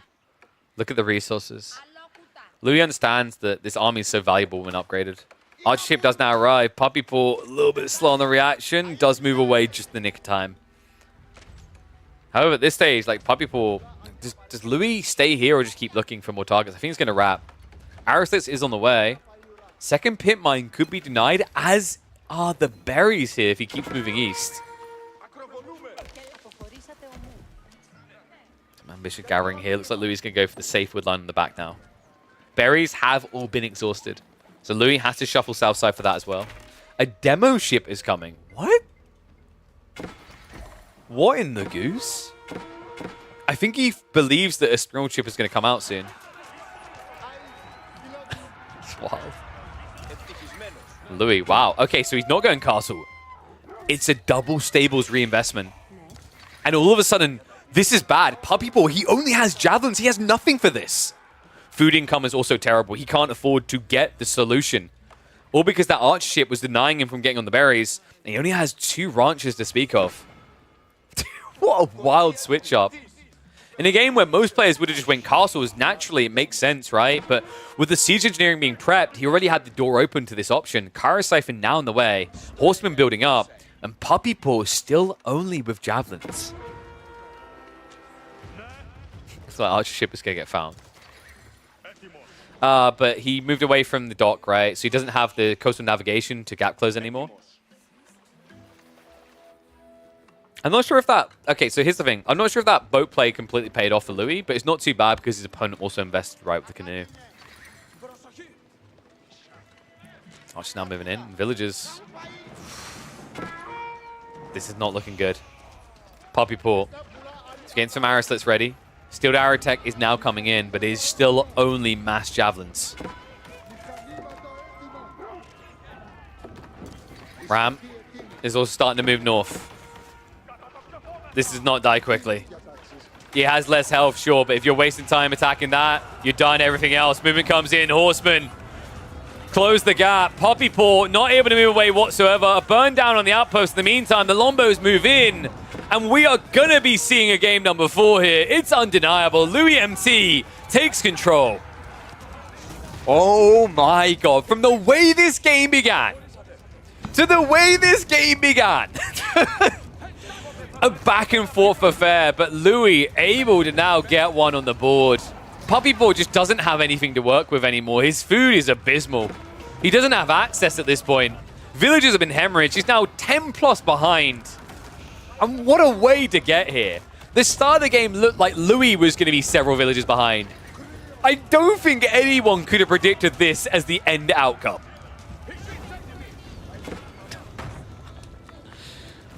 Oh. Still back up against the wall, but you know what? It inspires confidence that with his back up against the wall like this, Louis done something so wild. That Grand Winery placement was so greedy. The reaction was so uncomfortable, but the outcome, so desirable. Also, I always say to people, play your game. You got to respect the meta. You got to respect what your opponent's going to do.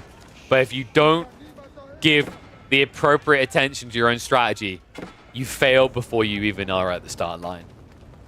And Louis He had his strategy in mind. That Grand Winery was dicey, but he never once backed down from it, even when it looked like he should cancel and move on. He understood that it's all or nothing, baby. When you play for small percentiles from behind, you're still behind. Go for the big to get ahead. It's going to be your opponent who ends up dead. I think Pappi Boy is just waiting for that one last push that puts him out of this game. He hasn't been convinced yet, but he's about to be. It's 12 Horsemen. 20 Lombos. 2 Kyro Siphons. Soon, not much to be left of this old dog.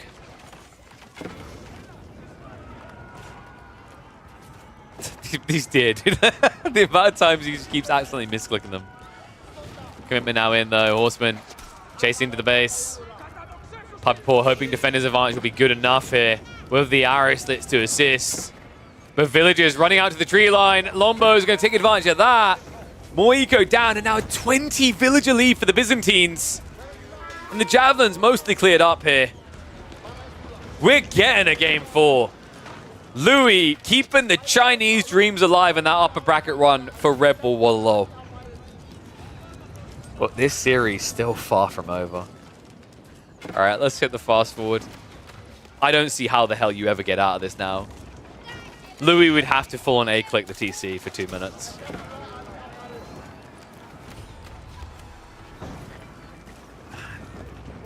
Crazy to think how different this game could have been. Really was on a knife's edge in those first few minutes, though. Yeah, I do love how Pappi Boy has a whole fleet together. It's just like, for what? I'm not really sure what the double demo play was. Like, one from each side, bro. It was about, because I think Pappi Boy built one as well. I mean, can you even reach the pit mine? No, you can hit a house. Congrats. Oh, he's now going to hit the pit mine workers. And there's simply not enough garrison spots anymore. The outpost being removed means that Pappi Boy is going down to 20 eco. Just... I've seen Pappi Boy try to turn some absurd games on Socotra. And sometimes there's hope, but guys, this is just not one of them.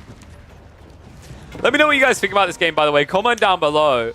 Is it me, or is Socotra just delivering the insane, incredible games that we've been missing for a while now before?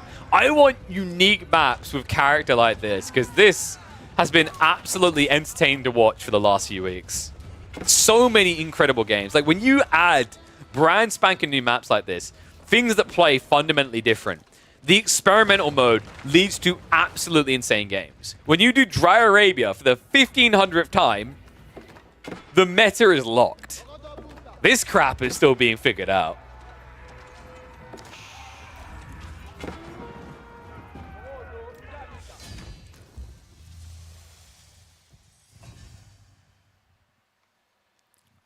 Woo-wee, baby. Louis on the board. What a way to do it.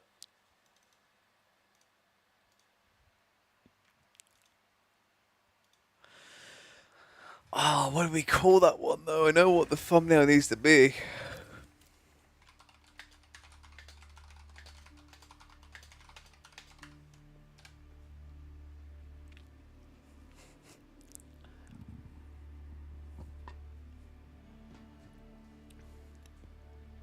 Yeah, it's obviously something about the Grand Wine. I'm just not sure what.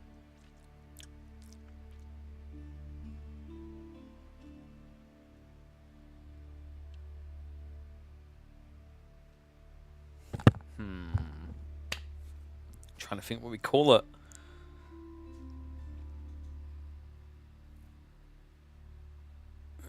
The Berry War? Maybe. I don't like that. Maybe the Berry War?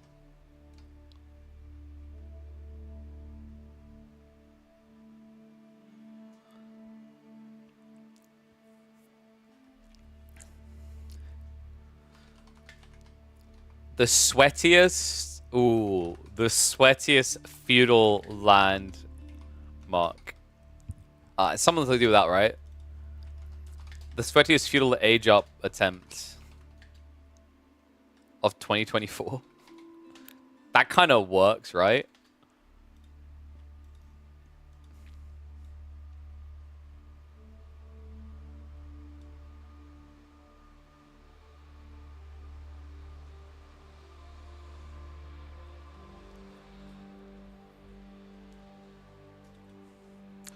I feel like that is the sweatiest feudal age up we've seen, right?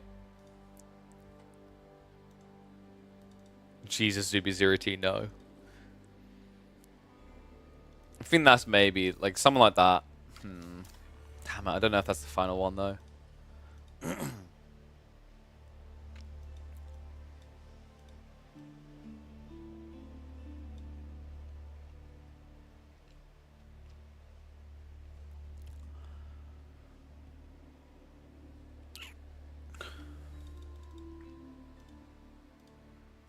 Dude, I'm trying to think, dude. What's the perfect one there?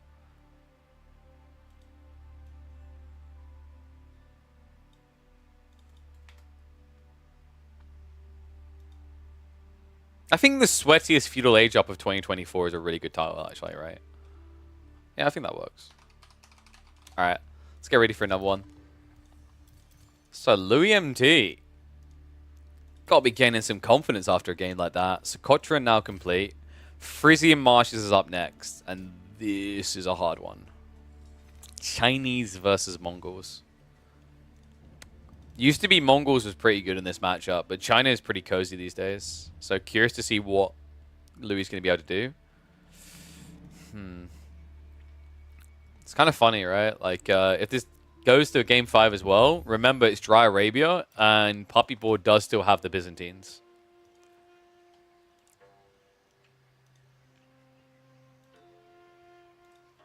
Does it have to have the feudal in there? Maybe the sweatiest age up of 2024 is even shorter and quippier.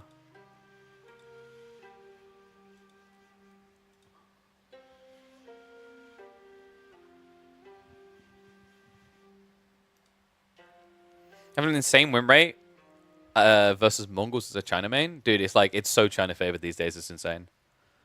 Ever since Chinese players discovered that you can supervise more things than eco buildings, you don't have to be a greedy mother ducker, it like became a really one-sided matchup on most maps. Like water maps, dude, China doesn't care.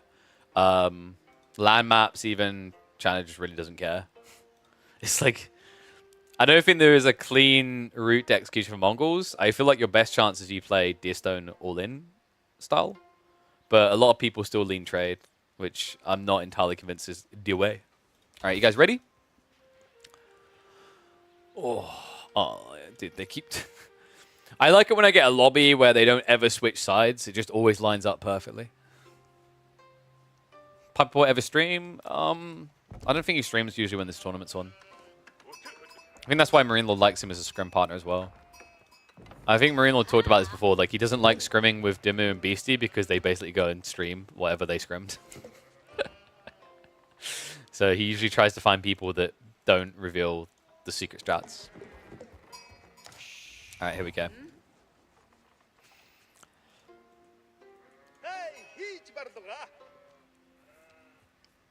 This might turn into a beatdown. I had hopes for Louis MT, but a game 4 that might be his hardest of the set here. Mongols in the hands of the Chinese. Good. Going up against the Chinese. A signature sieve for Pappi from Canada in the red. Dude, this is a tough one. This is a matchup that used to be actually pretty good for the Mongols. They used to be able to wreck the Chinese in the early game, but for a while now, it's been leaning pretty heavily in the Chinese's favor, whether it be on land or at sea. And although there's a little bit of water here, this is definitely a land map. One that I think the Mongols are probably going to try to trade on, and the Chinese then have options. Usually you'd be thinking China just goes 2TC and plays long game, but I've noticed a lot more Chinese players getting good at exploiting Mongols setting up trade to attack them. So we could still end up with a fairly fast game. Never mind. Scouting patterns are going to matter a lot, and this is basically the two best scouting civs in the game. One side, you've got the maneuver speed arrow of the Khan, plus the Falcon that allows you to scout while also moving quicker to locations. On the other side, you have the Chinese that have the extra vision on their scout, so they can see everything much quicker than other civs. And it's definitely showing in the sheep count, guys. Right now, they are neck and neck, 21 to 20 sheep. Looks like Pappi should be able to get an edge over here, though. Like, I'm checking where they've scouted. They've both dodged the south corner, so Louis really needs to ID that no one's been down there yet to grab all these sheep. Otherwise, Pappi is going to have a very big advantage. I think the first things first is Pappi wants to rotate towards the Mongol base to see if he is indeed at risk of being outpost rushed. Confirmation comes in. Now, this is where Pappi, I think he's just going to go for a Barbican. Sometimes you can go for like a Rax play and you can just spam more spears than the Mongols. It's very easy. But I just don't think he wants any of that noise. So we're probably going to see what, like a Barbican opening? I'm wondering. I know, dude. You could just, with Imperial Academy, you could just not care. Dude, that's sick. So, like, what do the Mongols do now?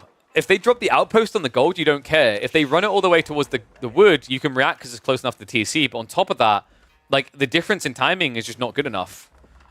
Ah, man. This is, like, actually very well calculated by Pappi. You don't want to have to build a Barbican because you want your eco advantage. Like, Imperial Academy is huge here, guys.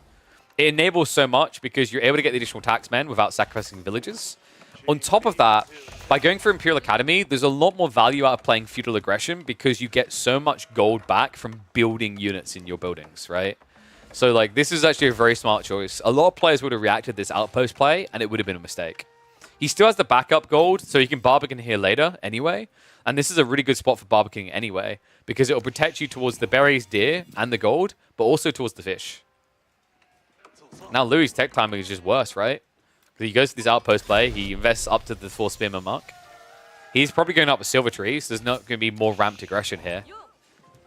Overall, just a solid reaction out of Pappi. I think it just shows how far a lot of these players have come. Like, just even a year ago, I think a lot of players would have overreacted to that and, for example, pulled villagers to burn the outpost knowing it's coming. But this was just a much smarter and calculated approach.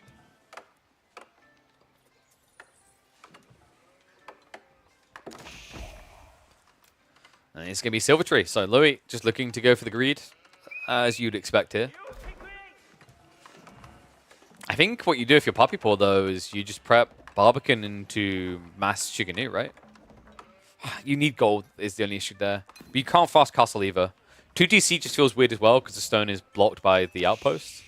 So realistically, the best approach does feel like to just start ramping Chiganu.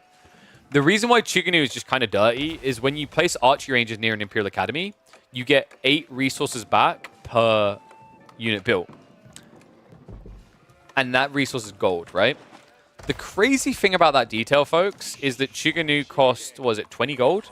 So you're almost half paying for your Chiganu off of passive like income in the building itself.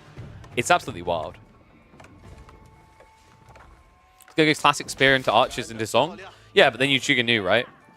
Like, I don't think this is just Pappi's classic. Anno has been doing this a lot as well, where he'll play archers instead of Chiganu. And then if the game calls for it, he'll switch. It's really crazy because, as I said, you just generate so much gold in the interim that it kind of fixes this issue over here where you don't have access. And yeah, you can already see it, right? Once Spearman comes out, you've got 8 gold sitting in there. That's I shake my head. It's kind of ludicrous.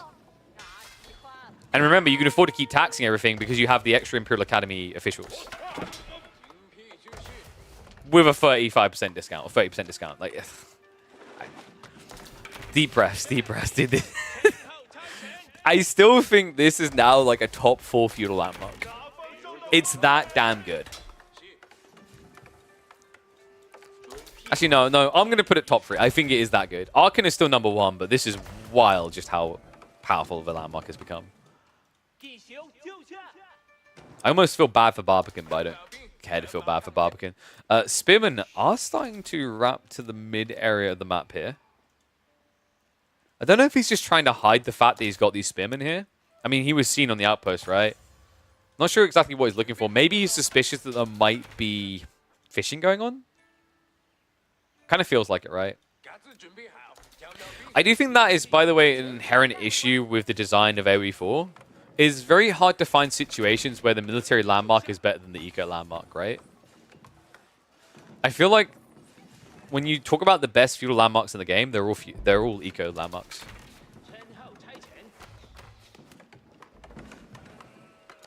Arch range now being added in. So we are going to start pumping hard here. And you're going to really start to see the gold accrue here. And this is the thing. You have nothing else to spend that gold on, guys. So what do you realistically do with it? Buy a Barbican. And then you can start spending it on Chiganu.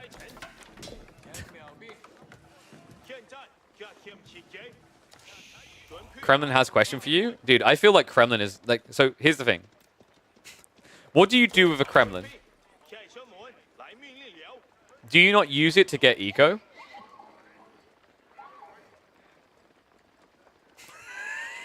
I know it's not. I know it's not the eco landmark, but like, it does still buff your eco compared to a Barbican. What is like compared to a Council Hall? These truly aggressive things. Like a Kremlin gives you 20% more wood. I think people sleep on the fact that you pay 600 resources to save 175 resources. Use every eco landmark to get eco? Well, no, you mean military landmarks? No, that's not true. Crackady's Barbican Rushes would like to talk to you.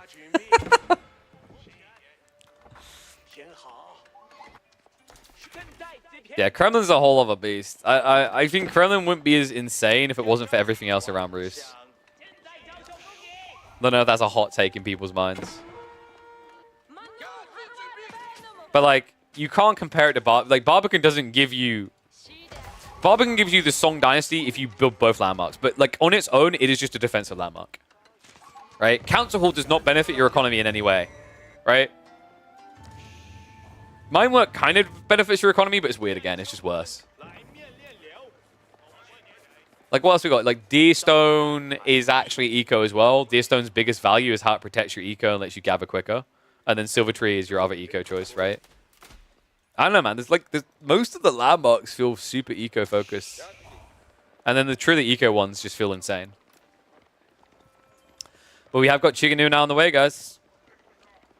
And Louis, I feel like he took the bait here, man. Like, he hasn't really been scaling trade that well. He's only on 2 traders. The Spim already ruining his day. He hasn't got Keshiks on the way. And admittedly, Chiganu would eventually shred that anyway, but... It's 15 archers and Chuginu also being added in. So, like, Louis doesn't actually have an advantage at all here. Keep in mind, also, Steel Arrow is already there in a rush. He can also rush up under mesh. Louis needs more. He needs kills. He's moving in for it now. Taxman is the first target. Not ideal here. The villagers are the thing that aren't replaceable. Starts to hit onto him now. Nice strike there. Gets a few down. And Pappi Paw, I think he was looking to intercept trade. Dude, I get Pappi Paw's panic, but he's maybe overthinking this. That's a lot of archers, so like realistically your opponent should be able to afford main traders. This move to the west side makes sense if you're up against like 10 plus traders, right? But it's only 2. But in fairness, if Pappi Paw finds those, it at least balances out what he just lost on the wood line.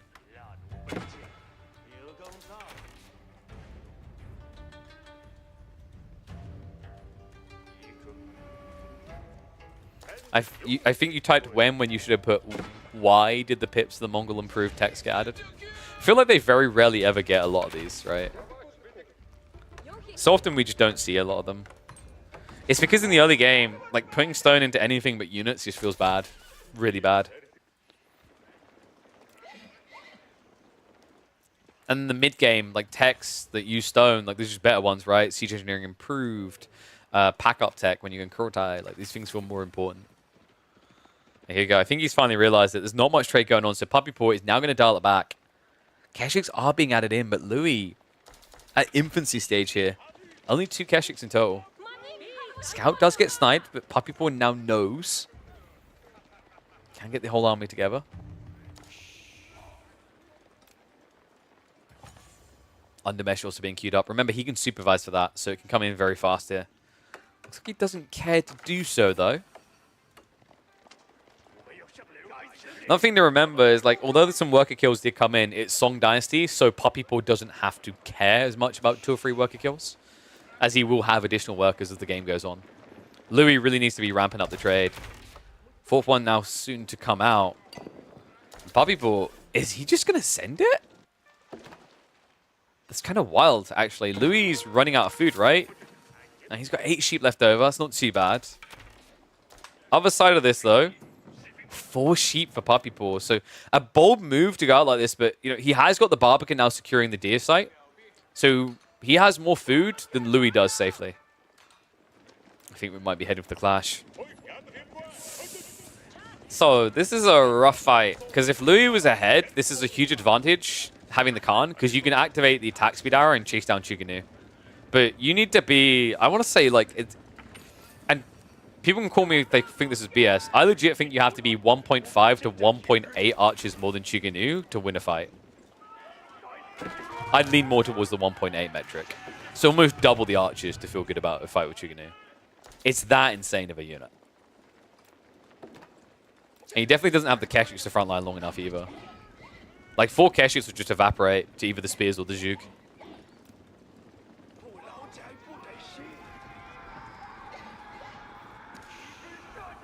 Well, definitely showing a lot of respect in his approach here. I think part of it is he just knows he doesn't necessarily have to rush for an end state of the game, right? Because his eco should just be getting better.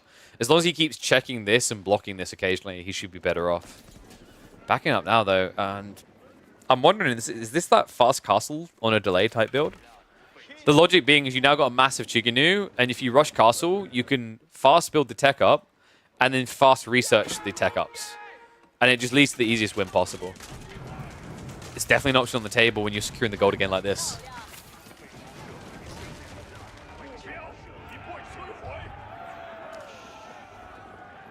I think he just wanted the outpost gone because he did have troops trying to go by this way and getting hit by the tower. So now he has an efficient route to get across the enemy base.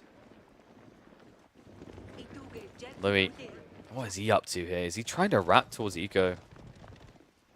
You've got to start asking the question, if both these teams dive, which one can do more damage? And I think there's not many people delusional enough to convince themselves that 51 archers can do more damage than 58 Chuganu and 15 spears, right? Like, better ability to kill buildings, quicker ability to kill units. Cool. Some troops might get cut. However, he can block production now. Movement in here. Chuganu goes straight after the Uvu. He didn't take Whistling Arrows either, so he went out that attack speed buffer to at least try and mirror up against the Chuganu in the big fight. Meantime, Spearman did at least somehow sneak into the tree line. Reinforcements have been cut, and it looks like Louis is coming for the sandwich, but, mate, this is a very meaty sandwich. This is the equivalent of sticking a giant quarter pounder between 2 pieces of bread. Like little loaf pieces, the thin type. Little toasties. It's not really what you're looking for, so I don't think this is the fight Louis really wants.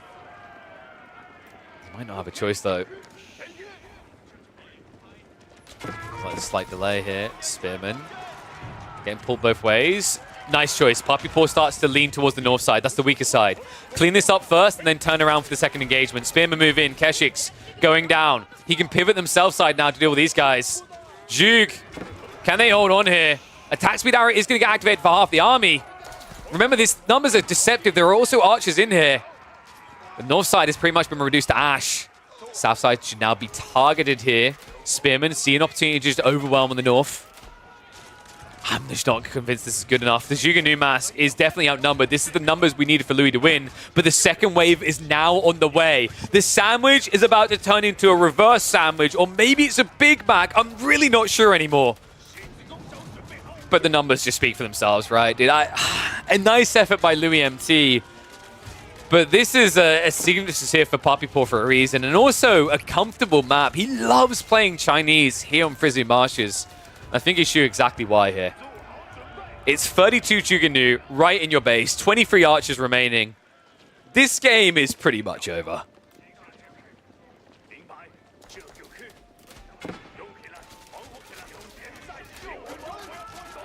I mean, the sandwich is so meaty, it might just give you a heart attack. I think Louis is close to that flat line here. He doesn't want to give it over, right? Like, yes, it's upper bracket, but you don't want to really be barreling down to the low if you think you've got like a 1% chance. But this is close to done.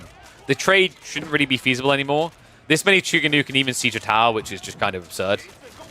Right? Like, per volley, they're going to do almost 100 damage. So, 8 volleys in, they've killed a tower. I think Louis knows that, which is why he has to dive in again. But you're just kind of stuck in a death cycle now, right? Like, every time you have to come in with these fights, the numerical advantage is getting bigger for Pappi Paw. I think Kesh has just had enough. They're going to go in. Does at least have the armor to feel a little bit tanky here, but there's just not enough archers behind this to clean it up. The Khan is also still missing from the equation, so no attack speed aura there.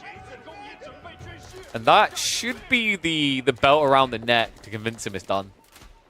Like what? Trade count was only at 4, but you're not getting that anymore. At this stage, it should just be a siege down of the buildings. So confident he starts off with the Gur before the outburst. By the way, that had more health than outburst. Just process that. Just think about how quickly this thing's going to disappear. Now, you guys might be wondering, why is he not adding in more spears to deal with the Keshiks? Why would you need anything else? He's got great unit diversity, guys. I don't want to hear anything about lacking unit diversity. Okay? He's got a spearman and an archer to go with his 70 Chuginu. Very deep, elegant strategy from the Chinese.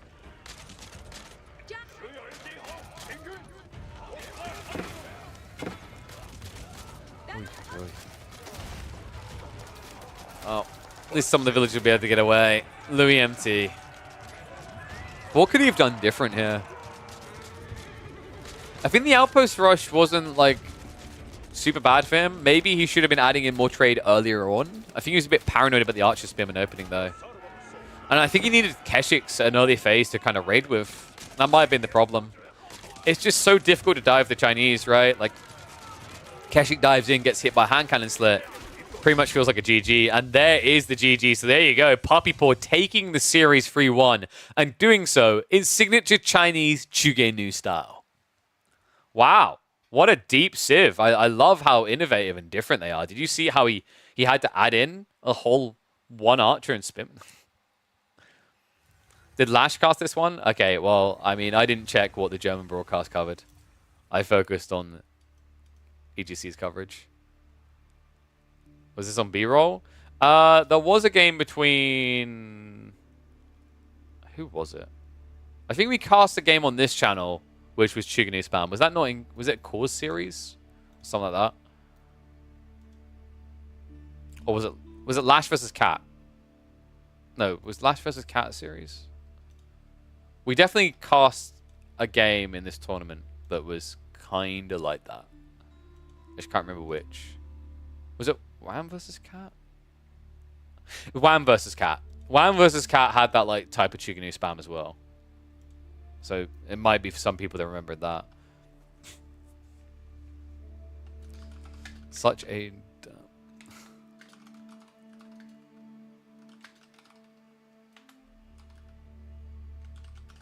Chinese have the most diverse and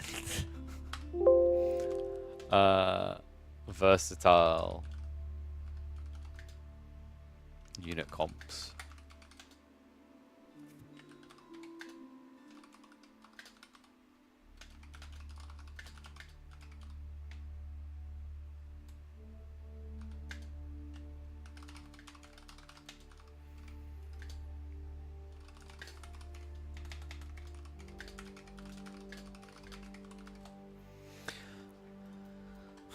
Chuganu spam better than Onabagisha? I mean, dude, you do it an age earlier, right? Core versus Elio? Yeah, I think they had it in that game as well. Wow, what's that? A lot of people doing Chuganu spam. Wow, such an innovative and difference of many different strats make very wow. All right. Anyway, let's have a look because we've got other series still. So, I think we have. So Louis MT versus Vortex, Killjardi versus CSO, and there's also Baltuden versus Zortuden. I don't know why we said it like that. I think I've got food in about an hour, so we'll have to resume one, like whatever series we do, we have to resume it after we come back, but that's fine. We can probably kick off with. Oh, I just remembered. We've also got the... It turns out Warman kind of messed up on the new channel and they don't have VODs. So we could also cover some of the games from King of Dry Arabia. Eyebrows. Eyebrows? Am I doing it right? Enough eyebrows? Eyebrows?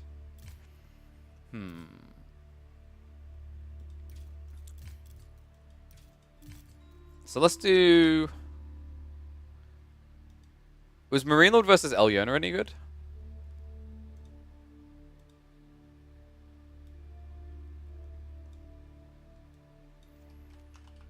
You guys want more RedBull Wololo, or shall we do a King of Dry Arabia series? What do you think?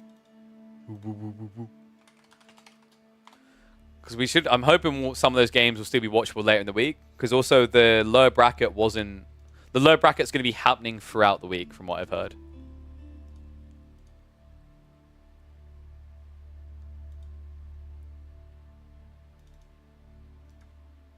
All right.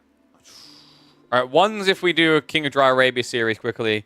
Two's if we do half of a RedBull Wololo series and then cast the rest after eating.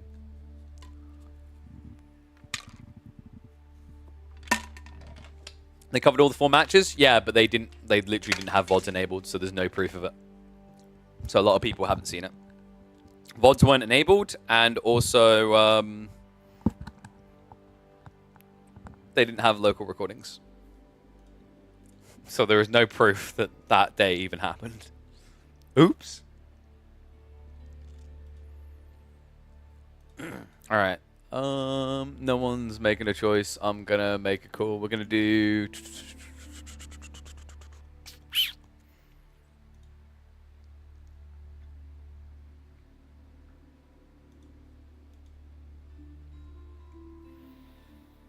Let's do CSO versus Killjardi. Let me get the draft for it.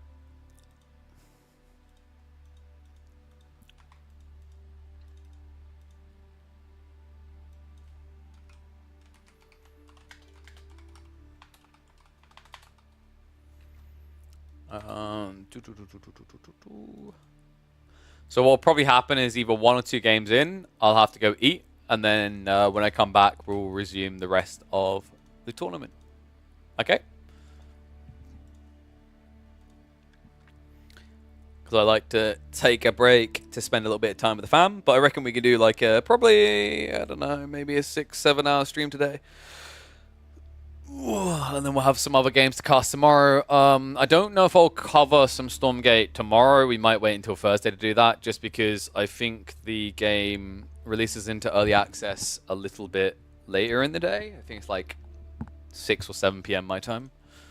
So we'll figure that one out. But let me get the Killjardi set ready.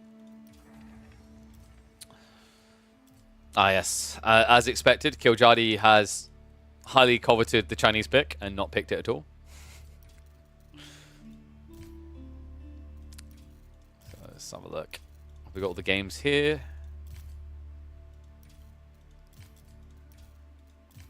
Don't think so. 1 second.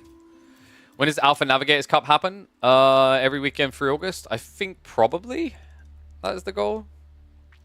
I would like to cast some of those, so we'll see about it. Might be something to do on the weekends after Wololo, actually, so that's quite nice. Lash versus Pappi Pool? I can't remember if we already cast that. We might have already. Either we already cast it or EGC did. All the games from the last weekend I already cast that weren't covered. At least the ones that were accessible. Okay, 1 second. CSO's data is so weird to try and siphon through. Let's have a look. Alright, I think we're good. So game 1 is going to be Holy Island. Oh, Jesus Christ. A great map for Killjardi. He's very good on water, as Marine Lord always reminds us.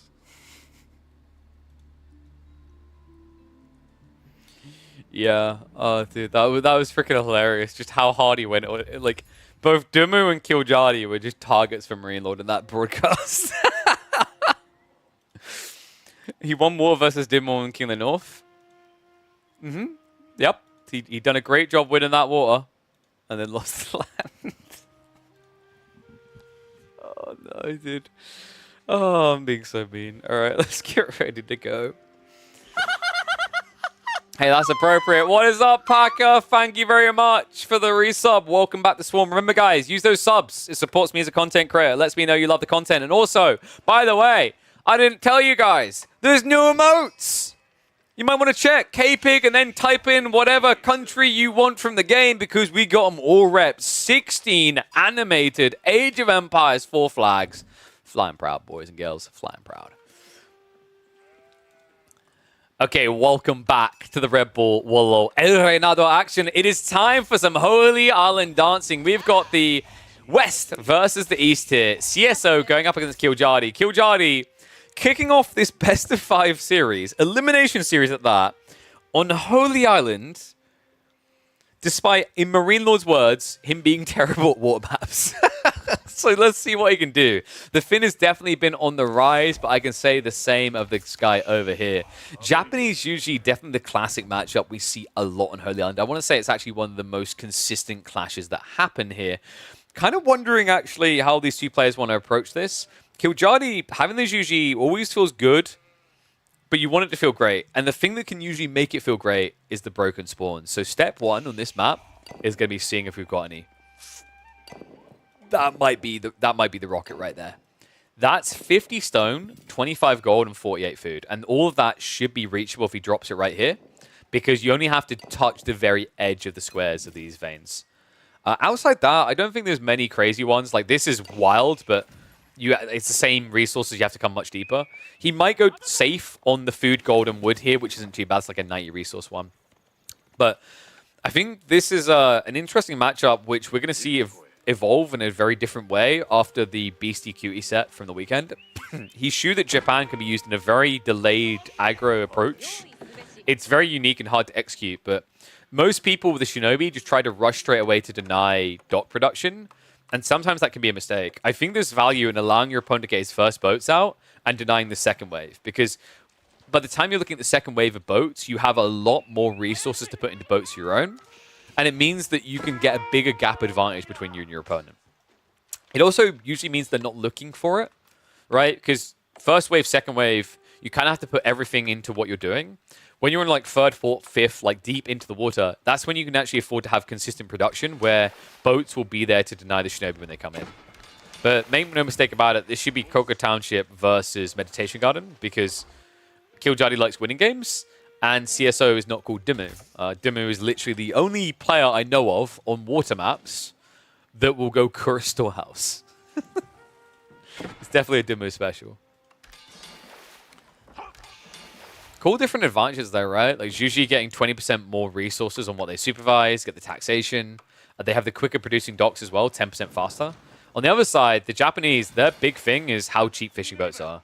So like, the thing you got to keep in mind if you're Killjardi here is if you get in a position where both of you are trading your fishing boats, like both of you are raiding your eco, that actually benefits Japan more, because it's easier for them to replicate lost fishing boats than naval vessels of another kind, right? Like, the ideal situation for Japan is not too much water aggro and both players losing fishing and rebooming, because that's where you get your big economical advantage.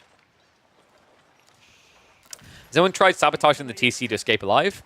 This is actually the one map in RedBull Wololo where it makes sense, potentially. The logic is that if you go for the dive here at about 6 or 7 minutes in the game, Japan, Juji rather, shouldn't have anyone underneath the TC, right? All their villages should be like wood gold because you've got enough fishing boats. So it's all about timing. It can be advantageous, but I'm still not entirely convinced it's the best play. The best play would probably be to just essentially, I'd say you do the Sabo, but then move straight for the wood line. And the logic is that you kind of harass them. Because if they don't have a villager underneath the TC and you Shunshin in, you should be able to sabotage with a quick animation and get away before you die. You will probably survive at about 20 to 30 HP maximum. But the good news is Shinobi very slowly heal. So then what you should do with the Shinobi is send them over to the dock. Right? Once they've done a TC dive for a sabotage, that's their job done around this area. They should never be back here until they're full health. The other potential play we've seen a few players do is where you go for an outpost rush with Japanese, and then those injured Shinobi just become emplacements. And check this. That is the dirty one. I honestly think he could have gotten everything here anyway, but maybe he didn't see it straight away. The difference is this one's close to the enemy base, so it's a little bit more harassable. And there's more chances of disturbing the piece, but that's ridiculous, guys. Like, I can't believe this is still a thing on this map. He's getting 123 resources out of this. 123 resources a minute. Look at it. Look at it. Oh, wait. Sorry. No, he's not. Oh, whoops. Okay, he's getting 117 resources then. It's still ridiculous.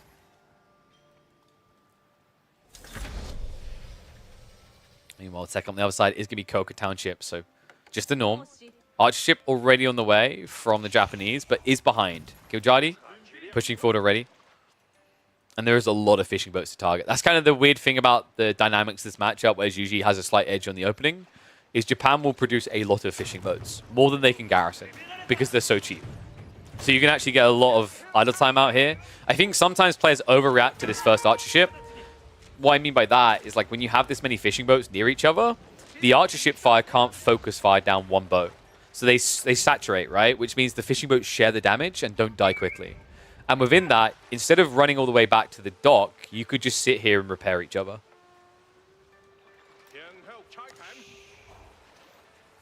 So Archerships revealed on both sides. Yeah, I've got the small ship now coming up from Killjardi. Shinobi should be on the move. It is going to be a blocker on the forward dock. Unfortunately, that was a bait. Killjardi wasn't even producing anything out of that right now. It's going to hurt him a little bit in the timing, but the important detail is he's getting the sprinkled ship out on time out of the back dock. I think fishing should be pretty advantageous still for the Japanese. Yeah, 12 to 10 so far. Probably could be a lot more, actually. I think it's up to like 13 now. Shinobi, in the meantime, is trying to be a nuisance. Wasn't able to get the villagers. Did force the idle time, though, and will now force an outpost commitment out. Yeah, and it's kind of tough. Like, with one Shinobi here, you'd think you'd just dive in and attack the villagers, but you actually die really fast. So 8 villagers with shivs out, they're going to do, what, 6 damage burst? That's 60 damage. That's exactly your health. You just die. And you wouldn't even kill one villager in that time. So I actually think CSO made the right choice not to follow up. I do think, and this is going to sound weird, but hear me out, something that's kind of underrated for Japanese here in Age 2 is an archery range.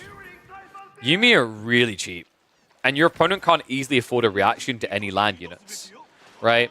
And if you've opened with Shinobi, he has to act accordingly, which means building Chuganu or building Chuganu. Like, there's no other option. If you go Yumi, your opponent needs Horseman, which is really expensive, and Shinobi counter Horseman. And you might think that Chuganu shred Yumi, but here's the funny thing, guys.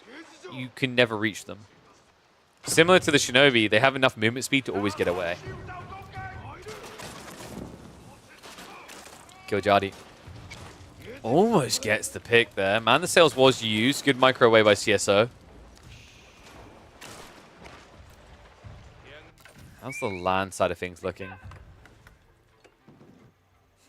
Okay, so no, we've got more kind of a classic approach to Herd Island. I think this is a big difference between like some of the upcomers and some of the established players. Like usually the upcomers actually look for more evolution, I feel like. But the more established players, like, you know, your Beasties, your Lucifrons, your Vortexes, like by now they're adding in a land production building and trying to do something there, right? They're trying to poke.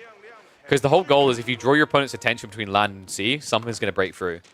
And you might think that can backfire, but the logic is that if you're the attacker, you have the potential upsides on both land and sea, right? One gets through. Your opponent, meanwhile, being the defender, kind of has to react more stringently. It goes back to the thing that was highlighted in the broadcast when I talked to Reinado about this, and he was like, he thinks defending is an advantage at the absolute highest level, but he agrees with what I said, that when it comes to something being new or people not being the absolute perfectionist level, attacking is an advantage because it is inherently harder to react to something and get it right than attack. That's why, for example, when the game came out, Mongol outpost rushing, TC rushing, all this kind of stuff was ridiculous. Even after the nerfs, it still looked ridiculous, but eventually people addressed it. Nice snipe there as well. Good bait and range with the arrow slits nearby. Yeah, I've got a demo ship pump coming behind for Killjardi. Yeah, it makes sense if you think about it, right? Like, if you don't know how to defend something, inherently your opponent has an advantage. And usually when you're attacking, you're putting your opponent's economy on the line, not just their military. But, like, when you're very, very good at defending, all of a sudden you have defender's advantage. You can manipulate that to get a small percentile lead, which is where a player like Marine Lord thrives, right? He loves those small percentiles. In fact, I remember a long time ago him being on record saying, you know, he only needs like a 2% advantage to extend that into a bigger lead down the line. I think a clear advantage for either player here so far. mean, Japan definitely has more fishing boats out, right? But wait, why does Japan have 4 more villages? What? Oh, Killjardi, no. He's been missing villager production. That's actually a really big deal here. So his meditation garden's offsetting at least, but that brings it back to even. So Wei should have an advantage right now. They're more neck and neck. Demo ship count is high though. Killjardi moving in. Archer ship's there to counter CSO's attempt. He'll have to back up. A little bit too stacked here with the micro by Killjardi. I think he wants to split the demos 3 ways and come round. Right now, he's just kind of funneling them to one location. Archer ship does get baited into an overcommitment. Yellow doesn't have any to defend with. I don't know how he lost so little there. Sprawl split is looking good, actually. Killjardi kind of overly baited in his approach there. Does still somehow get 2 sprawls out of it. And Samurai now being built in Feudal Age. From a proxy base. What? Oh, this is such a CSO maneuver. Feudal Age Samurai from a proxy base on Holy Island. Name me any other player that does this right now. I am so confused as to why it was not Onobigisha, though. I guess maybe the Palace Guard detail scared him. But Onobigisha could probably kill a lot more villagers here. Maybe it was the outpost detail that was scaring him. So far, Killjardi hasn't noticed, though. He's so distracted on water here. He is getting a big win. Fishing hasn't been pushed back. But remember what we said. Japan doesn't care if fishing dies. They can recover that. And both sides have lost their navy. Meanwhile, on land, Killjardi only just realized. Okay, I think it's fair to say worth on that one. Palace Guard are now looking to return fire, though. He is in position for it. Scout has the info. And now the cool thing about the Samurai, like you can kind of just back them up to attack the Medi Garden, which also denies resources. Palace Guard are now going to be moving in, though. Nice start there. I love that. Killjardi. He's like, this villager shouldn't be able to move away. Does get the kill. However, pretty underwhelming compared to what CSO just done to him. Meanwhile, his foothold seems to be slipping here. It's still 10 fishing boats compared to 9 on the other side. Shinobi also still proving a nuisance. Doc almost being killed now. This game is so messy. Dude, that is wild. I mean, I don't think I've ever seen a Japanese player do this. This is so unordinary. But actually pretty potent. I don't like the fact he dove underneath the TC. A lot of damage is going to be taken to that Samurai. Like, at this point, you could lose 2 of these guys to just villager shivs. But look at the health bars, man. Tough situation for Killjardi. Has at least got the Palace Guard there now to mirror.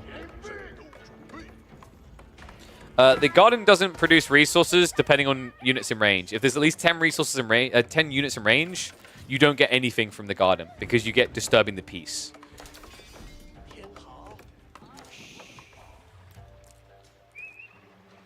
I do have to wonder if CSO's gone too far with this now. 11 Samurai is a lot, guys. That is basically the cost of your tech up, right? Like it's, what was it? 1,430 resources? Right, and a tech up is 1,800. I don't know. I think he's kind of over-investing in this a bit. I guess he's worried about the water side. Killjardi. Trying to get around the back. Looks like he's going to be able to do so. Sees the demos. Does get sniped, though. A little bit wasteful here. Although the archer ship on the other side is getting targeted down. Somehow gets 2 demos out of that, though. Killjardi a little bit distracted here. I mean, for good reason, right? The Samurai now even diving the TC. I kind of don't like this, though. The Samurai, I mean, the pathfinding alone, right? But the fact that the hand cannon slit is making a big difference here. Palace Guard are winning this fight. This is very expensive for CSO. It's kind of wild, right? In this game, you need to be hitting the wood line. Like, that's the thing that your opponent's looking at. You know he's massing demos. So denying wood is the #1 priority in this game. It's like more Samurai are arriving now. Good God. Killjardi's not looking again. Down the other side. He finally starts to move away, but guys, this is adding up. It's now 12 worker kills to 4 in this game. Make it 13. Make it 14. Dude, this is ridiculous. I mean, at this stage, if CSO just reads the game for what it is and goes for a tech play, it should be over. I hope that's the way he's going. He's adding in additional arrow slits, right? So he has that layer of protection. Fast castle now just makes a lot of sense. And I would even recommend maybe just using some food on land. Like, you got Tawara and Takazaiku. So shifting, say, 10 villagers over onto berries makes a lot of sense. A few extra into gold. And then you just kind of go for it. I mean, heck, I think you can kind of just defend with archer ships. Because your opponent is doing the demo pump still.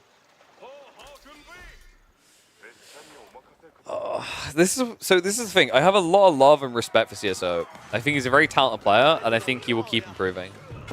But these are the type of games that sometimes cost him so much in tournaments.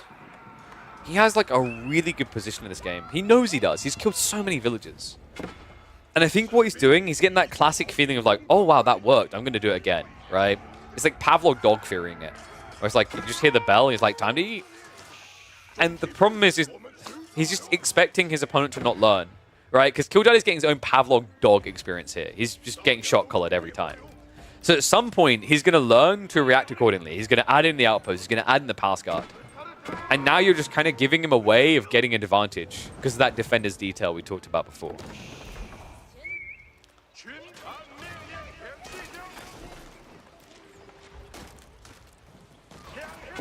Okay, we got Marine Lord levels of wood here. Sheesh.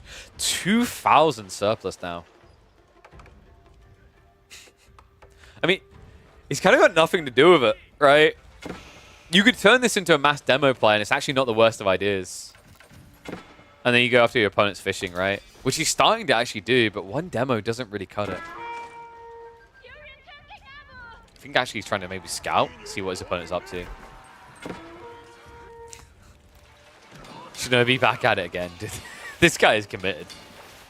He's been working very hard. Demo, obviously, he's not going to get that kill in the junk. This game feels like both players are drawing a lot of attention onto land, and water's kind of getting neglected to a certain extent. Love the blurry tech, by the way. It's really smart here. It's quite interesting, actually, because despite all the samurai, you never saw blurry tech coming out from the Japanese. Instead, it was Steeled Arrow.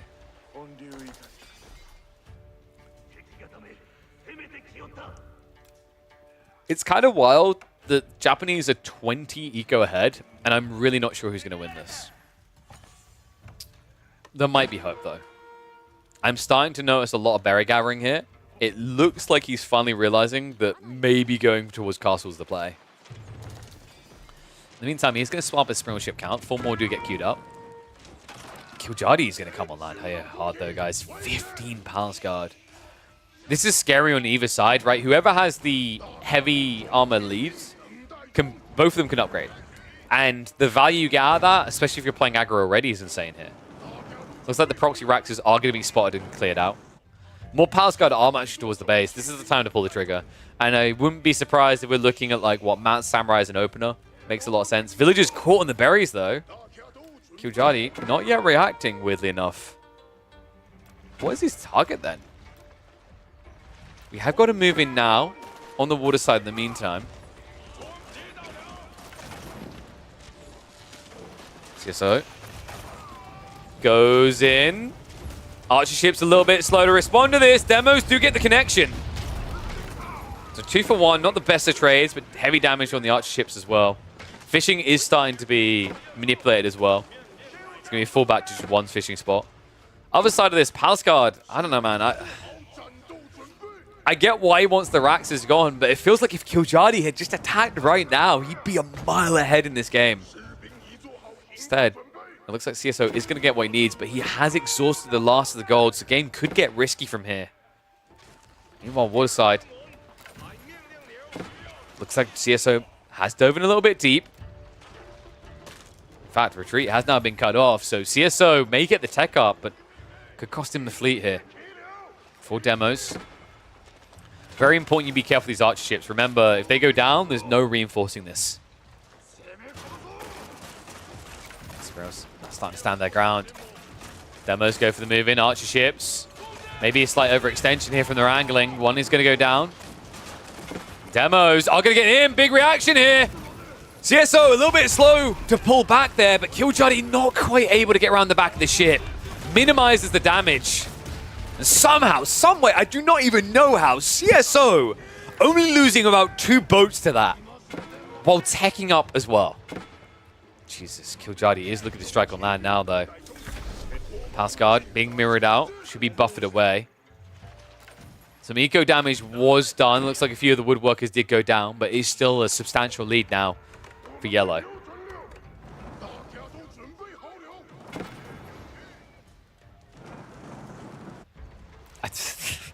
Okay, how, like, we need to talk about the fact that these ships are still here.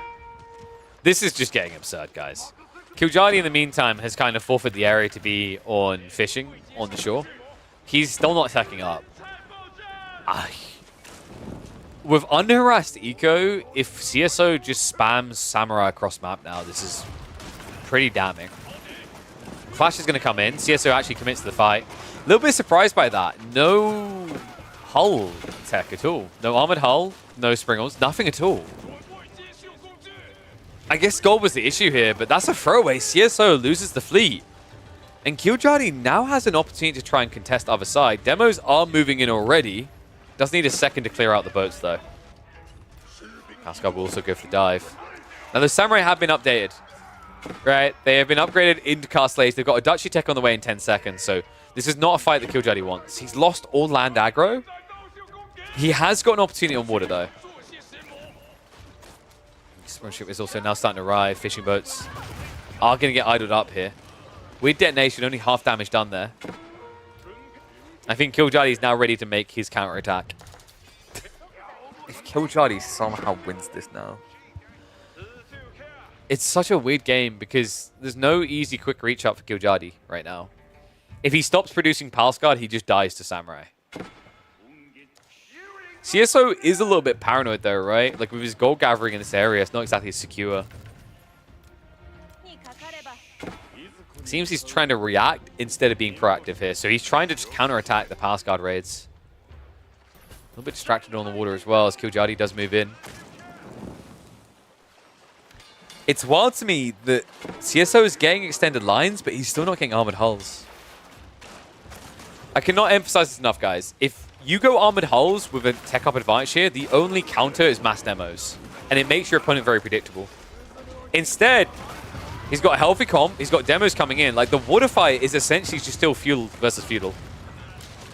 And in that area, Killjardi is at least onto a winner here. Pressure coming in, fishing boats not really able to work anymore. Just hiding on the shoreline fish. A terrible gathering rate. Meanwhile, Killjardi back into the good times. And Castle Age now looking viable here for the Juji.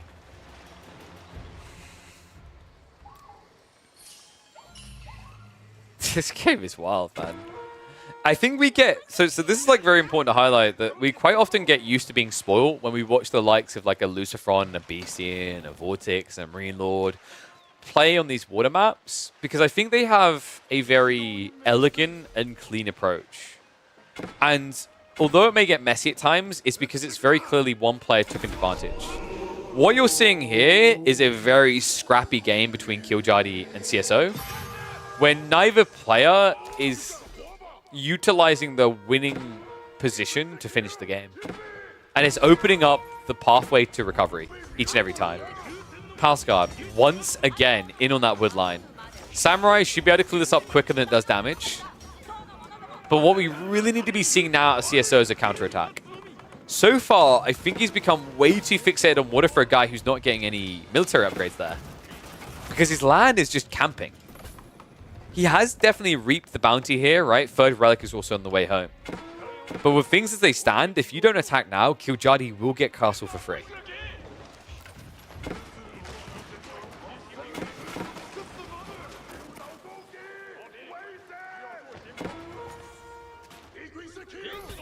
That's such a greedy play. We'll get blocked out.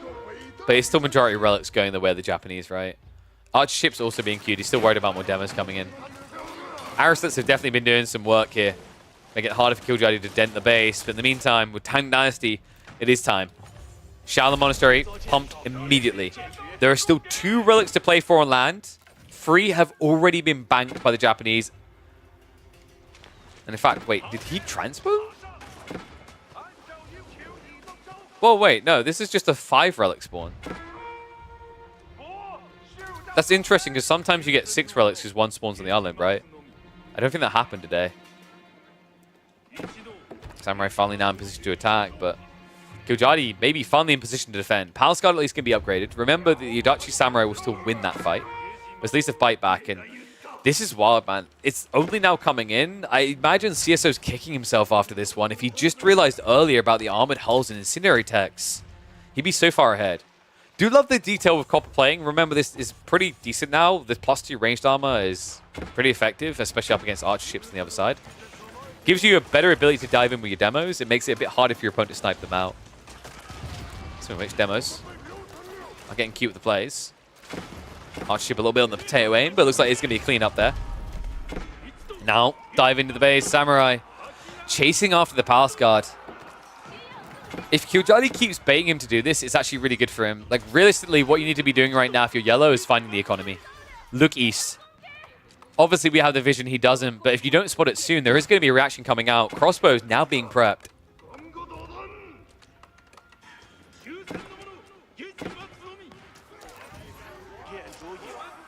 I do wonder if CSO could have done Onobagisha instead here, by the way. Now that your opponent's going crossbows, an Onobagisha switch is really strong. Because he will have Palace Guard, which can somewhat mirror and defend, but they're still substantially slower, right? Palace Guard only really become a good counter to Onobagisha once you get the movement speed, because then you can mirror all their moves. But on a map where you're so spread like this, Onobagisha is just an easy victory condition now. With Military Academy being prepped, I'm really hoping that's where CSO is trending. Waterside has gone fantastically, though. We look away for a moment, and it looks like he got the cleanup. Killjardi is trying to recover a demo pump. That's not going to work out, and this is the big deal. You might argue that Killjardi could go 2TC, but reminder that this is not the Chinese. You do not get that Song Dynasty effect. Your late game is also substantially weaker than your China cousin.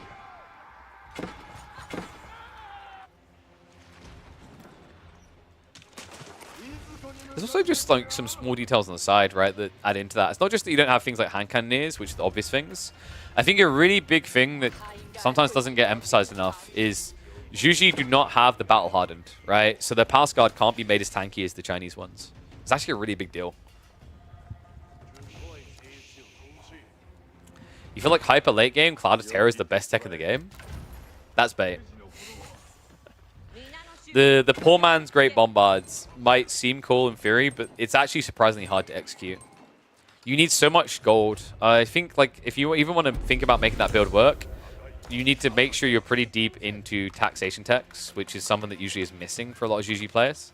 I actually feel like a lot of players skip Yuan, and it's kind of weird to me. You know, I get that you want to be into Imp, but like giving up that insanely valuable extra taxman text that allows you to go up 6 taxman is insane to me. Like, yeah, I think these days right now, in a lot of the GG builds, because they're playing very fast and aggressive, this right here falls by the wayside. Wait, where is it? I'm blind. Yeah, this right here falls by the wayside. Mount Lu Academy, I don't think it gets enough credit in games. Especially if you know it's going to be getting late.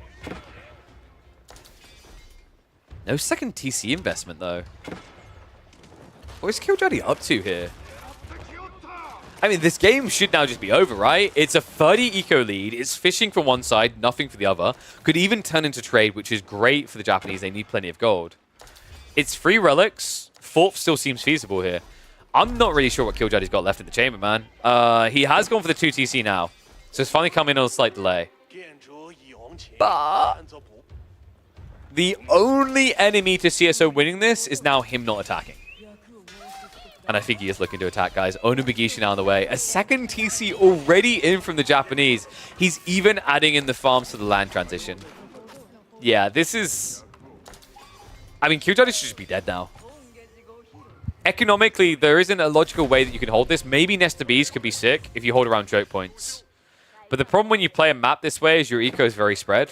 You aren't ready for a full farm transition, so you have to have your food gathering on the front line, your wood on the back line. It's not as condensed as you'd like finesse to beast play. He's now moving in to reveal themselves to the Samurai as well, so it looks like the Meditation Garden is going to be going down. Meantime, Palace Guard Raid does come on the backside. CSO doesn't have much to react to this because he's going on the offensive. TC and Spring Warden placement should be enough to kind of swat this away. Few eco units are going to go down, but nothing that CSO can't shrug off. Yeah, this should be game. Moving in now. Stone is not being actively gathered. Okay, he's doing it now. So Keep Drop might buy him some time here on the backside to set up the farms. The front side should be forfeit. Wait, where are the Bagisha? Oh, we have an overreaction. CSO has a timing and it's now. If you do wait too long, the 2TC plus a granary transition will catch up. So, he's definitely ahead, but he needs to make sure he tries to end the game. It's not that you can't play Imperial Age here as Japanese. It's just, at this stage, it's much easier to win the game. So we have even got Siege Engineering. Kind of interesting. I'm not really sure if it's particularly worth it compared to just having more torch power. It would slow you down. None of the Bagisha are going to move in now. Pass guard front line is pathetic here. Villagers moving forward. He's going to try for a keep drop, but surely this cannot work. There it is. GG gets called. Game number 1 will go to CSO. A wild one for sure, though. The proxy racks is into the defense. The return fire. Fair to say that this is a game that went back and forth. My favorite kind of Age of Empires 4 experience. Yeah, a little bit of a slow end there. I was a little bit worried that CSO was going to bait himself a bit. What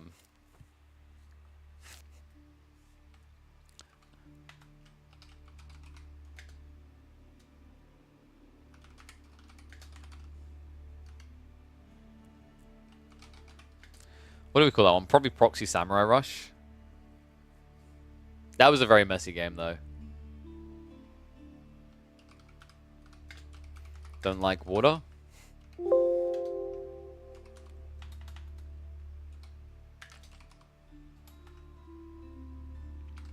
This might be the build for you. Alright, I think that works. Okay, is Emma here? I think food should be ready soon. I don't know if I have enough time to cast another one straight away, but we can cast more, obviously, afterwards. So, lead in the series for CSO, but I assure you guys, a very close series, so still plenty of action to come. KP's the godfather of AoE casting? Oh, thanks, Connor. Appreciate it, buddy. Oh, I don't know. Is Emma here? Gunner. Yeah, I'm wearing my good old Gunner glasses today. They suit me, right?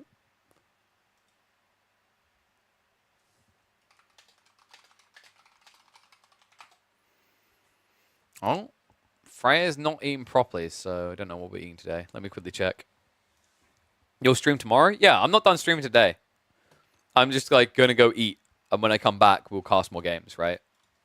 For those that don't know, basically what I do in longer streams is I go spend half an hour with my family, I eat dinner, and then I come back, and we cast more games. Because, oh, she's got to go to the shop. Okay, so we can keep going.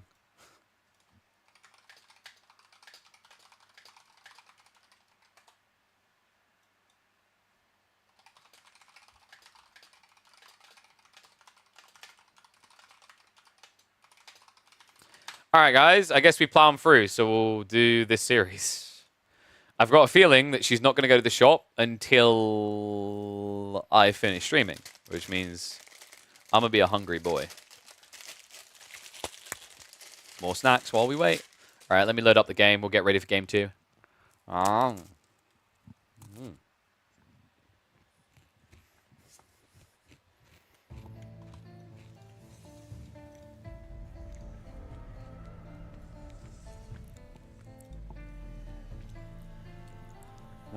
Neck guy.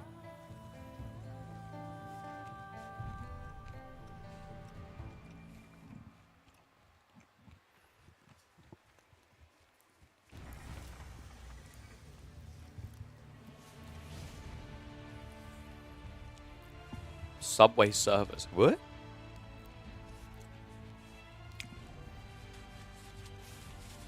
I don't know why Emma didn't just cook pizza or something. She's on about going to the shops to get burgers. I'm like, bruh. This could be 2 more hours of casting.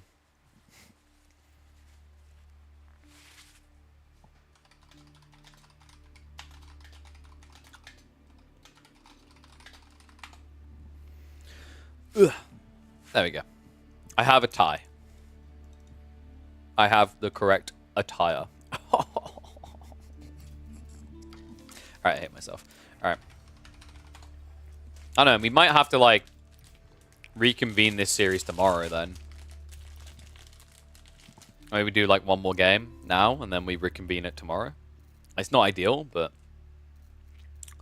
it's kind of where we're at. Let me see. Open CSO's data. Have a look here.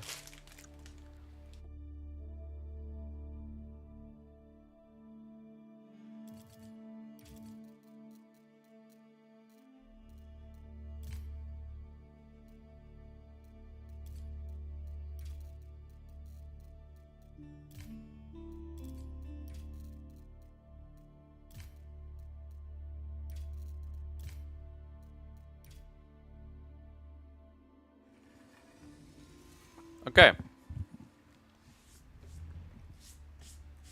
Well, this is interesting. Ibids versus Jome. You don't actually see that one much.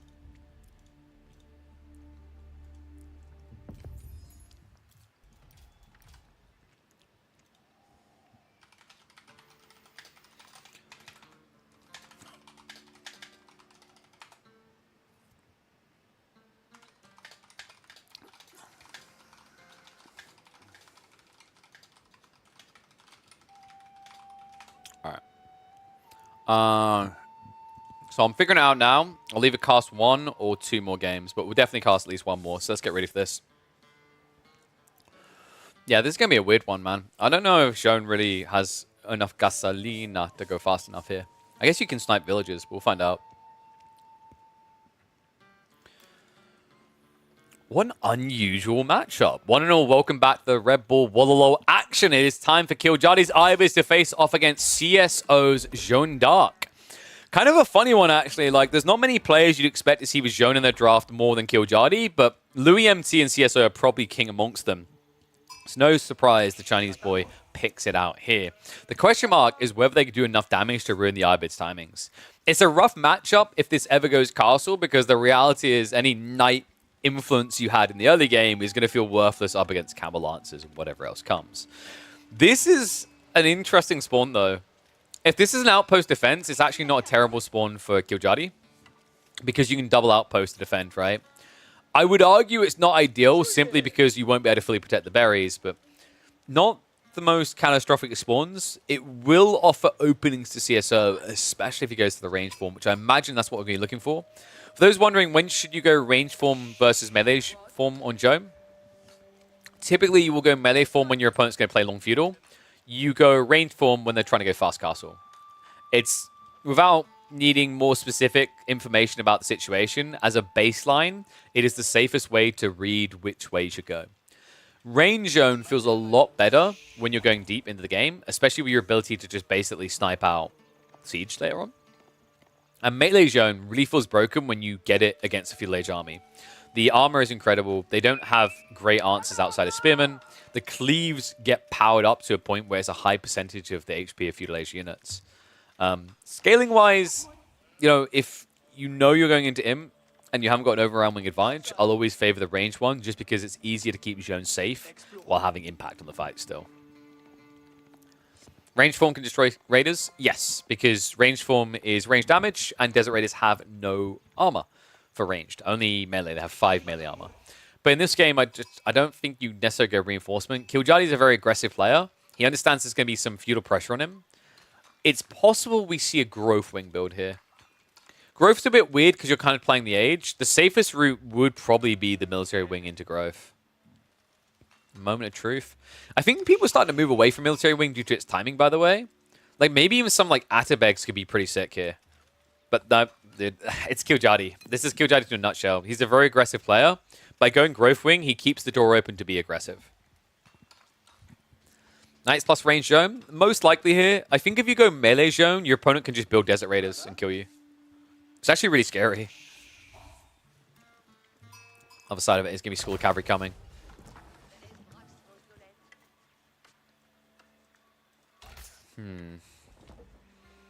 How could CSO get an edge here? Because like this is actually kind of crazy the more I think about it. It's a 4 villager difference at 4.5 minutes into the game. Remember, when you play Zhone, you sacrifice a villager to make Zhone a warrior. Right? That's really what's happening there. Basically, Imhotep, and then your villager disappears and you get Zhone in warrior form. While your opponent gets 3 extras. If you think about the maths involved there, that's 180 resource difference per minute. That's actually wild. Add in the fact that your opponent very quickly in the feudal age will get an extra 10% gathering rate. Dude, you feel chalked in this type of game. You have to deny him from getting any sort of beneficial resource to feel good. And I think with Killjardi having that extra eco, he's not going to allow that. He also just has an insane spawn. I mentioned the 4 resources can be risky, but look at the back. Berry, deer, gold, all of it in the corner. This is so easily wallable in this game. Dude, this is brutal. CSO. He's going to have to find a way to unravel it. I don't think 2TC is as viable anymore. People have kind of moved away from that. And against the Iabids, the timing comes in so quickly, it just feels like a negative to play into it. And yes, Killjardi was not optimal. Shame upon him. At least he only ate 1 berry bush. The logic is, I think, if you eat the berries fast and nearer, because you've got less walk time without wheelbarrow, it means you're going to get quicker tech timing than if you spread them all out straight away. It's like, it's kind of a flavorful thing here, is if he was over gathering these berries to get the first tech up, it can be forgivable, because it'll save you like 15 seconds on your tech timing. Rat's coming in though, Killjardi. Appropriate reaction, right? Like, your opponent's opening knights, you have to do spears. But this also emboldens the idea of just going for archer form zone.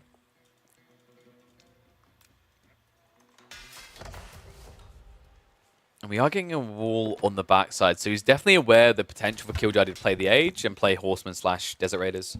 CSO is definitely no stranger to the Iabids being played in this aggressive way, by the way. He actually had a game already in the tournament where he'd done this to his opponent. I believe it was a... I think it was an Iabid Zhou matchup as well. It might have been Iabid Roost, though. And he... Sorry, no, it's Iabid Delhi. Sorry. He basically played Growth Wing into all blacksmith upgrades, built spearmen, archers, horsemen, and just overwhelmed. It was incredibly powerful. So never underrate the power of Iabids to play H2. We've memed on it for a long time.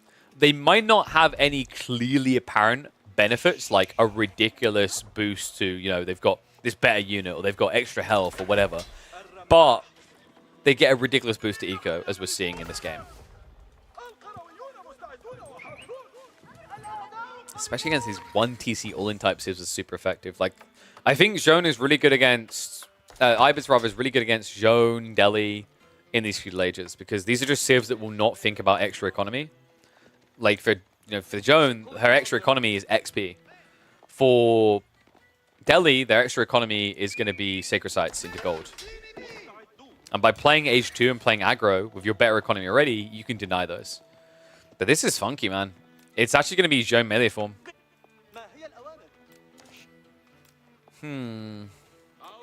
I guess he scouted the spears, right? Traditionally, so 2 things here. Traditionally, when you see spearmen opening, I know I said range form can feel good, but like Zhone cleave isn't terrible as well, because you just get huge damage saturation, right? The bigger deal, though, is I think CSO is perceiving this as Killjardi being all in on feudal. And the longer he plays feudal now, the more potential Zhone has to win this just by getting level 3. So this is 100% CSO anticipating Killjardi playing the Age. Now, if Killjardi baits him with this and goes castle fast, this is catastrophic for Zhone.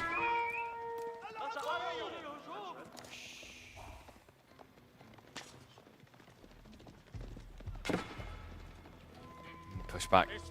Will come in on the first night. Horsemen are going to meet Zhone for the first time. Killjardi, dude, he's still setting it in Horsemen. That's kind of wild. A really good counter to melee form Zhone is actually mass archers. It's like a mass archer transition kind of makes sense now. But he hasn't seen a reason to do it, right? His opponent's only building knights. Archers are the worst thing to do. So what does Killjardi do? He doubles down on mass melee against melee Zhone. This is actually absurd.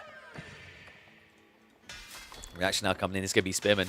Love this. Dude, this actually feeds the belt, right, for CSO. It's kind of what he needs to balance the game out a bit. Raxes are actually the best thing to consecrate if you are going to non-stop pump out of them. As a statistical, like, savings, right? If you pump Knights non-stop, you save 35 food per, and that equals 70 per minute. But as a percentile of the cost of a Knight, it's not high, right? Spimmin only costs 80, and that means you only save 60 per minute. But as a percentile cost of the unit production, that's you actually almost saving a true 25%, right? Because 75% of the cost is in food. So it's actually not a bad choice to have to consecrate Spimmin here. We have Guildhall on the way, though. And this is going to transition to Men-at-Arms, which is also really good for consecration, because once again, the majority of the cost is in food. Damn, that's cool. And yes, you can consecrate a building when it's being built. It is depressing if you cancel it, though, because I think, if I remember correctly, you still lose the consecration charge. It doesn't refund if the building isn't complete. It treats it as if it's been destroyed. But this is crafty, man. Like, you're in a matchup against Ibids, and you're the one going castle. That's wild. And Killjardi's nowhere near a tech up either. Surely he has to send it. He's got the Spim and the Horseman around the back. One really important thing here to kind of clock is whether CSO has the food for the age. He's still got 13 cheap underneath the TC. He's fine. Pass guard mean to get queued up. Joan trying to stand it down. Now keep in mind, Killjardi, he got the phalanx, right? So you can actually stab into Joan really quickly here. But it could get expensive fast. Divine Restoration is coming off cooldown as well. CSO. Interesting spread here. Really, you want the Spimmin on the Horseman, not the other way around. First Men-at-Arms does come out, though, and surely Killjardi's going to have to back up. He is prepping a tech up behind this. Going to continue to try damage, though. Joan starting to get a little bit of XP out of this, though. Men-at-Arms, one, not able to contest as many spears. Cleave finally coming in. A little bit delayed there. Had it been earlier, would have been a quicker cleanup. The second Cleave would be primed, but looks like he's out of charges. So, CSO will start playing for the relics now. Tech up is about to be triggered by Killjardi. It looks like it's going to be a full cost one by the macro. We're likely looking at logistics here. Logistics makes a lot of sense, especially now that you've scouted the monastery. It allows you to race that timing. You do need to find a way of keeping the monks in the base in the meantime, though. Unless he's thinking Adabegs, but that... Desert Raiders? No. I think logistics is probably the most sensible choice here. Because you're behind on your tech timing. Yeah, there we go. So this is the way that you try to compete on the relics. It's probably the only way you can do it. Killjardi's giving too much XP over? You kind of have to, though. For a start, you shouldn't care as much because Joan level 3 is only strong when you're still feudal age, but she's not going to get there quick enough like this, right? Before you get castle. The whole point was to idle the gold. If you don't idle the gold, your opponent gets monks, he gets mass Men-at-Arms, he gets knights, he gets upgrades. So actually, that wasn't the worst of ideas by Killjardi. Like, if he hadn't done that dive, he's in trouble. Because then these racks get rallied to your base. And they're pumping non-stop Men-at-Arms with knights as well. So actually what Killjardi done, although it looked very negligent, it's important he does that to stop Joan's true timing. And credit to him, man. The worker kills paid off. Look at it now. Kind of a nutty lead, right? 9 ahead at this stage. Remember, 1 of them is due to Joan and converting. 3 of them is for the growth wing. But that still doesn't account for the 5. Neither do the worker kills. So, looks like there was some skip production coming out from CSO here. Oh. I've been seeing a few of these mistakes recently out of some of the upcoming players where like they either get housed or they just forget the TC a bit. It's actually kind of crazy that this deep into the AoE4 ecosystem, the esports scene, kind of what seems like such a simple mistake can still happen so often. And it's crazy the difference it's making at the competitive level. Remember, every villager, that's like permanently 40 resources less you're getting in the game. Men-at-Arms are starting to swell up. Tech up should almost be complete. Yeah, it's coming in a few seconds. This should probably be a crossbow opening, right? If Killjardi just like triple pumps the crossbows, he has a solid hold here. It's also beautiful up against Joan. Remember, she's heavy infantry, which means she will get sniped by crossbows. There we go, tech out complete. Dervish immediately on the move, and there we go. Pump straight into crossbow. Such an unorthodox approach. Veterancy also coming on the Horseman. Dervishes a little bit ambitious on their movement. Funnily enough, will be fine though, because men-at-arms are too slow. Oh no. The race is now on. CSO, one relic already home. Second one coming. TC also now being dropped, but Horsemen are Rohirriming in. Is he going to scout it? He sees the mining camp. And good instincts. He checks the east side. TC, he could torch this. Killjardi. He's got to be thinking about it right now, right? Yep. He's forcing the cancel. And it's already costly. CSO! What? He doesn't cancel it. Villagers coming back now. Horsemen see an opportunity. Men-at-arms trying to hold the choke points next to the berries. Spearmen start to stab in. Now keep in mind the men-at-arms don't feel that tanky up against this many veteran horsemen. Zhone with a buyback is going to arrive to try and assist. But the idle time alone has bought what's needed. A play back onto the map. Looks like relics are still trying to be secured. There is one being dragged from the west side. Army might be a little bit slow to react to that, but keep in mind right now, CSO's entire defense strategy is men-at-arms. And the crossbow counter is already coming. A crossbow counter, which, by the way, will also counter out Zhone level 3. This is another reason why when you know the game is fast going into Castle Age, melee form Zhone is bad. Because remember, if you go ranged, she's not a heavy class unit. Melee Zhone is. Which means that these crossbowmen get a substantial boost in their damage output against her.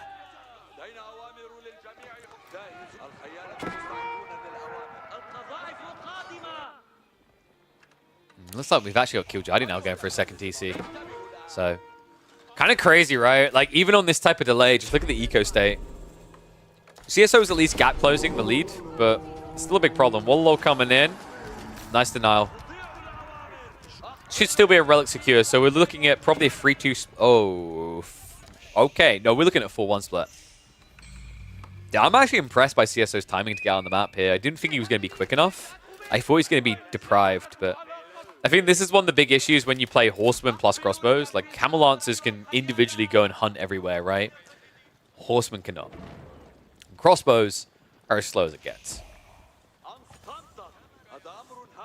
So we got Rams, Killjardi, putting the Spearman to work.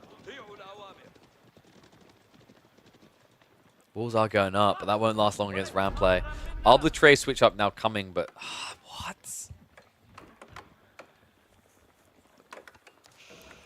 Oh no.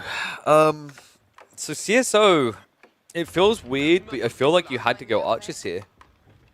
Your opponent, I mean, like, even that struggles against Horsemen, right? But at least it's more cost efficient to scale. Spearman, actually, yeah, well, like, what I'm on about, Spearman is literally just the play. If he stops producing men-at-arms, switches spears, like, I think you need more spears first before you go arbitrary. But he's going hard into this, guys. He's even prepping Gambesons. So the reason why Spearman is your saving grace, your opponent already has Horsemen, he has mass crossbows. There's no single better unit. Arbitrary would be better than crossbows in that one-on-one engagement, but your opponent has 16 Horsemen at this early phase of the Castle Age. It's very unusual. You don't see this comp very often. But this is, I think, what makes Killjardi a very frustrating player sometimes, is like, this is so off the meta path. When was the last time you saw an IB player mass Horsemen in Castle? Right, you just don't do it. You just go Camel Lancers. Like, you have the options, you have the ability. But it's the correct read here, along with the crossbows as well.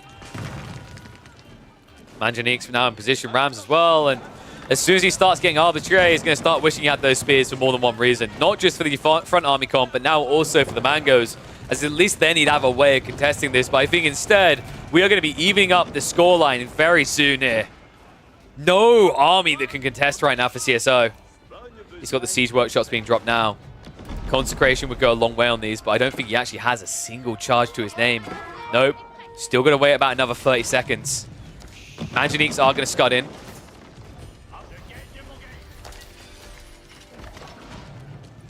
Gambesons is definitely good because up against Horsemen you reduce their damage by 5, right? But it's still bonus damage to counter you out.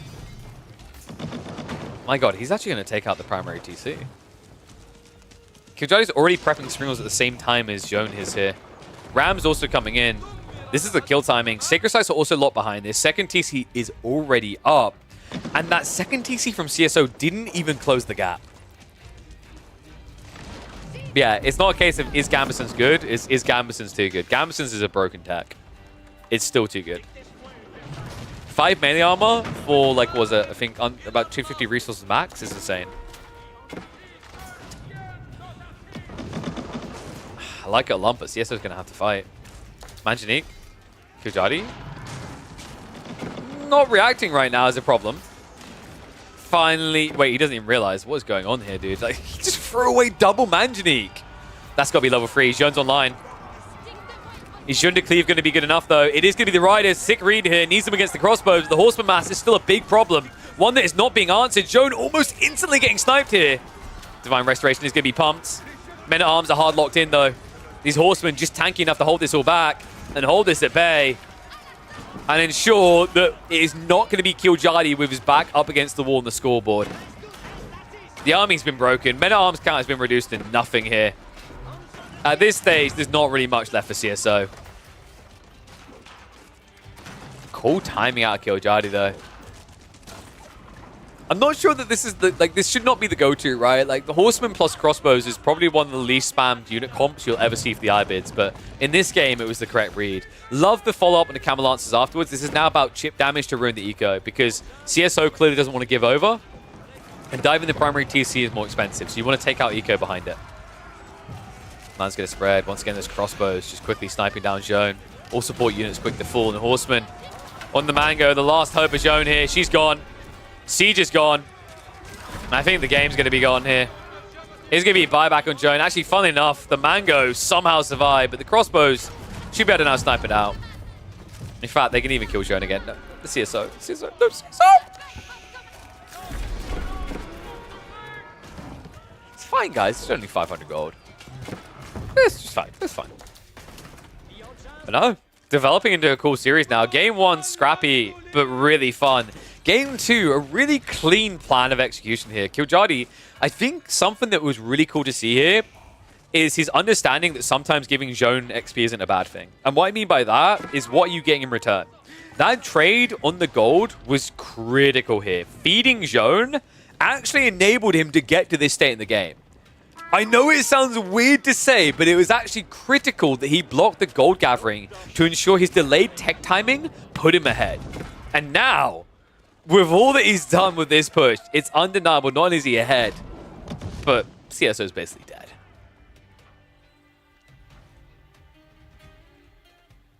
I think I'm going to speed this up a little bit. CSO doesn't really want to call a spade here.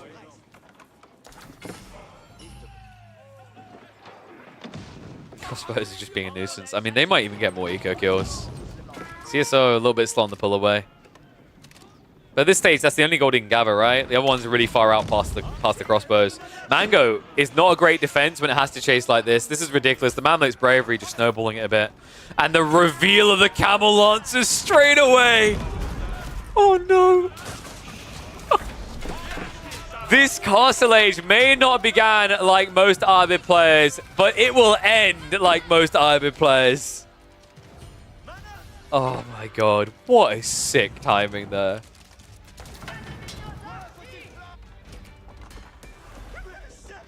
This is our new home, children.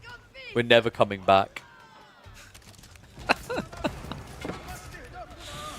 Alright, I hit the 4 times. Like, I'm not going to be delusional. GG called.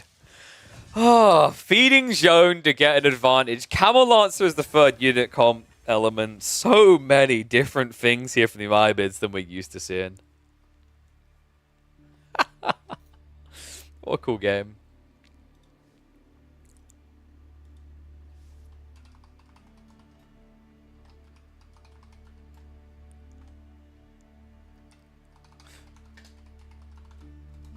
Damn, I want to put the thumbnail as Fat Princess, but no one gets that reference. Feeding Joan.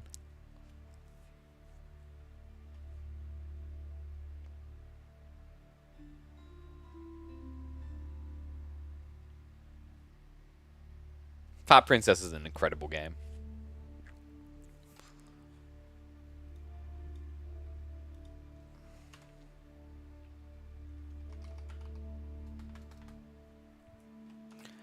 Could feeding Joan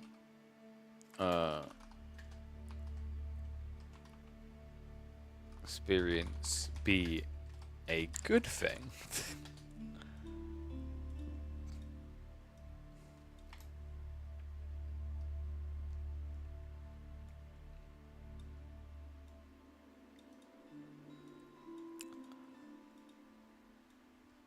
I guess we call Operation Feed Zone.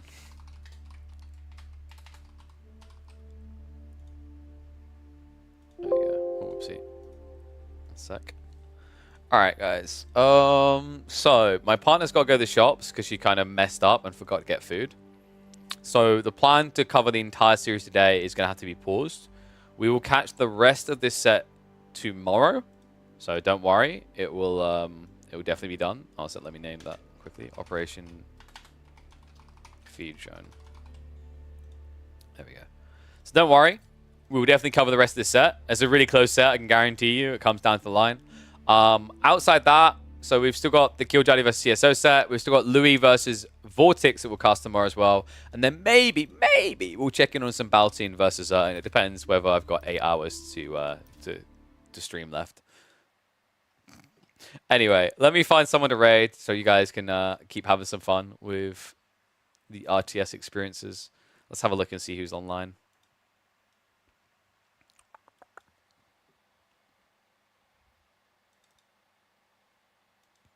Yeah, Fat Princess, dude. I wish they remake that. It's one of the best Capture the Flag games I think I've ever seen. I had so much fun with it as well. So... Alright, guys. I think it's going to be his final Age of Empires 4 stream. So, go give him some love. Vortex already announced his retirement from AoE 4. Well, he said likely, but yeah, it's basically his retirement from AoE 4, unless something drastic changes in a year or two. So go enjoy him playing some free-for-alls right now, I think, with his community. Probably the last Age of Empires 4 scene you will actually see out of Vortex. Thank you for everyone who's tuned in. Make sure you follow the channel if you haven't already. Plan is to be live tomorrow, Thursday, and Friday to get it all hyped up. We're going to have a cool mixture of Age of Empires 4. We're also going to be doing some checking out of Stormgate, so be sure to tune in for that. I know some people are like, oh, Future's not my, like, I don't know if I like this game. Best way to find out is to give it a chance and have a look and see how it feels. But we'll definitely be on there. We have access. We have a key for early access as we're one of the content creators. So yeah, plenty of fun to come this week. And then obviously weekend will be full RedBull Wololo hype to see who's going to be going up against Marine Lord. But go have some fun with Vortex, and hopefully I'll see you all tomorrow, where we will see what the outcome of that Killjardi CSO series is going to be. I'll see you all then.